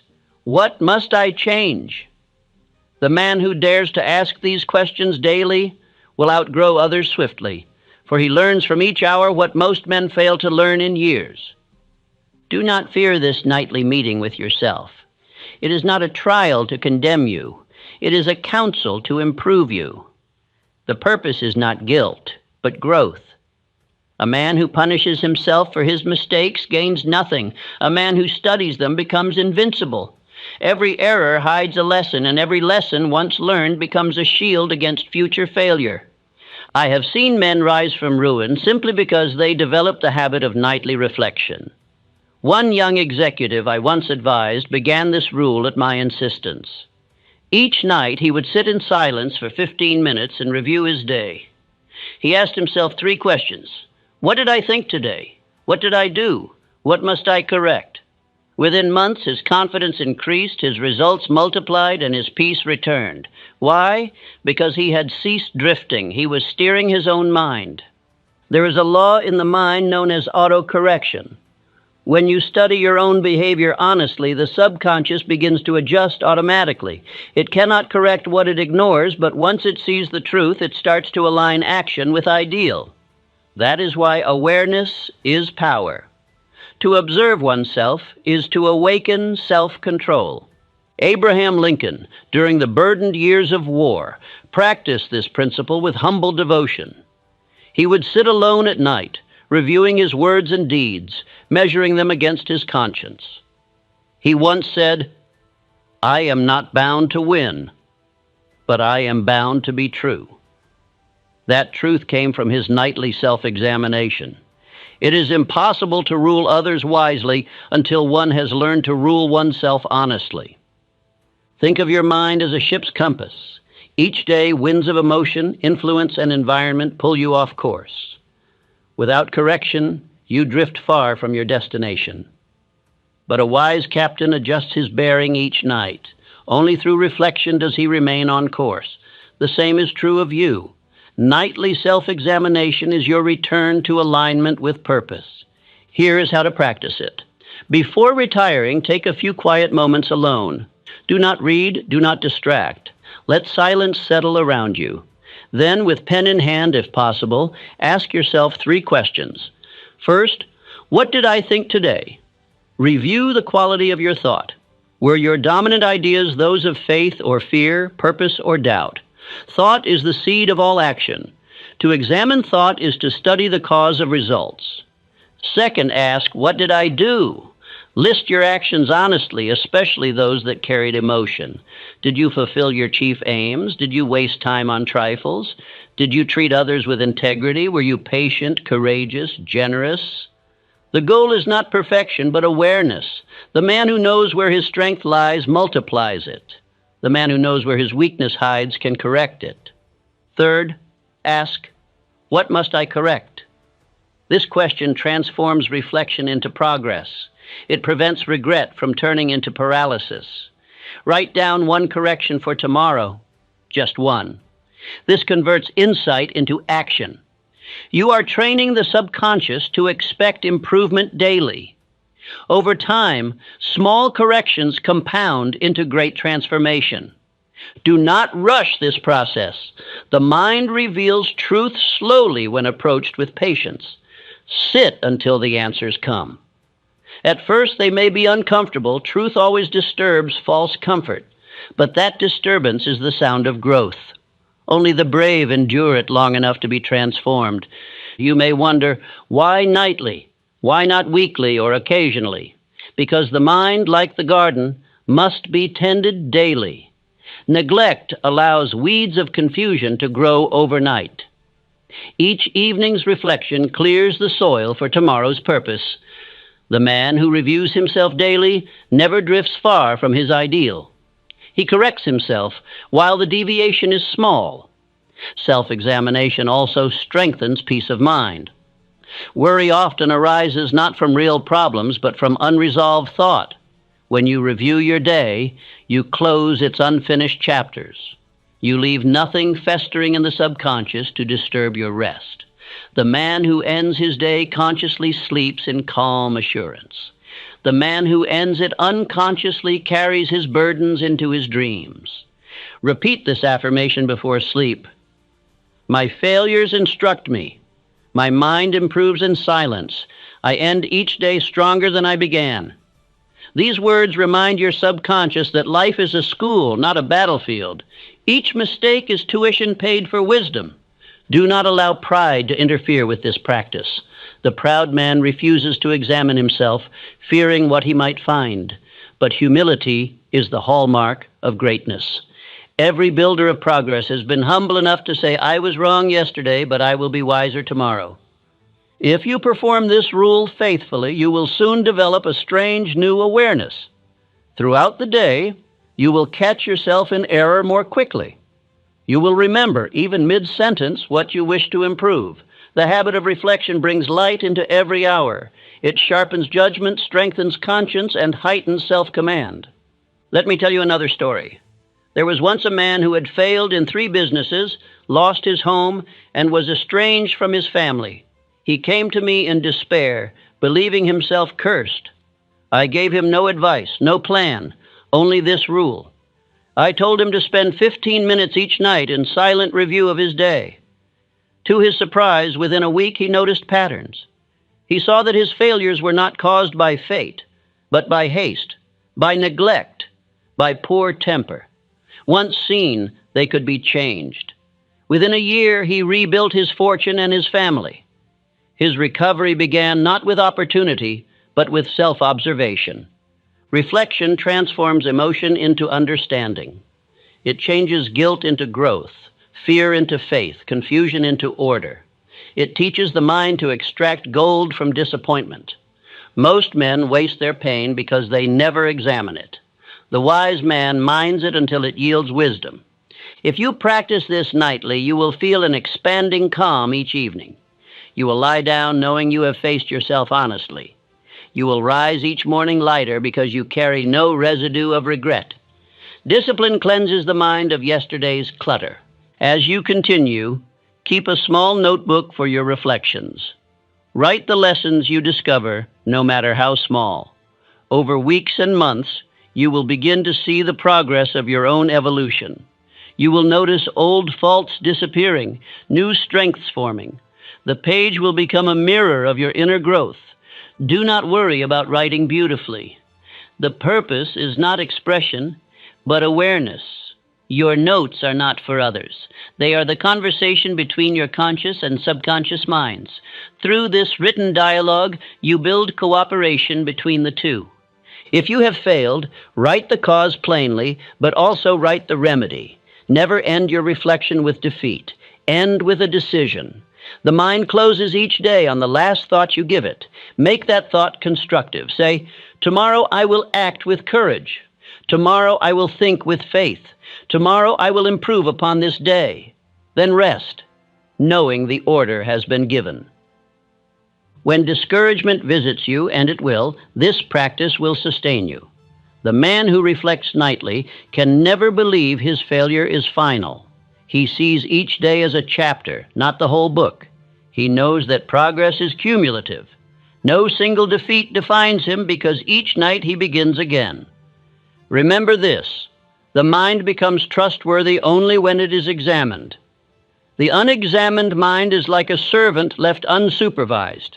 It becomes careless, wasteful, and rebellious. But the supervised mind becomes disciplined, obedient, and efficient. Self-observation is supervision of the highest kind. You may think this rule tedious, but consider the alternative. A single year of drift, of unexamined days, can cost you a decade of progress. A single month of reflection can restore that decade. You are not being asked for hours, only minutes of attention that yield years of growth. If you are sincere, this habit will soon become the most sacred part of your day. The quiet hour of reflection will feel like meeting an old friend, your truest self.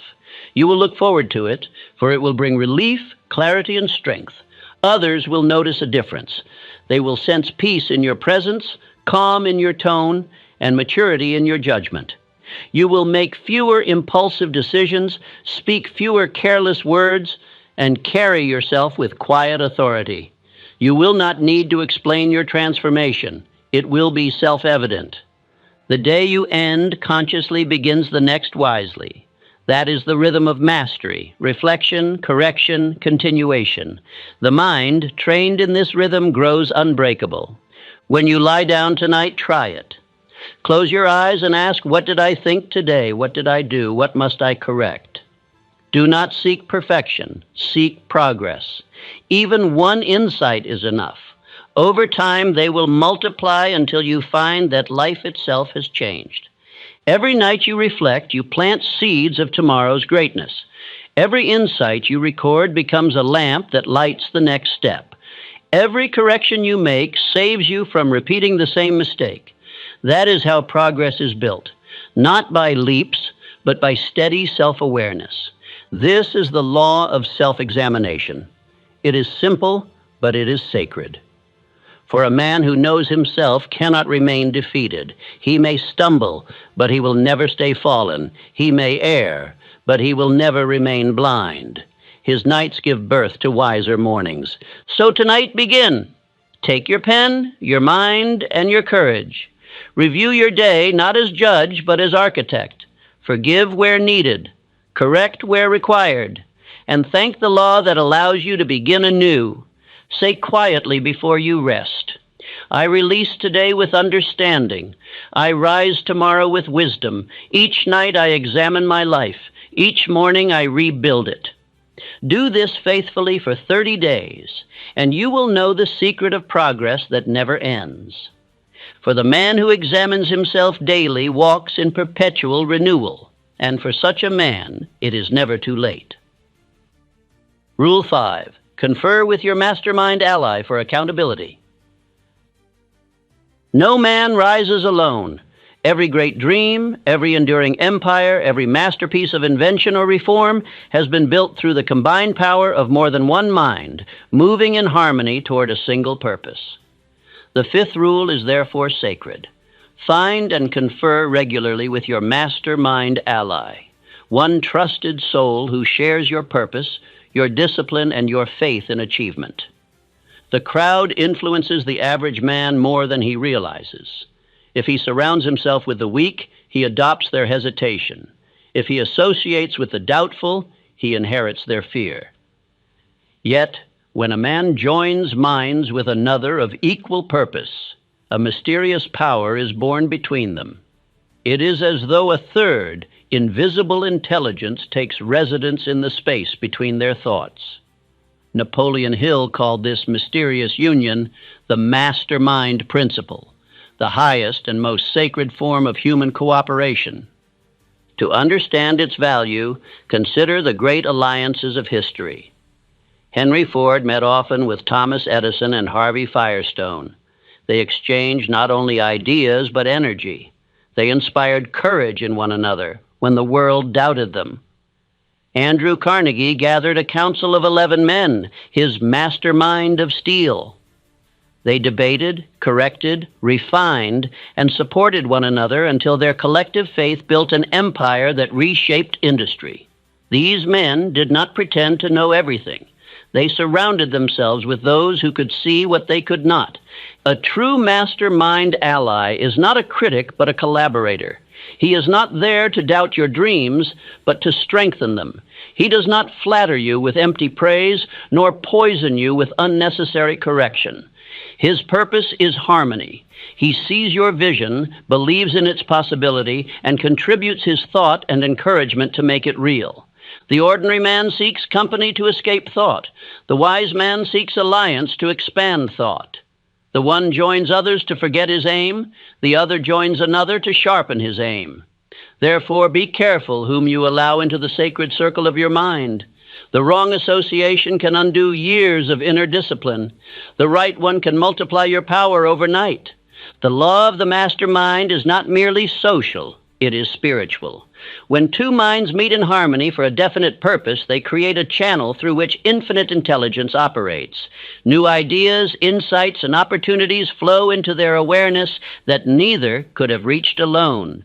The divine uses unity as its chosen instrument. It reveals its secrets to those who cooperate in faith. Let me tell you a truth few men understand. Isolation breeds distortion. A man who keeps all his plans secret, who consults no one, who hides his dreams in fear of ridicule, soon loses perspective. His own mind, left to itself, becomes a closed room with stale air. He may still think, but his thinking loses vitality. He begins to repeat himself, to defend old ideas, to mistake stubbornness for strength. The Mastermind Alliance opens the windows of the mind. It lets fresh air in. It allows you to see your plans from new angles, to refine your vision without weakening it. But the wrong ally can ruin you faster than any enemy. The wrong man drains energy through doubt, jealousy, or negativity. A single discouraging voice repeated often enough can break the rhythm of faith you worked years to build. Choose therefore with utmost care. The mastermind must be chosen, not inherited, not stumbled upon. You will know your ally by 3 signs. First, his spirit resonates with faith, not fear. Second, his interest is mutual. He seeks growth as earnestly as you do. Third, he respects law and purpose. He is not tempted by shortcuts or deceit. The moment deceit enters an alliance, power departs. Once you have found such an ally, meet regularly, daily if possible, weekly at minimum. During these conferences, speak your aims aloud. Review your progress, your difficulties, your victories. Each time you do, the invisible current between your minds grows stronger. Your ally may see solutions hidden from your sight. You may awaken confidence dormant in his. Thus both rise together. This principle is older than civilization. It is the same spiritual force behind friendship, marriage, brotherhood, and great reform movements. 2 or more minds united in harmony always become greater than the sum of their parts. Nature rewards cooperation because harmony reflects her own law. Even the stars move in harmony. Even the atoms bind together in unity. The man who isolates himself defies universal law, and nature resists him until he learns to unite. Henry Ford once said that he would rather have the counsel of one wise man in harmony with his aim than 1,000 experts who doubted it. He knew that the vibration of one believing mind strengthens courage more than the logic of 100 skeptics. Belief multiplies when shared among equals. Here is how to apply this law in your own life. First, write a brief declaration of your definite purpose. Then, find one person who shares your seriousness, someone not amused by ambition, but devoted to it. Show him your purpose. Ask him to join you in mutual growth. Agree to meet regularly to discuss plans, progress, and principles. Read together, study together, and hold one another accountable. Begin your meetings with this affirmation. Our minds are one in faith and purpose. Our alliance is governed by truth, harmony, and progress. We attract wisdom, opportunity, and strength through our unity. Then proceed to discuss your work. Keep the conversation practical, definite, and constructive. Do not waste your alliance on gossip or trivial complaint.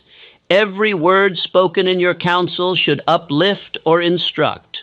A mastermind meeting is not a social visit. It is a session of creation. Each time you meet, you are shaping ideas that will later shape the world. Accountability is the secret benefit of this rule. When you know that you must report progress to your ally, your mind gains urgency. You begin to value your word again. Many men drift because no one expects their best. But the man who must answer to another for his progress rarely delays.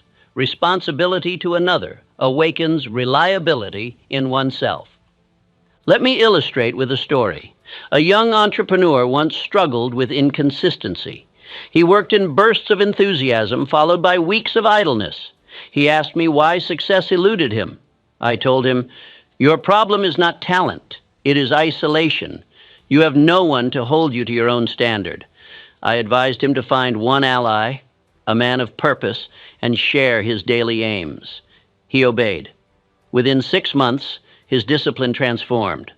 The silent accountability of friendship gave him the consistency he had lacked for years. That is the unseen strength of the mastermind. It restores seriousness to your promise. Alone, a man excuses himself. In alliance, he remembers his commitment. Each meeting becomes a mirror reflecting his faith or neglect. If you cannot find a human ally immediately, begin by forming an imaginary mastermind. This is no fantasy. It is a method used by many great thinkers. Napoleon Hill himself created an imaginary council of men he admired: Lincoln, Edison, Carnegie, and others. Each night he would consult them in thought, imagining their counsel. Over time, his subconscious absorbed their wisdom as if they had truly spoken. You may do the same. Choose men or women whose qualities you wish to cultivate, imagine their presence, and ask what they would do. Your mind will answer with remarkable insight. As you advance, a living ally will appear. Law attracts to you the very person whose thought complements your own. The key is harmony. You may differ in detail, but you must agree in principle. Discord breaks power, harmony multiplies it. Guard your alliance carefully. Keep it pure. Do not discuss it lightly with those who mock ambition. Energy, like electricity, leaks through careless exposure. Treat your mastermind as sacred ground. Each conversation within it should uplift, strengthen, and inspire. Let me warn you also against the counterfeit mastermind, those groups that meet to complain, gossip, or revel in mediocrity. Their unity is not harmony, but stagnation. They exchange fear and doubt until each feels justified in his failure. Avoid them as you would poison, for as sure as faith multiplies faith, fear multiplies fear. When two men join in true harmony, others notice. There is a magnetic quality in their presence, a calm certainty that inspires trust. Opportunities seem to seek them. Their combined vibration alters the atmosphere around them. People want to work with them because confidence feels contagious. This is no miracle. It is the natural effect of minds aligned in purpose. Do not imagine that this rule is optional. Even the greatest leaders, inventors, and thinkers depended on allies. Edison had his team of chemists and engineers. Ford had his circle of visionaries. Lincoln had his cabinet of strong men who challenged him with honesty but followed him with faith. The higher your ambition, the greater your need for counsel. When you meet with your ally, be open, speak truth, admit weakness without shame, for honesty is the foundation of progress. Concealed failure cannot be corrected. Trust one another with full sincerity, for mutual faith creates safety. Without trust, the mastermind collapses into mere conversation. Each meeting should end with a shared decision or plan. Action seals the alliance. Words without execution dissolve into air. Then, between meetings, each of you must act, knowing that you will soon report your progress. This rhythm, counsel, action, accountability, is the pulse of power. Say aloud before each meeting, I attract allies who share my vision. Our unity multiplies power. We move as one toward definite purpose.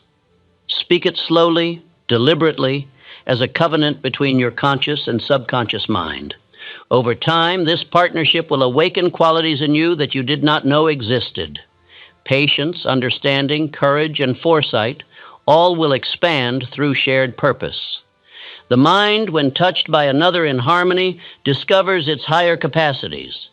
You will find yourself thinking more clearly, speaking more decisively, and acting with greater conviction. Your ally, too, will grow, for the mastermind enriches all who participate. Even when one seems to give more, both receive equally in unseen ways. The exchange of encouragement, insight, and belief nourishes both spirits. As the weeks pass, your life will begin to show results that appear almost miraculous. Problems that once seemed heavy will dissolve under collective thought.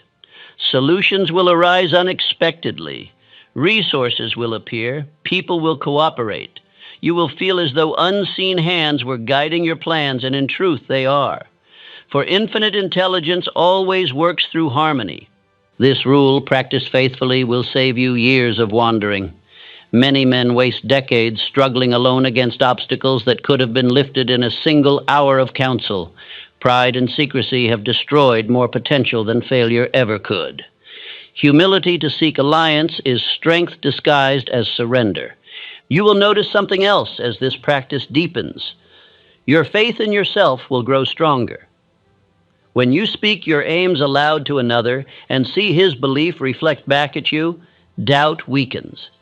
Confidence multiplies by reflection.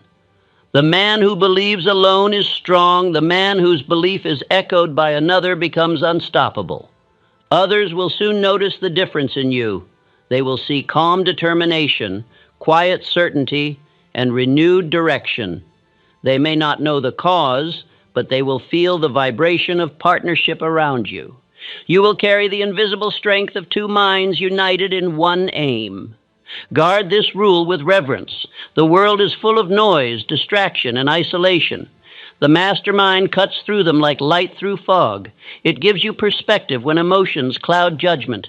It reminds you that your dream is not foolish, your effort not wasted, your struggle not in vain. So begin now. If you know a man or woman of faith and purpose, speak to them today.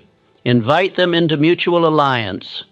Explain that you wish not idle talk, but accountability and creation.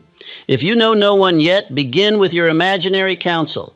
In both cases, you are setting spiritual law in motion. Each day, share progress. Each week, plan together. Each month, celebrate advancement.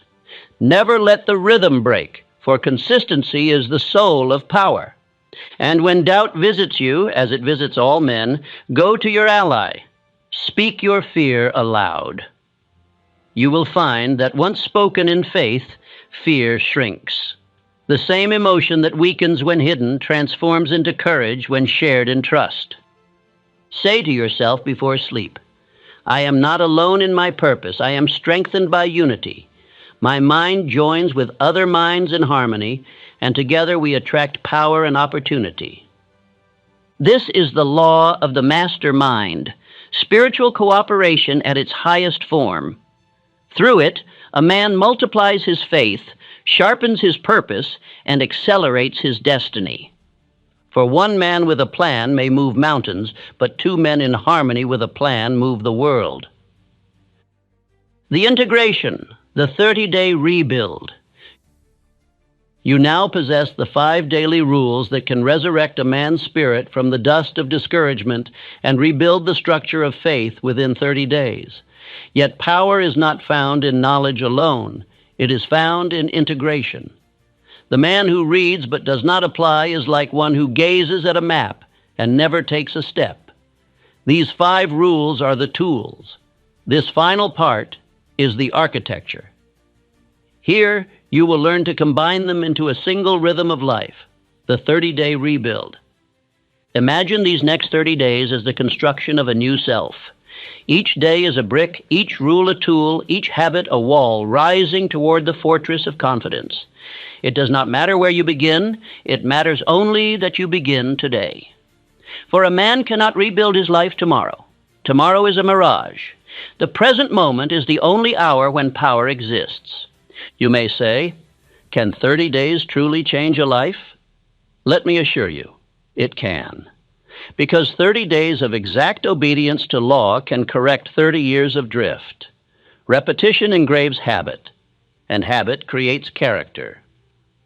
The man who obeys spiritual and mental law with consistency soon moves from weakness to mastery, from confusion to command. The first rule each morning, begin with a directed mental exercise, is your cornerstone. You rise early, before the noise of the world begins, and you give your first minutes to thought, not reaction. You sit in silence and direct your mind as a general directs his troops before battle. You decide what emotion will govern the day. You command peace, confidence, and purpose to reign over your thought. By doing this, you master the day before it begins. The second rule, study the philosophy of achievement, is the mortar that binds all other habits together. Each morning or evening, you must feed your mind with truth. The man who ceases to study decays in faith. But when you daily read or listen to words of wisdom, your mind remembers its strength. This rule renews your understanding that all law is alive within you. The third rule, record your 3 to 6 chief aims, is the blueprint of construction. Without it, you may possess tools but no design. Each morning after your mental exercise, take your pen and write your aims. This act organizes the invisible forces of thought into visible direction. You decide what the day shall produce, and the universe cooperates. The fourth rule, examine your thoughts, actions, and failures. Each night is the evening inspection. It is the builder walking through his structure, checking the alignment of every stone.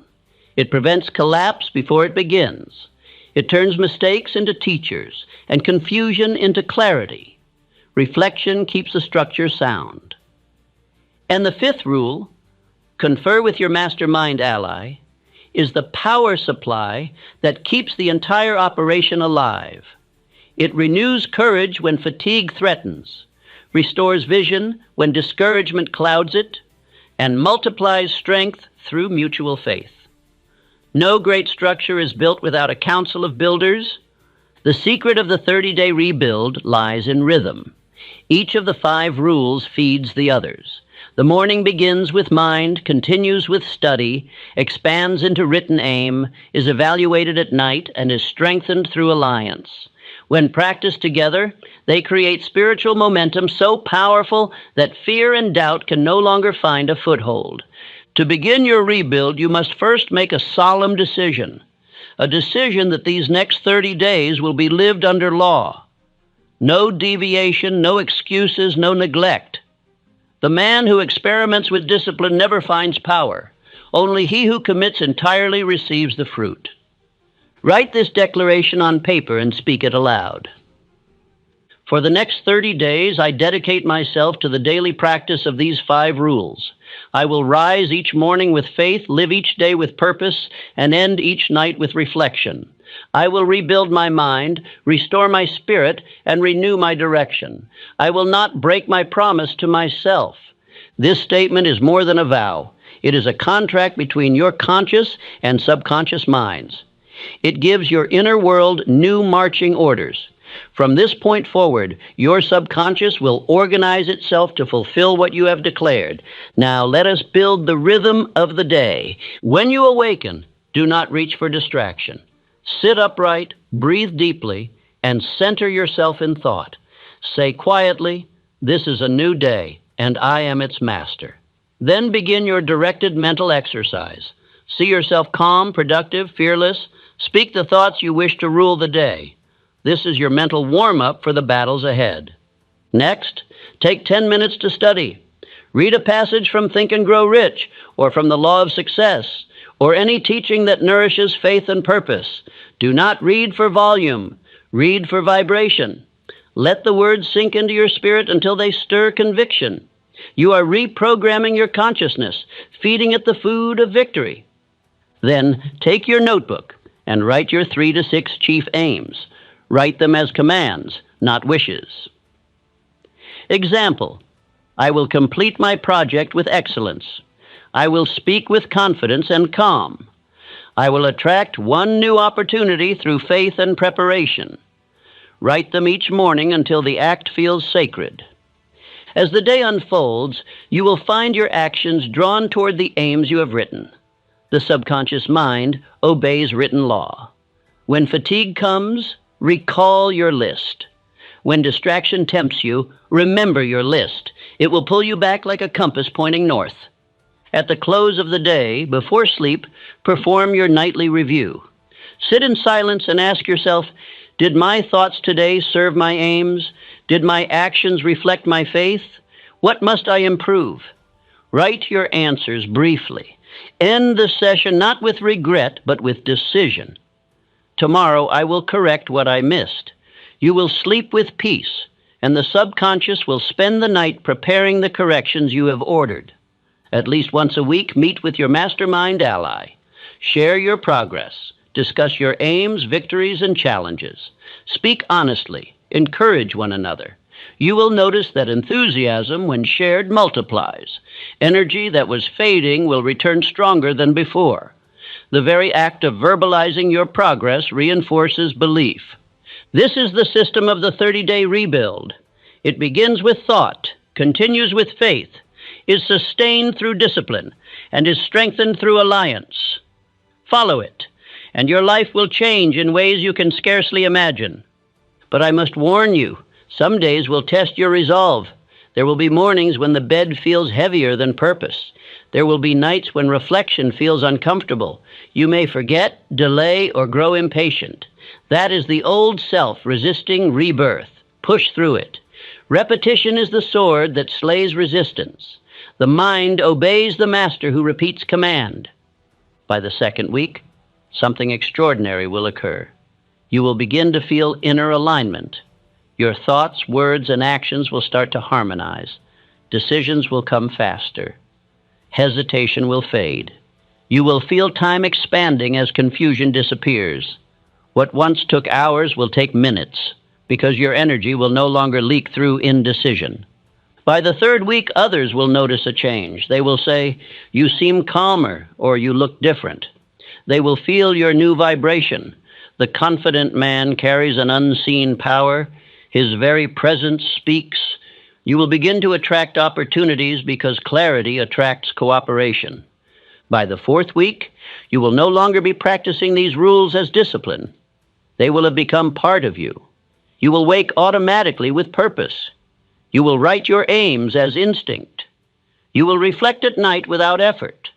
You will have rebuilt your habits, and therefore your destiny.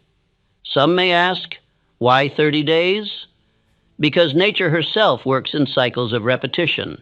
Seeds germinate by rhythm. Habits form by rhythm.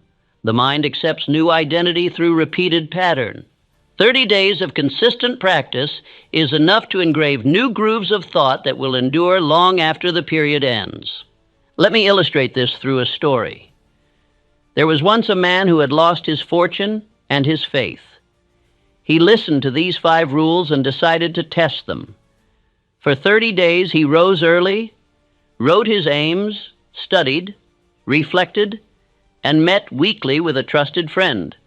At first nothing seemed to happen, but by the second week his despair lifted. By the third, he began to see opportunities he had overlooked. By the fourth, his confidence returned, and with it, business. He later said, "It was as though my mind woke up after years of sleep." His life did not change by chance, it changed by rhythm. Let this story remind you that the universe responds to those who act in harmony with law. There is no magic, only obedience. You cannot drift into strength. You must build it, one disciplined day at a time. As you advance through the 30 days, keep a daily record. Each evening, write your observations. How you felt, what improved, What challenged you? This diary will become proof of your transformation. When discouragement whispers, you will open it and see evidence of progress. Nothing strengthens faith like visible record. Now let us look at the greater reward of this rebuild. The external results, better performance, restored confidence, improved relationships are valuable, but they are not the highest fruit. The greatest reward is peace. You will no longer live in the chaos of uncertainty. You will walk with inner order. You will trust yourself again. People around you will sense it. They will come to you for advice, not because of what you say, but because of who you have become. They will feel stability in your presence, and stability is rare in a world of drift. You will inspire without trying. Do not stop after 30 days. Continue. The law does not weaken with use. It strengthens. What begins as discipline becomes delight. The mind, once trained in rhythm, craves the order that made it strong. Each new month will deepen your mastery until these rules become as natural as breathing. By now you understand that the purpose of this entire method is not merely success, it is self-command. The man who governs himself no longer fears life, for he has found the seat of power within. He can rebuild fortunes, relationships, and dreams because he has learned to rebuild thought. There is one final truth you must remember.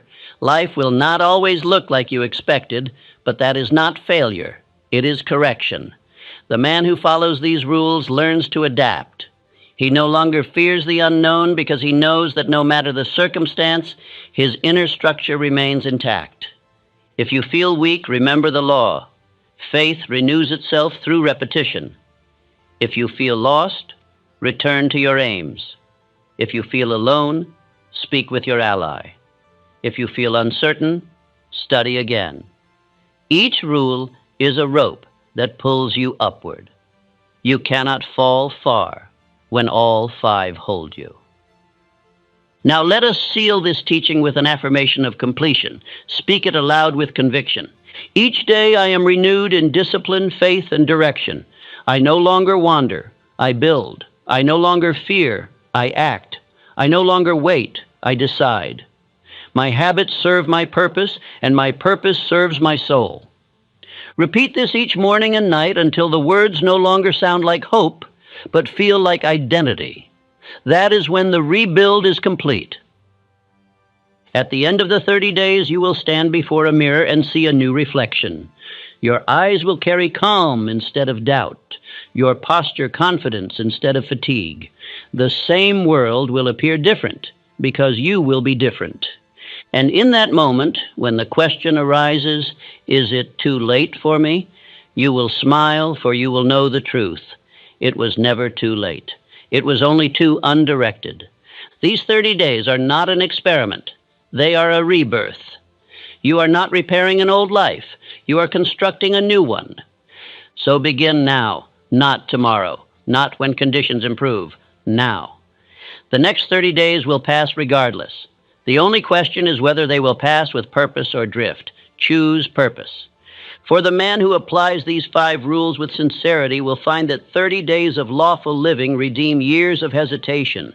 And once redeemed, he will never again doubt the power that lives within him. Say this as your final decree: I have begun.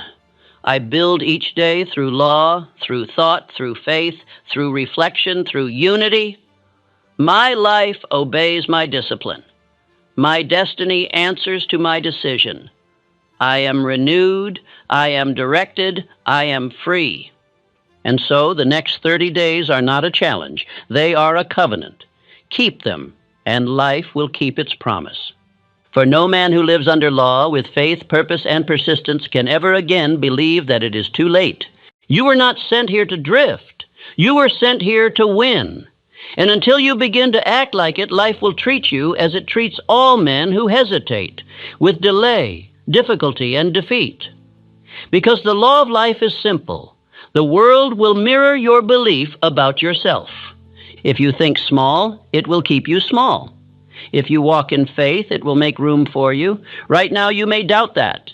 You may say, but I've failed too many times. I've wasted too many years. That is the first lie you must kill. The lie that failure was ever meant to define you. Failure was never your destiny. It was your instruction. It came to show you that drifting cannot lead to dominion, and hesitation cannot create greatness. Every man who has ever achieved victory began in the same place you stand now, uncertain, tired, and doubtful. But they rose because they decided that defeat would no longer be their teacher. Look at Henry Ford. When every banker in America laughed at his dream, he did not retreat.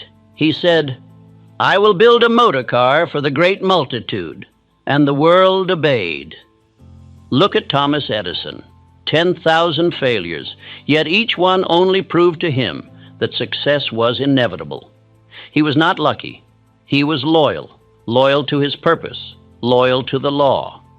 Look at Andrew Carnegie.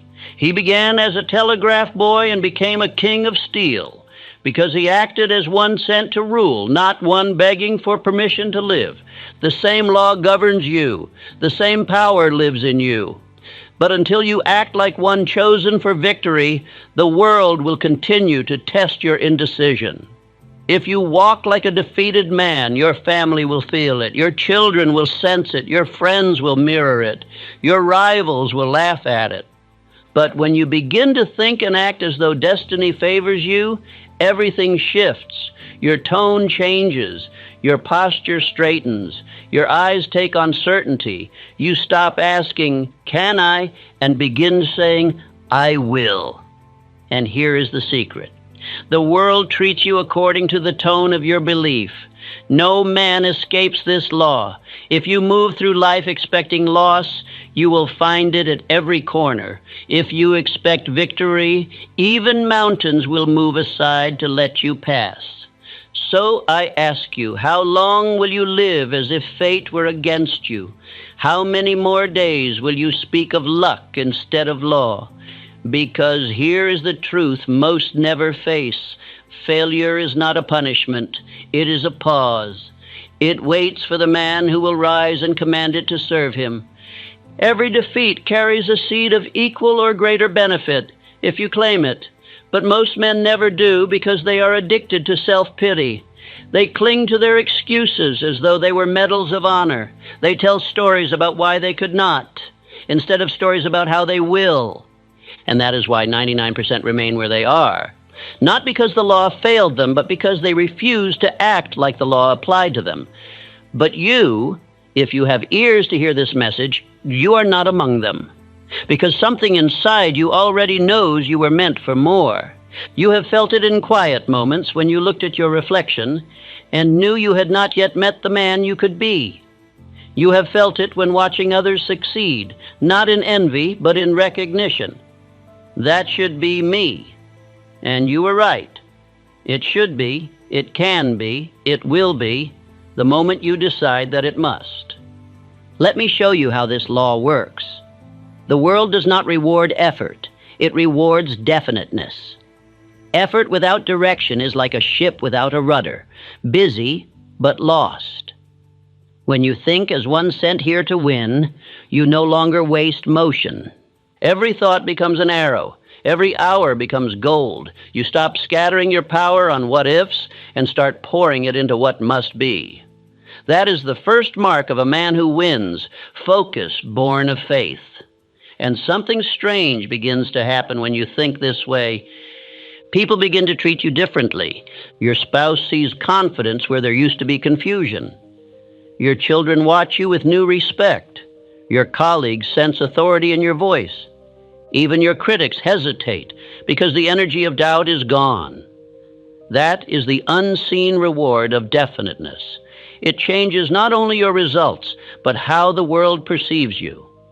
You move from needing validation to commanding admiration. Now let us speak plainly about the cost of ignoring this truth. If you continue to think like a man fated to fail, the years ahead will look exactly like the years behind you, only heavier. You will work harder and feel smaller. You will chase approval and lose peace. You will gather possessions and feel poorer still. Because without a sense of destiny, success becomes labor without meaning. And here is the greater tragedy. Your children will inherit your belief. They will copy your hesitation. They will speak your fears, and the chain of defeat will continue through them, not because they lacked ability, but because they copied your doubt. But imagine the opposite. Imagine you awaken tomorrow and act as if Providence itself sent you here to fulfill a purpose no one else could. You would rise with energy. You would speak with conviction. You would move as though victory was certain, because in truth, it is. The moment you decide that failure is no longer an option, success begins to look for you. The right people appear. The right ideas form. The right strength returns. Because the universe does not honor weakness, it honors decision. That is why I tell you to act as one sent here to win. Walk into each day with that single conviction. I am not here by accident, I am here by assignment. Say it when you wake. Say it when you doubt. Say it until your subconscious mind accepts it as law. Because once it does, your old identity will die. The timid man will vanish. The indecisive man will fade. And in his place will stand one who knows what he came for and will not leave without it. And when that moment arrives, nothing external can defeat you. Not the economy, not critics, not even the weight of your past. Because men who act from destiny do not chase success. Success chases them. They no longer ask permission to win, they expect to. That is the posture of the 1%, not arrogance, not pride, but an unshakable belief in the law of cause and effect, that every thought backed by faith becomes fact. So I say to you now, cast off the lie that failure defines you. It was never written in your blueprint, it was written in your hesitation.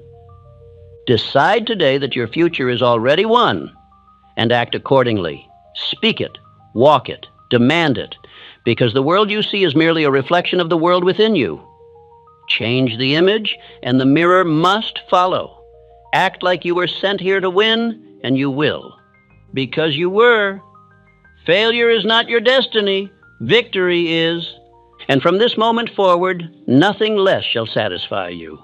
Every man who has ever risen from obscurity to greatness began with a single realization, that he was not born to drift, but to rule. The animals obey instinct, the timid obey circumstance, but man was designed to command both. He was sent here not as a beggar for chance, but as a builder of destiny. When he forgets this, he becomes weak. When he remembers it, he becomes divine. The first dominion is not over others, but over oneself. For until a man governs his thoughts, he cannot govern his world. I have said before that thought is the most powerful form of energy known to man. It creates worlds, lifts nations, and builds fortunes. Yet most men use it as a toy rather than a tool. They let it wander, and then wonder why their lives wander with it. A man's outer condition is but the shadow of his inner command. If his mind is restless, his world is chaotic. If his mind is disciplined, his world becomes orderly. The man who learns to give his thought a definite purpose and hold it there until it yields has found the secret of dominion. All power begins with self-command. I call this the law of dominion. Life obeys the man who governs his own mind. It does not ask whether he is rich or poor, favored or forgotten. It only asks, does he command or does he drift? The drifter is carried by winds of chance. The master commands the wind. One is slave to circumstance, the other is the author of it. Failure was never meant to punish, it was meant to instruct. Every defeat is a question from life. Will you command yourself or surrender? Those who learn this law rise. Those who ignore it repeat their mistakes until they remember their authority. Failure is the whip that drives the timid toward self-control. It is the mirror that reveals where command has been lost. Henry Ford once said, "Thinking is the hardest work there is." And so it is, for true thought is not idle wandering, but mental direction. Ford ruled his imagination as a general rules his army. He would sit in silence, picturing his vision so clearly that no ridicule could erase it. The world called him stubborn. He called it discipline. And discipline is the proof of dominion. Thomas Edison ruled persistence as Ford ruled imagination. Where most men saw exhaustion, Edison saw an order to continue. He did not ask permission from circumstance. He issued orders to it. 10,000 failures did not break his spirit, for he had learned that persistence is the weapon of the master. Every trial bent itself before his will. Andrew Carnegie governed purpose. He began as a telegraph boy, but he acted as though he were already an industrial leader. His words carried conviction. His plans carried faith. He said, "I resolved to stop drifting and start directing." Within years, steel bowed to his command. Men called him fortunate, but fortune was only the shadow of faith backed by discipline. Man's greatest rebellion is hesitation. Every time you delay a decision, you deny your own authority. You rebel against your divine assignment. Life has given you power over thought, speech, and action, and every moment you hesitate, you hand that power back to fear. Hesitation is rebellion. Decision is obedience to purpose. Drift is treason against destiny. The drifter believes he has time, but time belongs only to the decisive. The drifter waits for signs, the master creates them. The drifter seeks comfort, the master seeks conquest. The drifter asks for opportunity, the master commands it. The difference between them lies not in ability, but in dominion, the ability to hold a single thought until it becomes law. You can always know a man who governs himself. His eyes do not wander. His voice carries weight. He does not need to announce authority. It radiates from him. He walks calmly amid confusion because he has mastered the storm within. The world instinctively obeys him because the world obeys order, and he has become order embodied. Others sense when you have taken command of yourself. Your words cut deeper. Your presence alters the atmosphere of a room. People trust you more readily, not because you have proven anything outwardly, but because your energy declares, "This man knows." Confidence is the perfume of dominion. It cannot be faked, for the subconscious of others detects truth immediately. Repeat these affirmations until they are carved into your soul. I was sent to rule, not to retreat. My thoughts obey me. Therefore, the world must obey me. I am master of self, therefore, master of circumstance. These are not words of pride, but of responsibility. To rule oneself is to serve life faithfully. Dominion is not tyranny over others. It is control over one's own lower nature, one's own fears, doubts, and impulses. He who masters self can never be enslaved. Most men fight the wrong battles. They fight circumstances, people, or luck. But the true warrior fights within. He captures his own attention, restrains his own anger, disciplines his own laziness. Every victory over self becomes a command over the world. You cannot ask life to obey you while you disobey yourself. When a man commands his thought, even difficulty becomes his servant. The obstacles that once frightened him begin to yield. His mind no longer reacts to appearances, but directs them. He no longer says, "This is impossible." He says, "This will be done." That single shift in tone divides the ruler from the ruled. Consider this law carefully. The mind can only hold one master thought at a time. If you do not choose that thought, fear will. And fear, once allowed to govern, creates its own kingdom of limitation. Therefore, each morning you must select your ruling idea. Let it be faith, not doubt. Let it be purpose, not wandering. Let it be decision, not delay. Every great man you admire has lived by this discipline. Lincoln ruled emotion. He refused to let anger command his hand. Rockefeller ruled order. He demanded precision in all things. Edison ruled imagination. Ford ruled faith. Dominion is the unseen crown they all wore. You too must wear it. Life tests every man's claim of authority.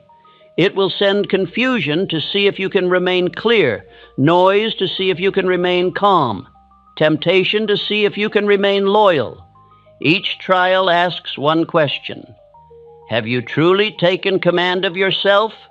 Those who answer yes, rise. Man was not made to drift. The drifting mind is like a boat without a rudder. It moves but never arrives. The man of dominion, however, sails by chart and compass. He knows his direction. Therefore the wind becomes his ally. The same storms that destroy the drifter carry him to success. This is the divine paradox. When you stop fighting for control over others and take control over yourself, the world begins to yield. You no longer chase, you attract. You no longer plead, you command. And yet your command is not arrogance, it is harmony with law. You are not defying nature, you are obeying it. Let failure become your instructor, not your identity. Each mistake reveals a truth about your command. Did you waver? Did you delay? Did you surrender to fear? Then take the lesson and correct the command. Failure is but the mirror that shows where you have not yet mastered yourself. Repeat within, I was sent to rule. Say it until you feel it. Because the truth is this: weakness is learned. Power is remembered. You were born to command your life. Somewhere along the path, the world taught you to doubt. But you can unlearn doubt faster than you acquired it. Speak power until it feels natural again. At night, before sleep, conduct what I call the evening council. Sit in stillness and ask, did I govern my thought today? If not, forgive yourself and renew your authority. Then give your subconscious a final order for tomorrow. I shall think, act, and walk as one sent to rule. And in the morning, awaken not as a beggar for opportunity, but as its commander. Move through the day with deliberate thought, controlled emotion, and definite aim. When confusion arises, pause and remind yourself, my mind obeys me. Therefore, the world must obey me.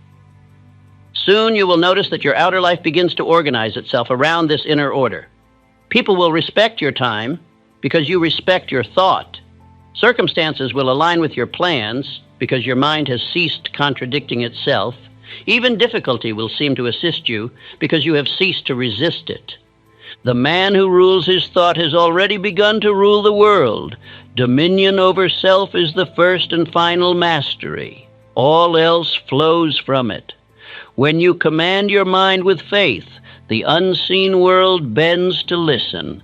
And as you listen to my words now, let this truth settle deeply.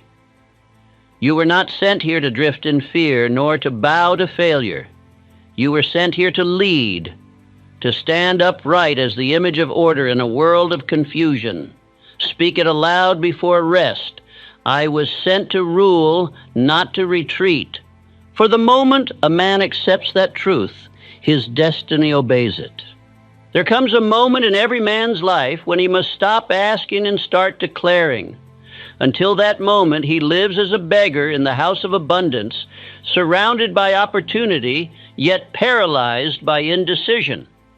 The hesitant man spends his years asking, what should I do? The decisive man says, this is what I shall do, and the universe rushes to obey him. Indecision is the silent assassin of power. It drains energy, corrodes confidence, and invites chaos. The undecided mind sends two opposing orders to the subconscious, I want and I fear. And the subconscious, Loyal but confused obeys both, producing mixed results, half successes, and endless frustration. The indecisive man becomes his own saboteur. The decisive man, however, speaks with authority. He does not wait for certainty before acting. His decision creates certainty. He moves forward in faith, knowing that infinite intelligence will meet him halfway. Life always bends in favor of the man who moves with purpose. The one who hesitates commands nothing. The one who decides commands all. This is what I call the law of decision. The universe bows to the decisive. Every great success story in human history is a monument to a decision made in the face of uncertainty. Edison deciding to find light in the darkness. Ford deciding to build a motor car for the multitude. Carnegie deciding to turn iron into empires. Each man made a decision that others feared to make, and the world rearranged itself to reward that courage. You may think the difference between a man of destiny and an ordinary man is intelligence or opportunity. It is not. The difference is decision. Decision is the spark that ignites every dormant ability. Without it, even genius remains asleep. With it, even the simplest man awakens his inner power and compels the world to serve his purpose. There is divine magic in decisiveness. The moment you make a firm choice and feel it as truth, unseen forces align. Doors open where walls once stood. People appear whose help you could not have planned. Ideas flow that were hidden before. The indecisive man never sees these miracles because he never moves. Life rewards movement, not hesitation. To decide is to assume the authority of creation. When you say, "I have decided," you declare dominion over the invisible. Infinite intelligence hears and responds, for decision is faith expressed. It is man speaking in the tongue of the divine, commanding order out of possibility. Indecision, on the other hand, is a betrayal of that divine nature. It is the soul saying, "I do not trust the law." Every time you delay, you tell the universe that you are uncertain of your power. And the universe, being a perfect mirror, returns uncertainty to you. You must learn to trust your own command. The man who waits for all conditions to be right before acting will never act. The man who decides creates right conditions by his decision. Decision is not the end of doubt, it is the death of it. Remember this truth. Hesitation is more costly than error. You can recover from a wrong decision, but you cannot recover from the paralysis of indecision.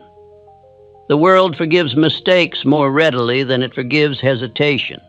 Life cannot flow through a man who refuses to move. Abraham Lincoln once said, "I am slow to decide, but once decided, I never turn back." That is the essence of power. The decisive man changes direction only when truth demands it, not when fear whispers it. He does not reconsider every rumor or doubt. He has trained his mind to obey his word as law. Ford was no more intelligent than his competitors. What set him apart was the firmness of his decisions. When every banker in America rejected his idea, he said, "I will build my car." Not "I will try," not "I will see," but "I will." And those two words carried more creative power than 1,000 cautious plans. Carnegie made his fortune not through luck, but through decision. He decided early in life that he would devote his years to mastering one thing, steel. And that decision gave him direction when others scattered their energy in confusion. Decision concentrates power. Hesitation disperses it. Let this be written upon your heart. All delay is self-created. Life never withholds its blessings. It only waits for you to make up your mind. The moment you decide, the waiting ends. Your mind, your faith, your energy, your surroundings all begin to move in harmony with your command. The indecisive man prays for signs, yet ignores the greatest sign of all, his own desire. Desire is infinite intelligence speaking through you, giving direction to your potential. To delay is to insult the very power that called you.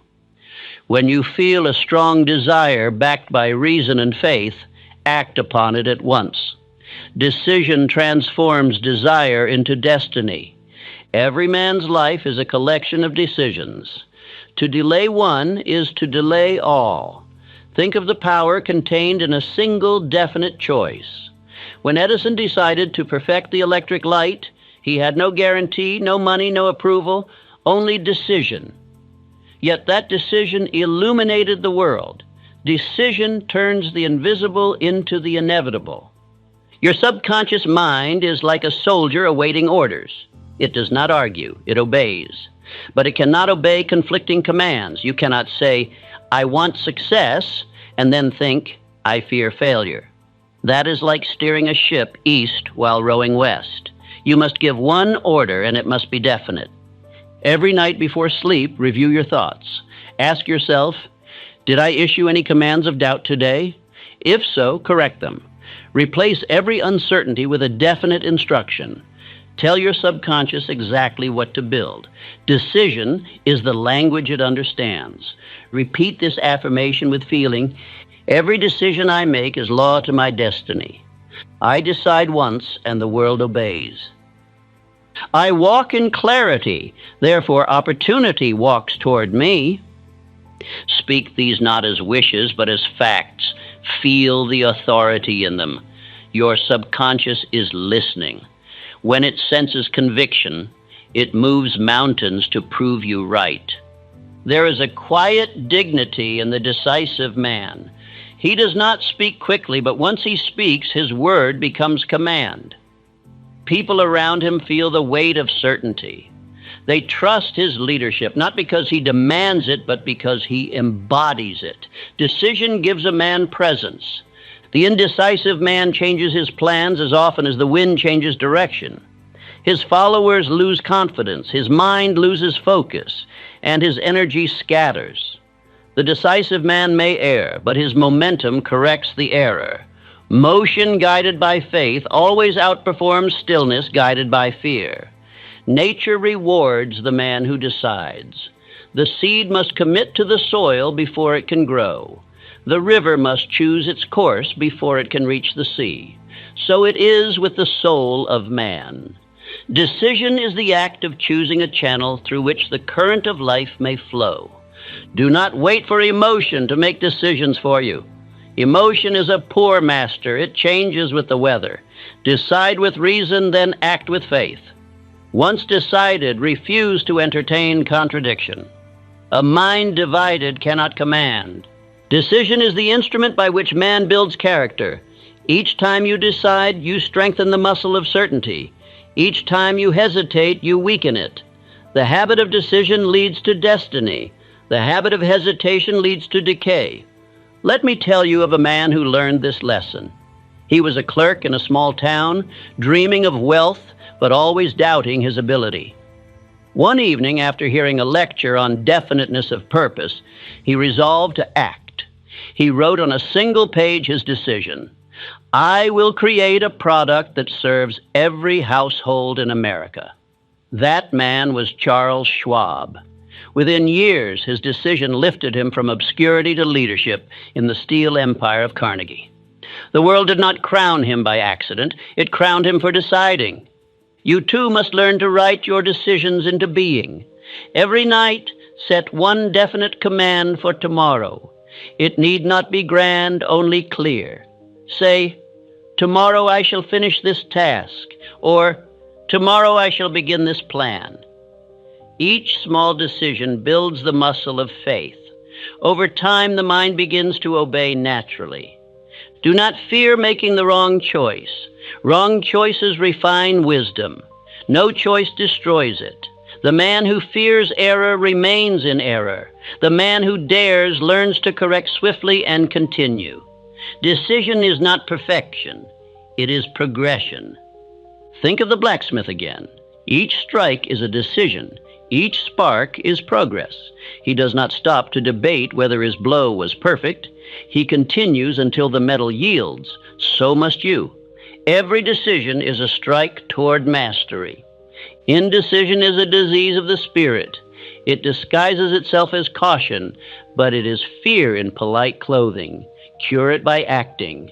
Action dispels fear as sunlight dispels shadow. Each step taken in faith dissolves doubt. The universe respects courage. It despises stagnation. When you live decisively, others will sense it. They will feel calm in your presence, for decision brings peace. They will listen to your words differently, because certainty speaks louder than argument. Even those who oppose you will do so with respect, for decision, when backed by purpose, radiates authority that cannot be denied. Repeat these truths often, the world moves with me. I do not wait for the perfect time. I make time perfect by my decision. I command my destiny through choice. And remember, decision without action is illusion. Do not merely choose, move. Let every decision express itself through deed. Thought and motion must be one. Each night, as you close your eyes, review your life not by results, but by decisions. Ask, did I decide today? If yes, sleep in peace. If no, resolve to choose tomorrow. You will find that each definite choice, no matter how small, adds weight to your character and confidence to your spirit. There will come a day when you will no longer fear the unknown, for the unknown is only the field awaiting your decision. Once you decide, it ceases to be mystery and becomes material. Infinite intelligence loves decisiveness. The very act of choosing declares faith in law. To decide is to say, I believe that what I desire can be. And law, hearing that belief, begins to build the bridge toward it. When doubt rises, answer it with this command. I have decided. When fear argues, say, the law obeys decision. When fatigue whispers, wait, say, I move now. The man who repeats this enough times ingrains it into his soul, and his life becomes a series of victories strung together by choice. In time, you will notice that opportunities seem to come unbidden. Coincidences appear, and people of purpose cross your path. That is not chance. That is decision in motion. So I say again, the universe bows to the decisive. The man who decides quickly and correctly gains the loyalty of life itself. Others will sense your certainty and move in rhythm with it. You will cease to chase. Life will begin to follow your lead. Let these words be written in your mind before rest. Every decision I make is law to my destiny. I decide once, and the world obeys. I walk in clarity. Therefore, opportunity walks toward me. For decision is not merely a thought, it is a decree. And when man learns to decree with faith, the universe must respond. The timid ask for signs, the decisive create them. Be the latter, decide, and all else shall be added unto you. Every man begins with desire. Every dream is born in enthusiasm, but only persistence brings them to birth. The world is filled with men who begin. Few remain until completion. Emotion begins the work. Persistence finishes it. I call persistence the unseen hand of faith, the quiet rhythm of will that refuses to cease until the law yields its reward. Persistence is not struggle, it is loyalty. Loyalty to your purpose, your faith, and your destiny. It is the sacred discipline of continuing when others sleep, of believing when others doubt, of standing still when the wind of discouragement howls against your face. It is not loud, it is not glamorous, but it is divine. No man can hope to lead who has not first learned to endure. The dream tests the dreamer. It will deny him at first. It will appear distant, cold, impossible. But that is not cruelty. It is the refining fire through which faith becomes fact. Life tests your persistence to prove your worthiness for the power you claim. Thomas Edison said, "The most certain way to succeed is always to try just one more time." Consider the weight of those words. 10,000 experiments, 10,000 defeats. Yet his spirit never bent. Each failure was simply another step forward. He did not see defeat as denial, but as direction. Persistence turned failure into feedback and the impossible into invention. Henry Ford endured mockery from men who called his dream foolish. They laughed at his simplicity, his vision of a motor car for the common man. But Ford had something stronger than intellect. He had stubborn faith. He pressed on when reason said, "Stop." His persistence silenced his critics, and his faith built the engines of progress. Andrew Carnegie spent years as a poor messenger boy, enduring poverty and exhaustion. Yet he persisted with an inner conviction that he was meant for more. He saw each hardship not as punishment, but as training. When others complained, he said, "This too prepares me." His persistence built an empire of steel, and his name became synonymous with endurance rewarded. Persistence is the law that converts potential into power. It is the bridge between decision and destiny. Many men make decisions, few keep them. A man without persistence is like a candle in the wind, bright for a moment, extinguished at the first gust. A man with persistence is like a star, steady, unmoved, burning with eternal purpose. Every great principle of life will test you through time. Desire will start you. Doubt will attempt to stop you. Emotion will rise like a wave and then recede. Only persistence carries you when enthusiasm dies. When the fire of feeling cools, the furnace of faith must continue burning. Do not mistake persistence for stubbornness. The stubborn man resists reason. The persistent man obeys law. The stubborn man fights blindly. The persistent man endures wisely. The stubborn man insists. The persistent man commands. Stubbornness drains strength. Persistence multiplies it. The law of persistence can be summed in a single truth. The man who continues compels success to appear. It may delay, but it cannot resist forever. Every repetition of effort strengthens the invisible connection between cause and effect. Each act of persistence tightens the bond between faith and fulfillment. Imagine a farmer planting seeds. He does not see the harvest immediately. Days pass, then weeks. The soil appears silent. But beneath, the law is working. If he digs up the seeds to check their progress, he destroys them. He trusts the process. So must you. Persist without complaint, and the law will not fail. Most men give up when the soil seems barren. They forget that the harvest belongs to those who wait with faith. Persistence is patience dressed in power. It is calm in motion. The man who can wait without losing focus commands time itself. Your subconscious mind learns through repetition. Each time you persist, you teach it that quitting is impossible. Over time, it accepts endurance as identity. Then persistence becomes automatic. You no longer debate whether to continue. You simply continue. Your spirit refuses to stop because stopping no longer feels natural. Say aloud each night before rest, "I am loyal to my purpose, therefore I cannot fail." Each test strengthens my faith. I persist until success yields.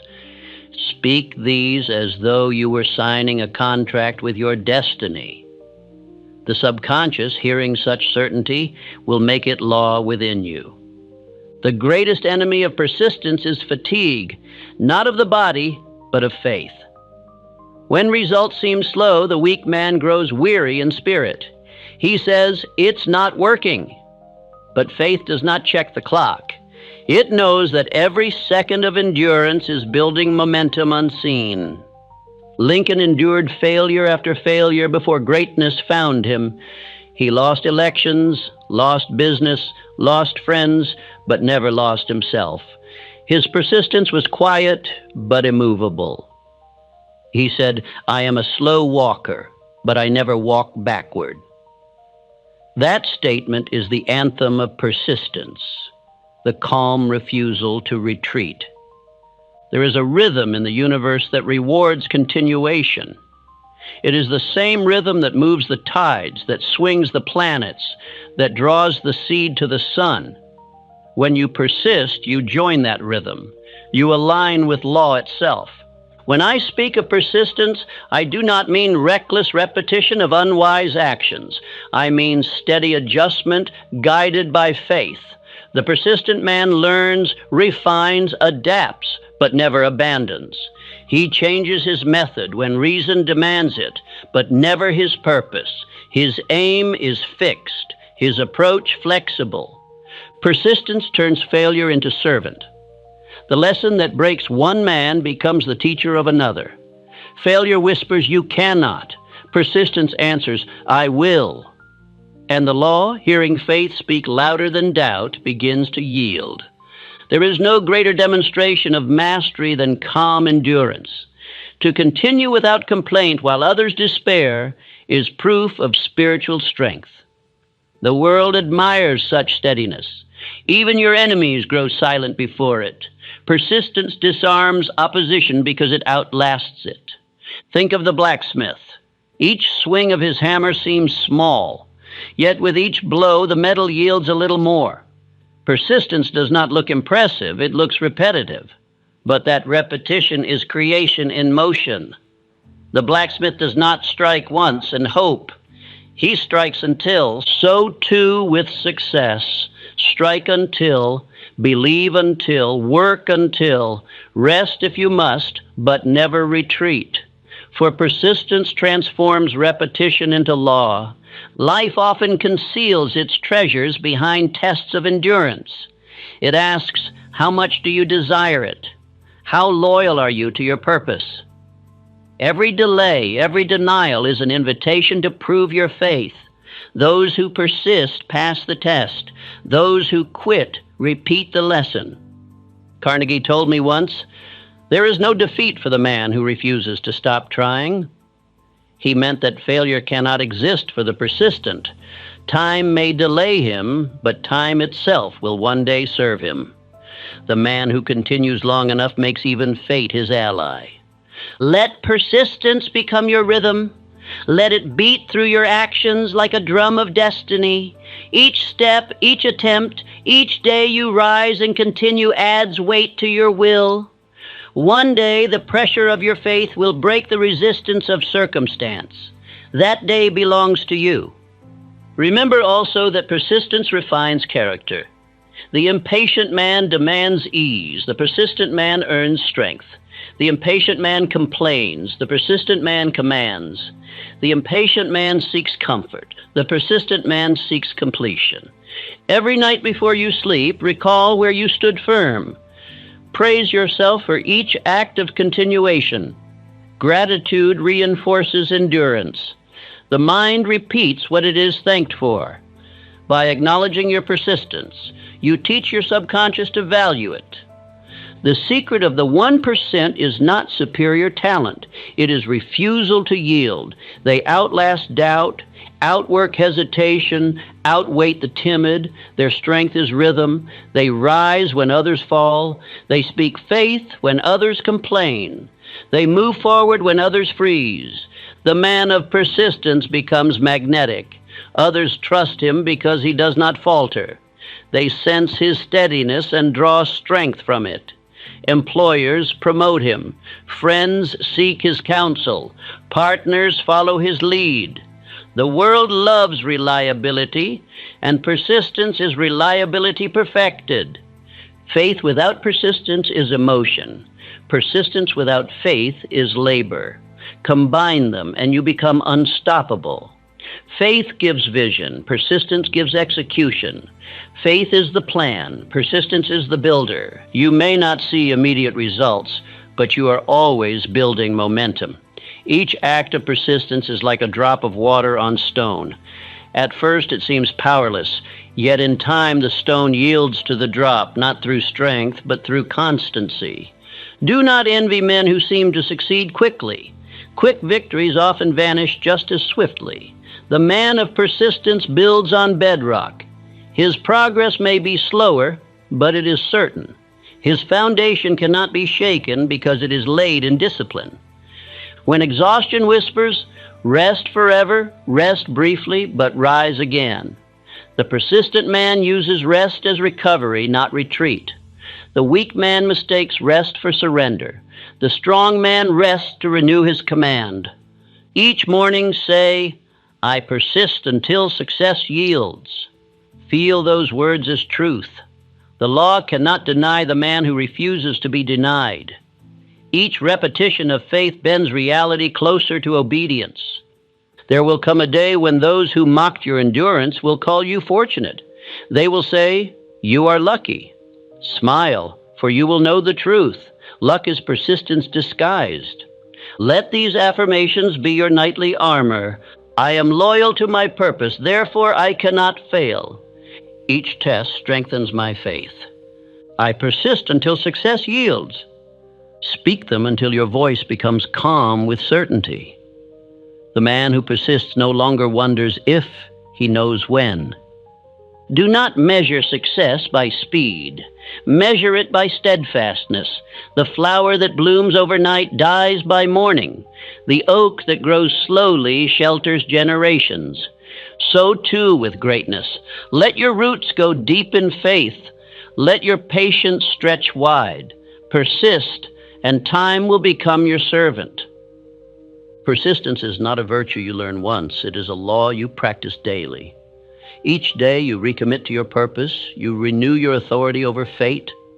The law of success does not test brilliance. It tests endurance. Therefore, walk calmly. Expect delay, but never defeat. Expect struggle, but never surrender. Expect resistance, but know that resistance is only proof of progress. The wind blows hardest against the mountain that rises highest. And when you feel that you have reached your limit, remember this truth. Persistence multiplies itself. Each act of endurance increases your capacity for more. The man who continues once will continue again. Continuation becomes instinct. Infinite intelligence respects persistence more than talent. For talent without endurance dies. Endurance without talent triumphs. The universe was built by persistence, the same force that keeps the stars burning and the seasons turning. When you persist, you align with the rhythm of creation itself. Therefore, never curse delay, never resent difficulty. They are sculptors shaping your will into immovable faith. Every obstacle you outlast becomes a stone in the foundation of your strength. And when the victory finally comes, it will not surprise you, for you will know that it could never have been otherwise. The man who persists long enough becomes the law in motion. Nothing can deny him. Say it now with conviction. I am loyal to my purpose, therefore I cannot fail. Each test strengthens my faith. I persist until success yields. Repeat them until they echo through every fiber of your being. For when persistence becomes identity, success becomes inevitability. All progress begins in the unseen. The dream precedes the deed. The vision shapes the victory. Every building first existed in the mind of an architect. Every invention in the imagination of its creator. Every empire in the thought of its ruler. Nothing ever appears in the outer world until it has first been created in the inner world. Man becomes the image he holds of himself. This is the law of vision. The mind is a mirror, reflecting outwardly the image impressed upon it inwardly. The world you see is the picture you have painted with thought. If your inner portrait is one of limitation, your life will frame it faithfully. But if your inner image is one of purpose, courage, and dominion, your world must bend to fit it. The average man looks at his life and says, when things change, I will change. But the man of understanding says, when I change my inner image, my world must follow. This is the secret known to all who have achieved greatness. They did not wait for proof before believing. They believed, and the proof appeared. Imagination is not fantasy. It is prophecy. It is the preview of what will one day be experienced in flesh and form. The greatest mistake of most men is to dismiss imagination as child's play. Yet every work of genius was first a dream made vivid and definite. Thomas Edison saw light long before the filament glowed. He saw it so clearly that he could describe it as though it already existed. Henry Ford saw millions of automobiles on the road when the horse still ruled the street. Andrew Carnegie saw the cities of steel long before iron was molten in his furnaces. Their minds built empires before their hands ever touched a tool. The difference between the drifter and the master is this. The drifter believes only what his eyes can see. The master believes what his mind can see. The drifter waits for evidence. The master creates it. The drifter reacts to circumstance. The master designs it. If you wish to change your life, you must first change the picture through which life expresses itself. The subconscious does not argue with you. It accepts the images you impress upon it as fact. It cannot distinguish between what is vividly imagined and what is physically real. Whatever you hold repeatedly in thought becomes form. This is why I say, guard your imagination as you would guard your fortune. It is your creative instrument, the workshop of infinite intelligence. When you fill it with fear, it builds failure. When you fill it with faith, it builds fortune. The choice is yours, and the material it uses is your belief. Many men fail not because they lack skill, but because they lack vision. They cannot see themselves as successful, so success cannot find them. Their words cry for victory, but their imagination whispers defeat. Life listens not to words, but to belief. Each night, before you close your eyes, see yourself as the man you intend to become. Picture it in detail. See the place you work, the people who respect you, the strength in your bearing, the calm in your eyes, the confidence in your tone. Feel the gratitude of already possessing it. This feeling is the stamp that makes the image real to your subconscious. Repeat softly, I live each day as the man I am becoming. My vision is clear and my actions obey it. The world reflects the image I hold. Do not rush through these words. Feel them. The subconscious obeys emotion, not mere language. The more vivid the feeling, the faster the manifestation. When I first met Carnegie, I saw in him a man who carried his own vision like a crown. His presence alone inspired belief in others. He said to me, I have already seen the future of industry. I walk in it daily. The world is merely catching up. That is the posture of the visionary. He does not chase success. He walks in its image until the world conforms.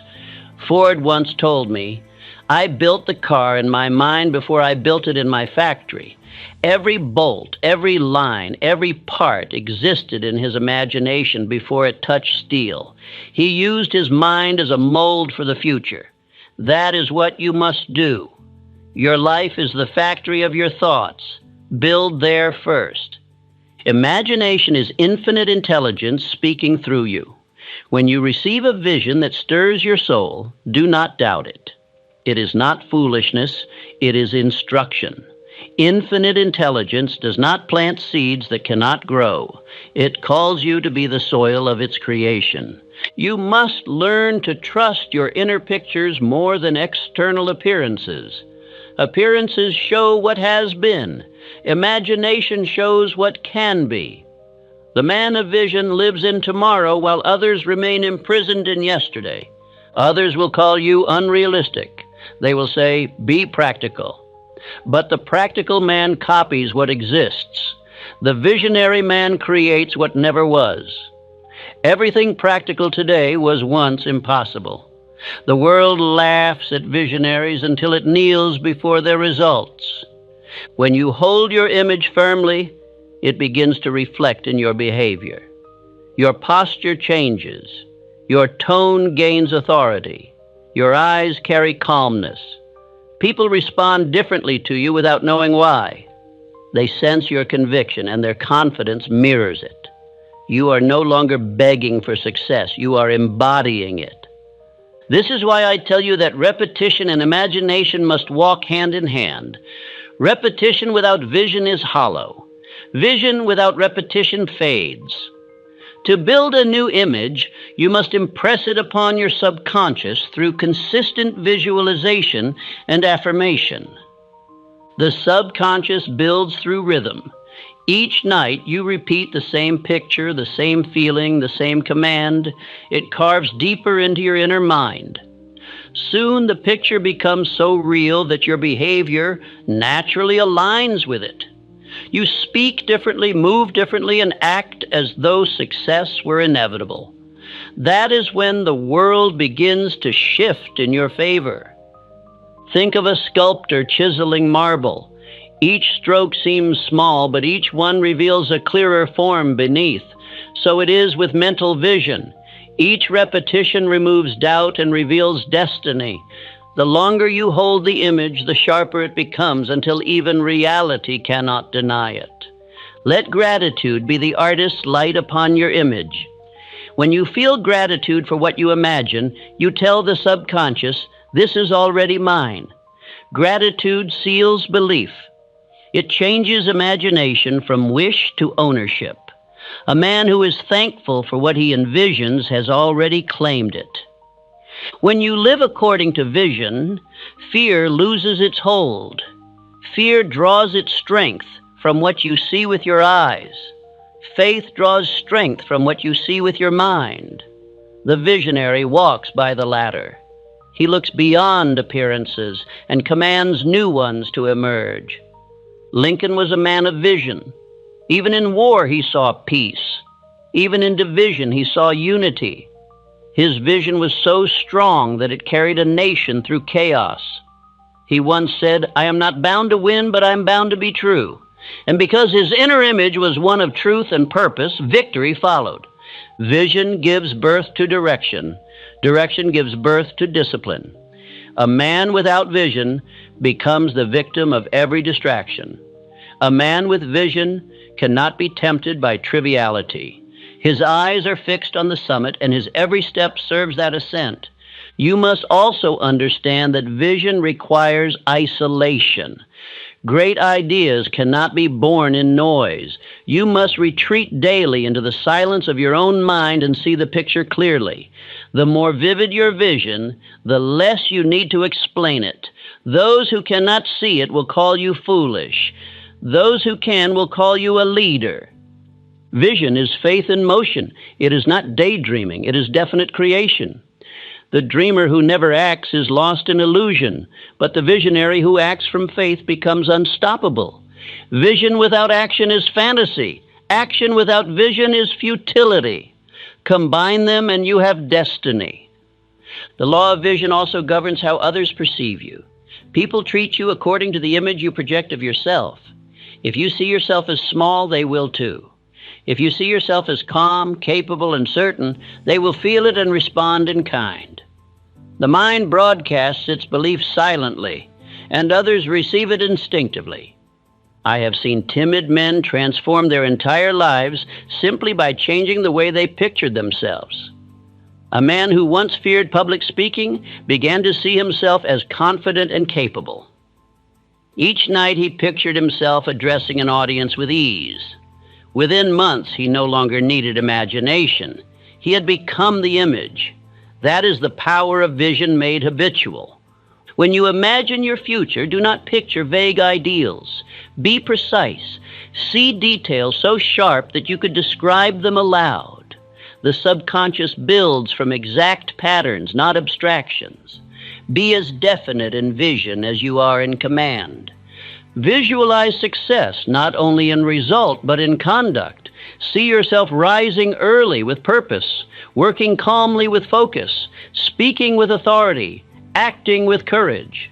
These images are the tools of transformation. The man who consistently sees himself noble will become noble. Let this truth be engraved upon your mind. The man who sees himself victorious already is. For faith and vision are not separate, they are one. Vision is faith with form. Faith is vision with power. When you combine the two, the universe must obey. You may say, "But what if I cannot see my future clearly?" Then begin with the smallest image you can hold. See yourself confident. See yourself decisive. See yourself peaceful. Each clear picture builds strength for the next. The imagination grows through use.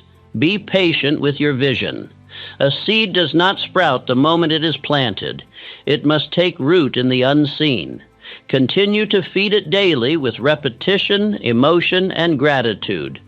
Do not dig it up with doubt. The man who believes his vision even when no one else can see it commands the future. Soon you will begin to sense that you are no longer waiting for success. You are walking in it. The world will mirror your inner image. Circumstances will shift. People will respond. Opportunities will appear. They are drawn to the vibration of your certainty. Every night, before rest, close your eyes and say, "I live each day as the man I am becoming. My vision is clear and my actions obey it. The world reflects the image I hold." Repeat until you feel peace. That peace is proof that your subconscious has accepted the command. And once accepted, it will continue working, even in your sleep, to mold your outer world in harmony with your inner image. Vision is not an escape from reality. It is mastery of it. The man of vision does not deny what is. He decides what shall be. He does not curse the darkness.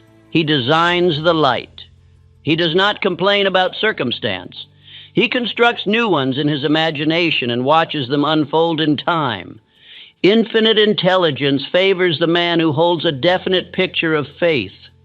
For such a man is not drifting. He is directing creation. He has become a partner of the divine architect. And life, being loyal to law, must reproduce his image and form. So I say to you, picture yourself as one already fulfilled. Walk as though your dream were done. Speak as though success were present. Live as though destiny were fact. For the law does not delay, it obeys. The dream you dare to hold is the blueprint of your assignment. Protect it, feed it, live it. For the man who lives by vision commands tomorrow while others sleep through it.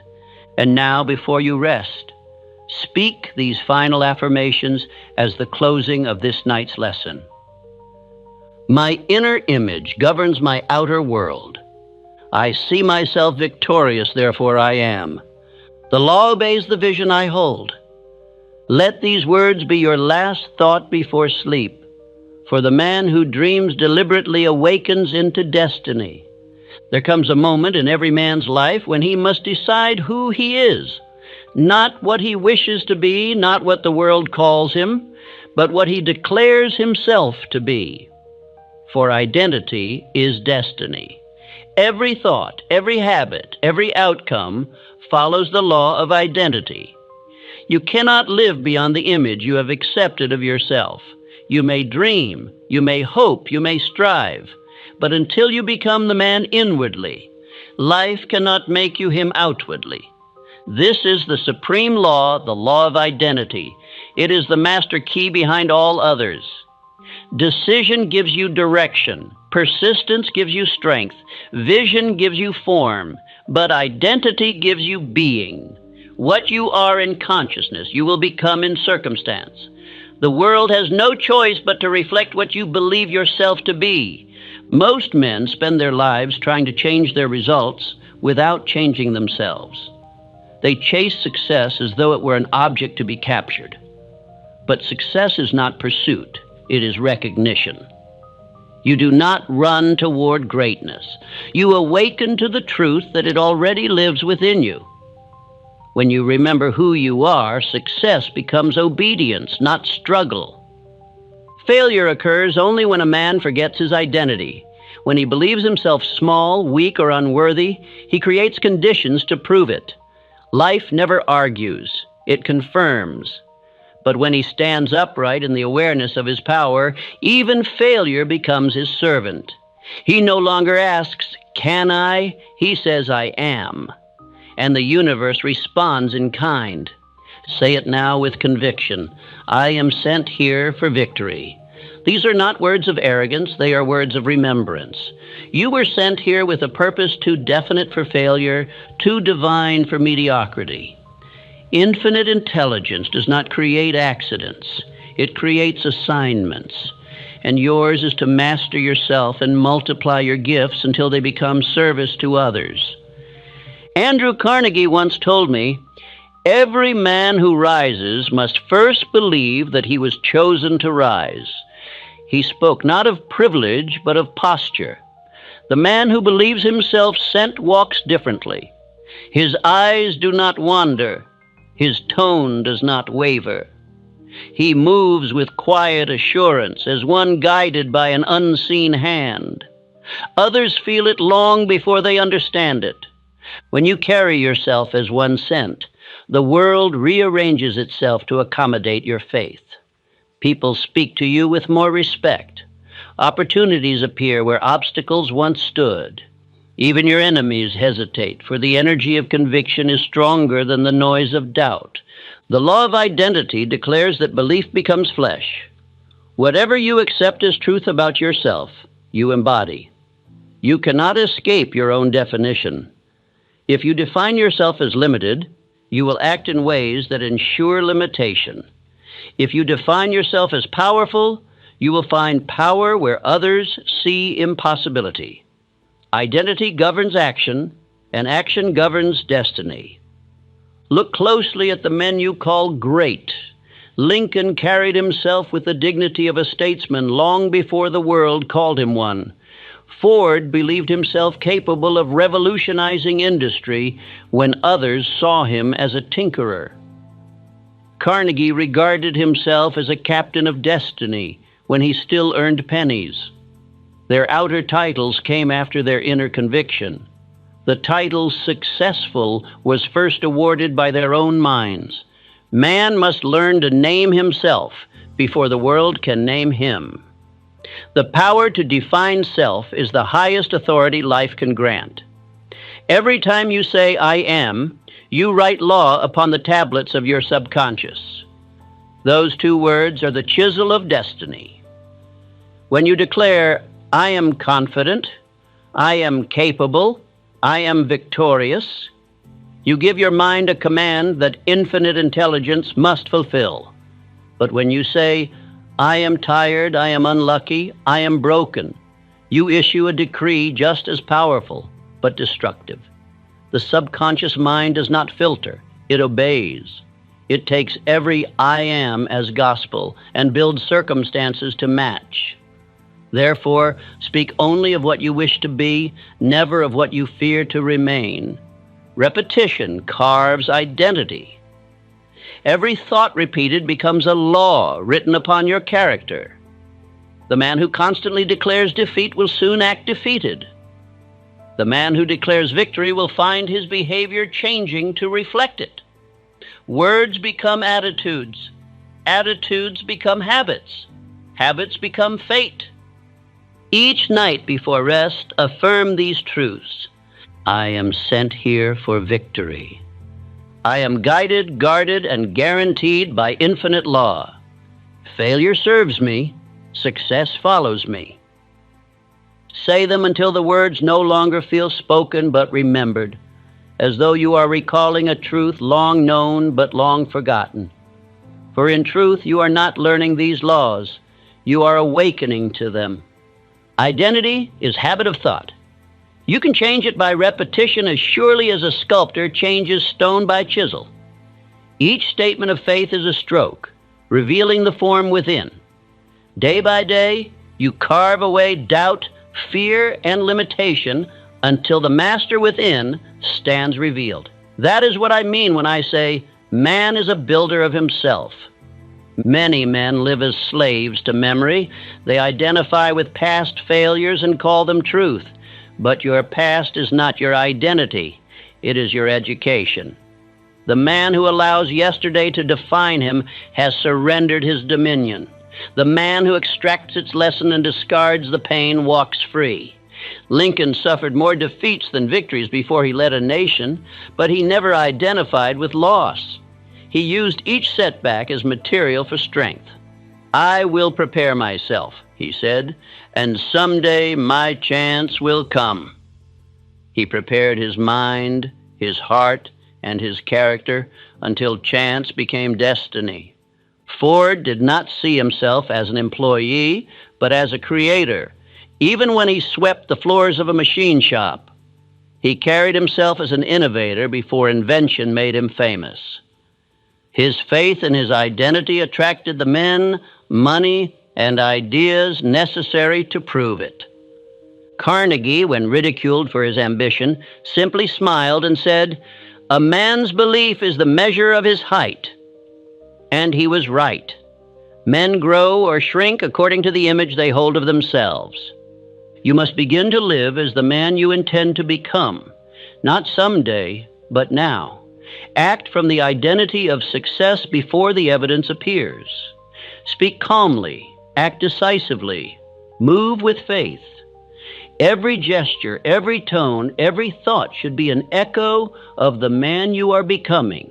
This is how the subconscious learns who you are. Identity must precede accomplishment. To say, I will be successful, is to postpone power. To say, I am successful, is to claim it now.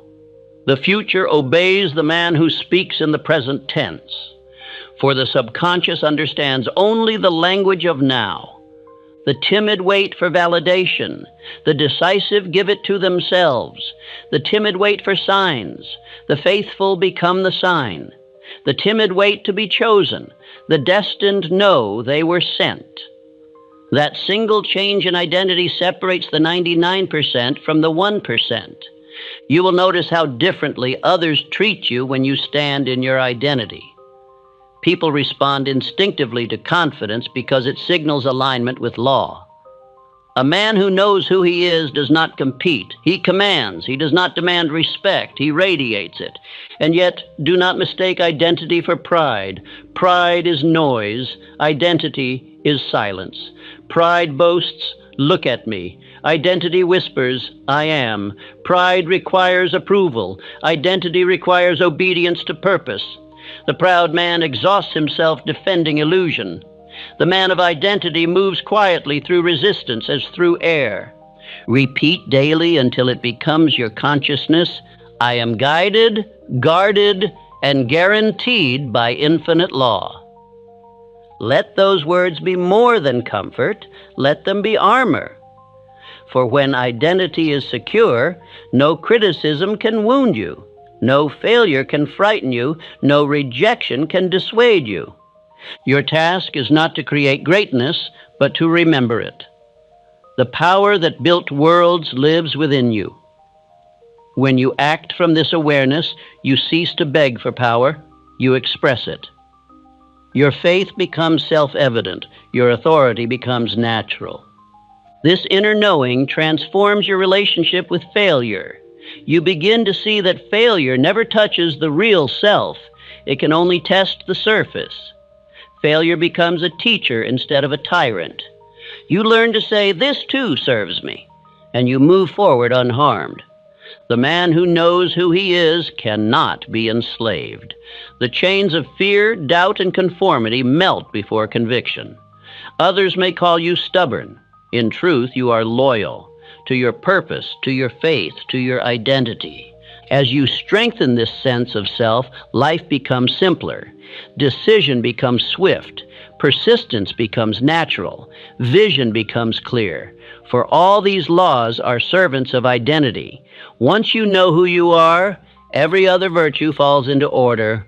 When I look back upon the lives of those I have studied, the Fords, the Edisons, the Carnegies, the Lincolns, I see one thread binding them all. They each believed themselves chosen. They each carried a secret awareness that their work mattered to something greater than themselves. That awareness created unbreakable endurance. When a man believes he is sent, hardship cannot defeat him. It refines him. Obstacles lose their sting, for he sees them as divine assignments, not accidents. He ceases to ask, "Why me?" and begins to ask, "What must this teach me?" That shift alone is the mark of mastery. Identity produces peace. When you are certain of who you are, the noise of comparison fades. You no longer envy others, for you recognize that no man can replace you. Infinite intelligence expressed itself through you once and will never repeat that design. To deny your worth is to deny the wisdom of creation itself. Each night before sleep, affirm these truths with conviction. I am sent here for victory. I am guided, guarded, and guaranteed by infinite law. Failure serves me, success follows me. Then as you drift into rest, picture yourself walking calmly through life as one who cannot be defeated. See yourself speaking with certainty, acting with precision, thinking with faith. See others recognizing the quiet authority within you. Let that image become your final thought. For the man who falls asleep in his true identity awakens with the power of destiny behind him. And when morning comes, walk as one sent to win, not with arrogance, but with awareness. Each step you take declares to the world, I am here on purpose. Each word you speak carries the weight of intention. Each task you perform becomes sacred, for it expresses the power that made you. When you live this way, even the smallest actions become significant. You begin to notice a strange harmony. Things fall into place. Help arrives unasked. Doors open quietly. This is not coincidence. It is law recognizing its master. So walk calmly as one who has remembered his rank in the order of creation. You are no longer a wanderer. You are an ambassador of destiny. You represent the power that sent you. Let your confidence be its testimony. And when doubt returns, as it always will, remind yourself, doubt is only forgetfulness. It is the shadow of identity. Speak these words until the shadow flees. I am sent here for victory. The power that made me now works through me. Failure serves me. Success follows me. You were not sent here to drift, to apologize, or to merely survive. You were sent to demonstrate the power of faith in form, to prove through your life that man can command his world by mastering himself. That is your divine assignment. Carry it faithfully. For when a man acts as one sent here to win, he ceases to beg life for blessings. He becomes the blessing. And the world, seeing his certainty, remembers its own.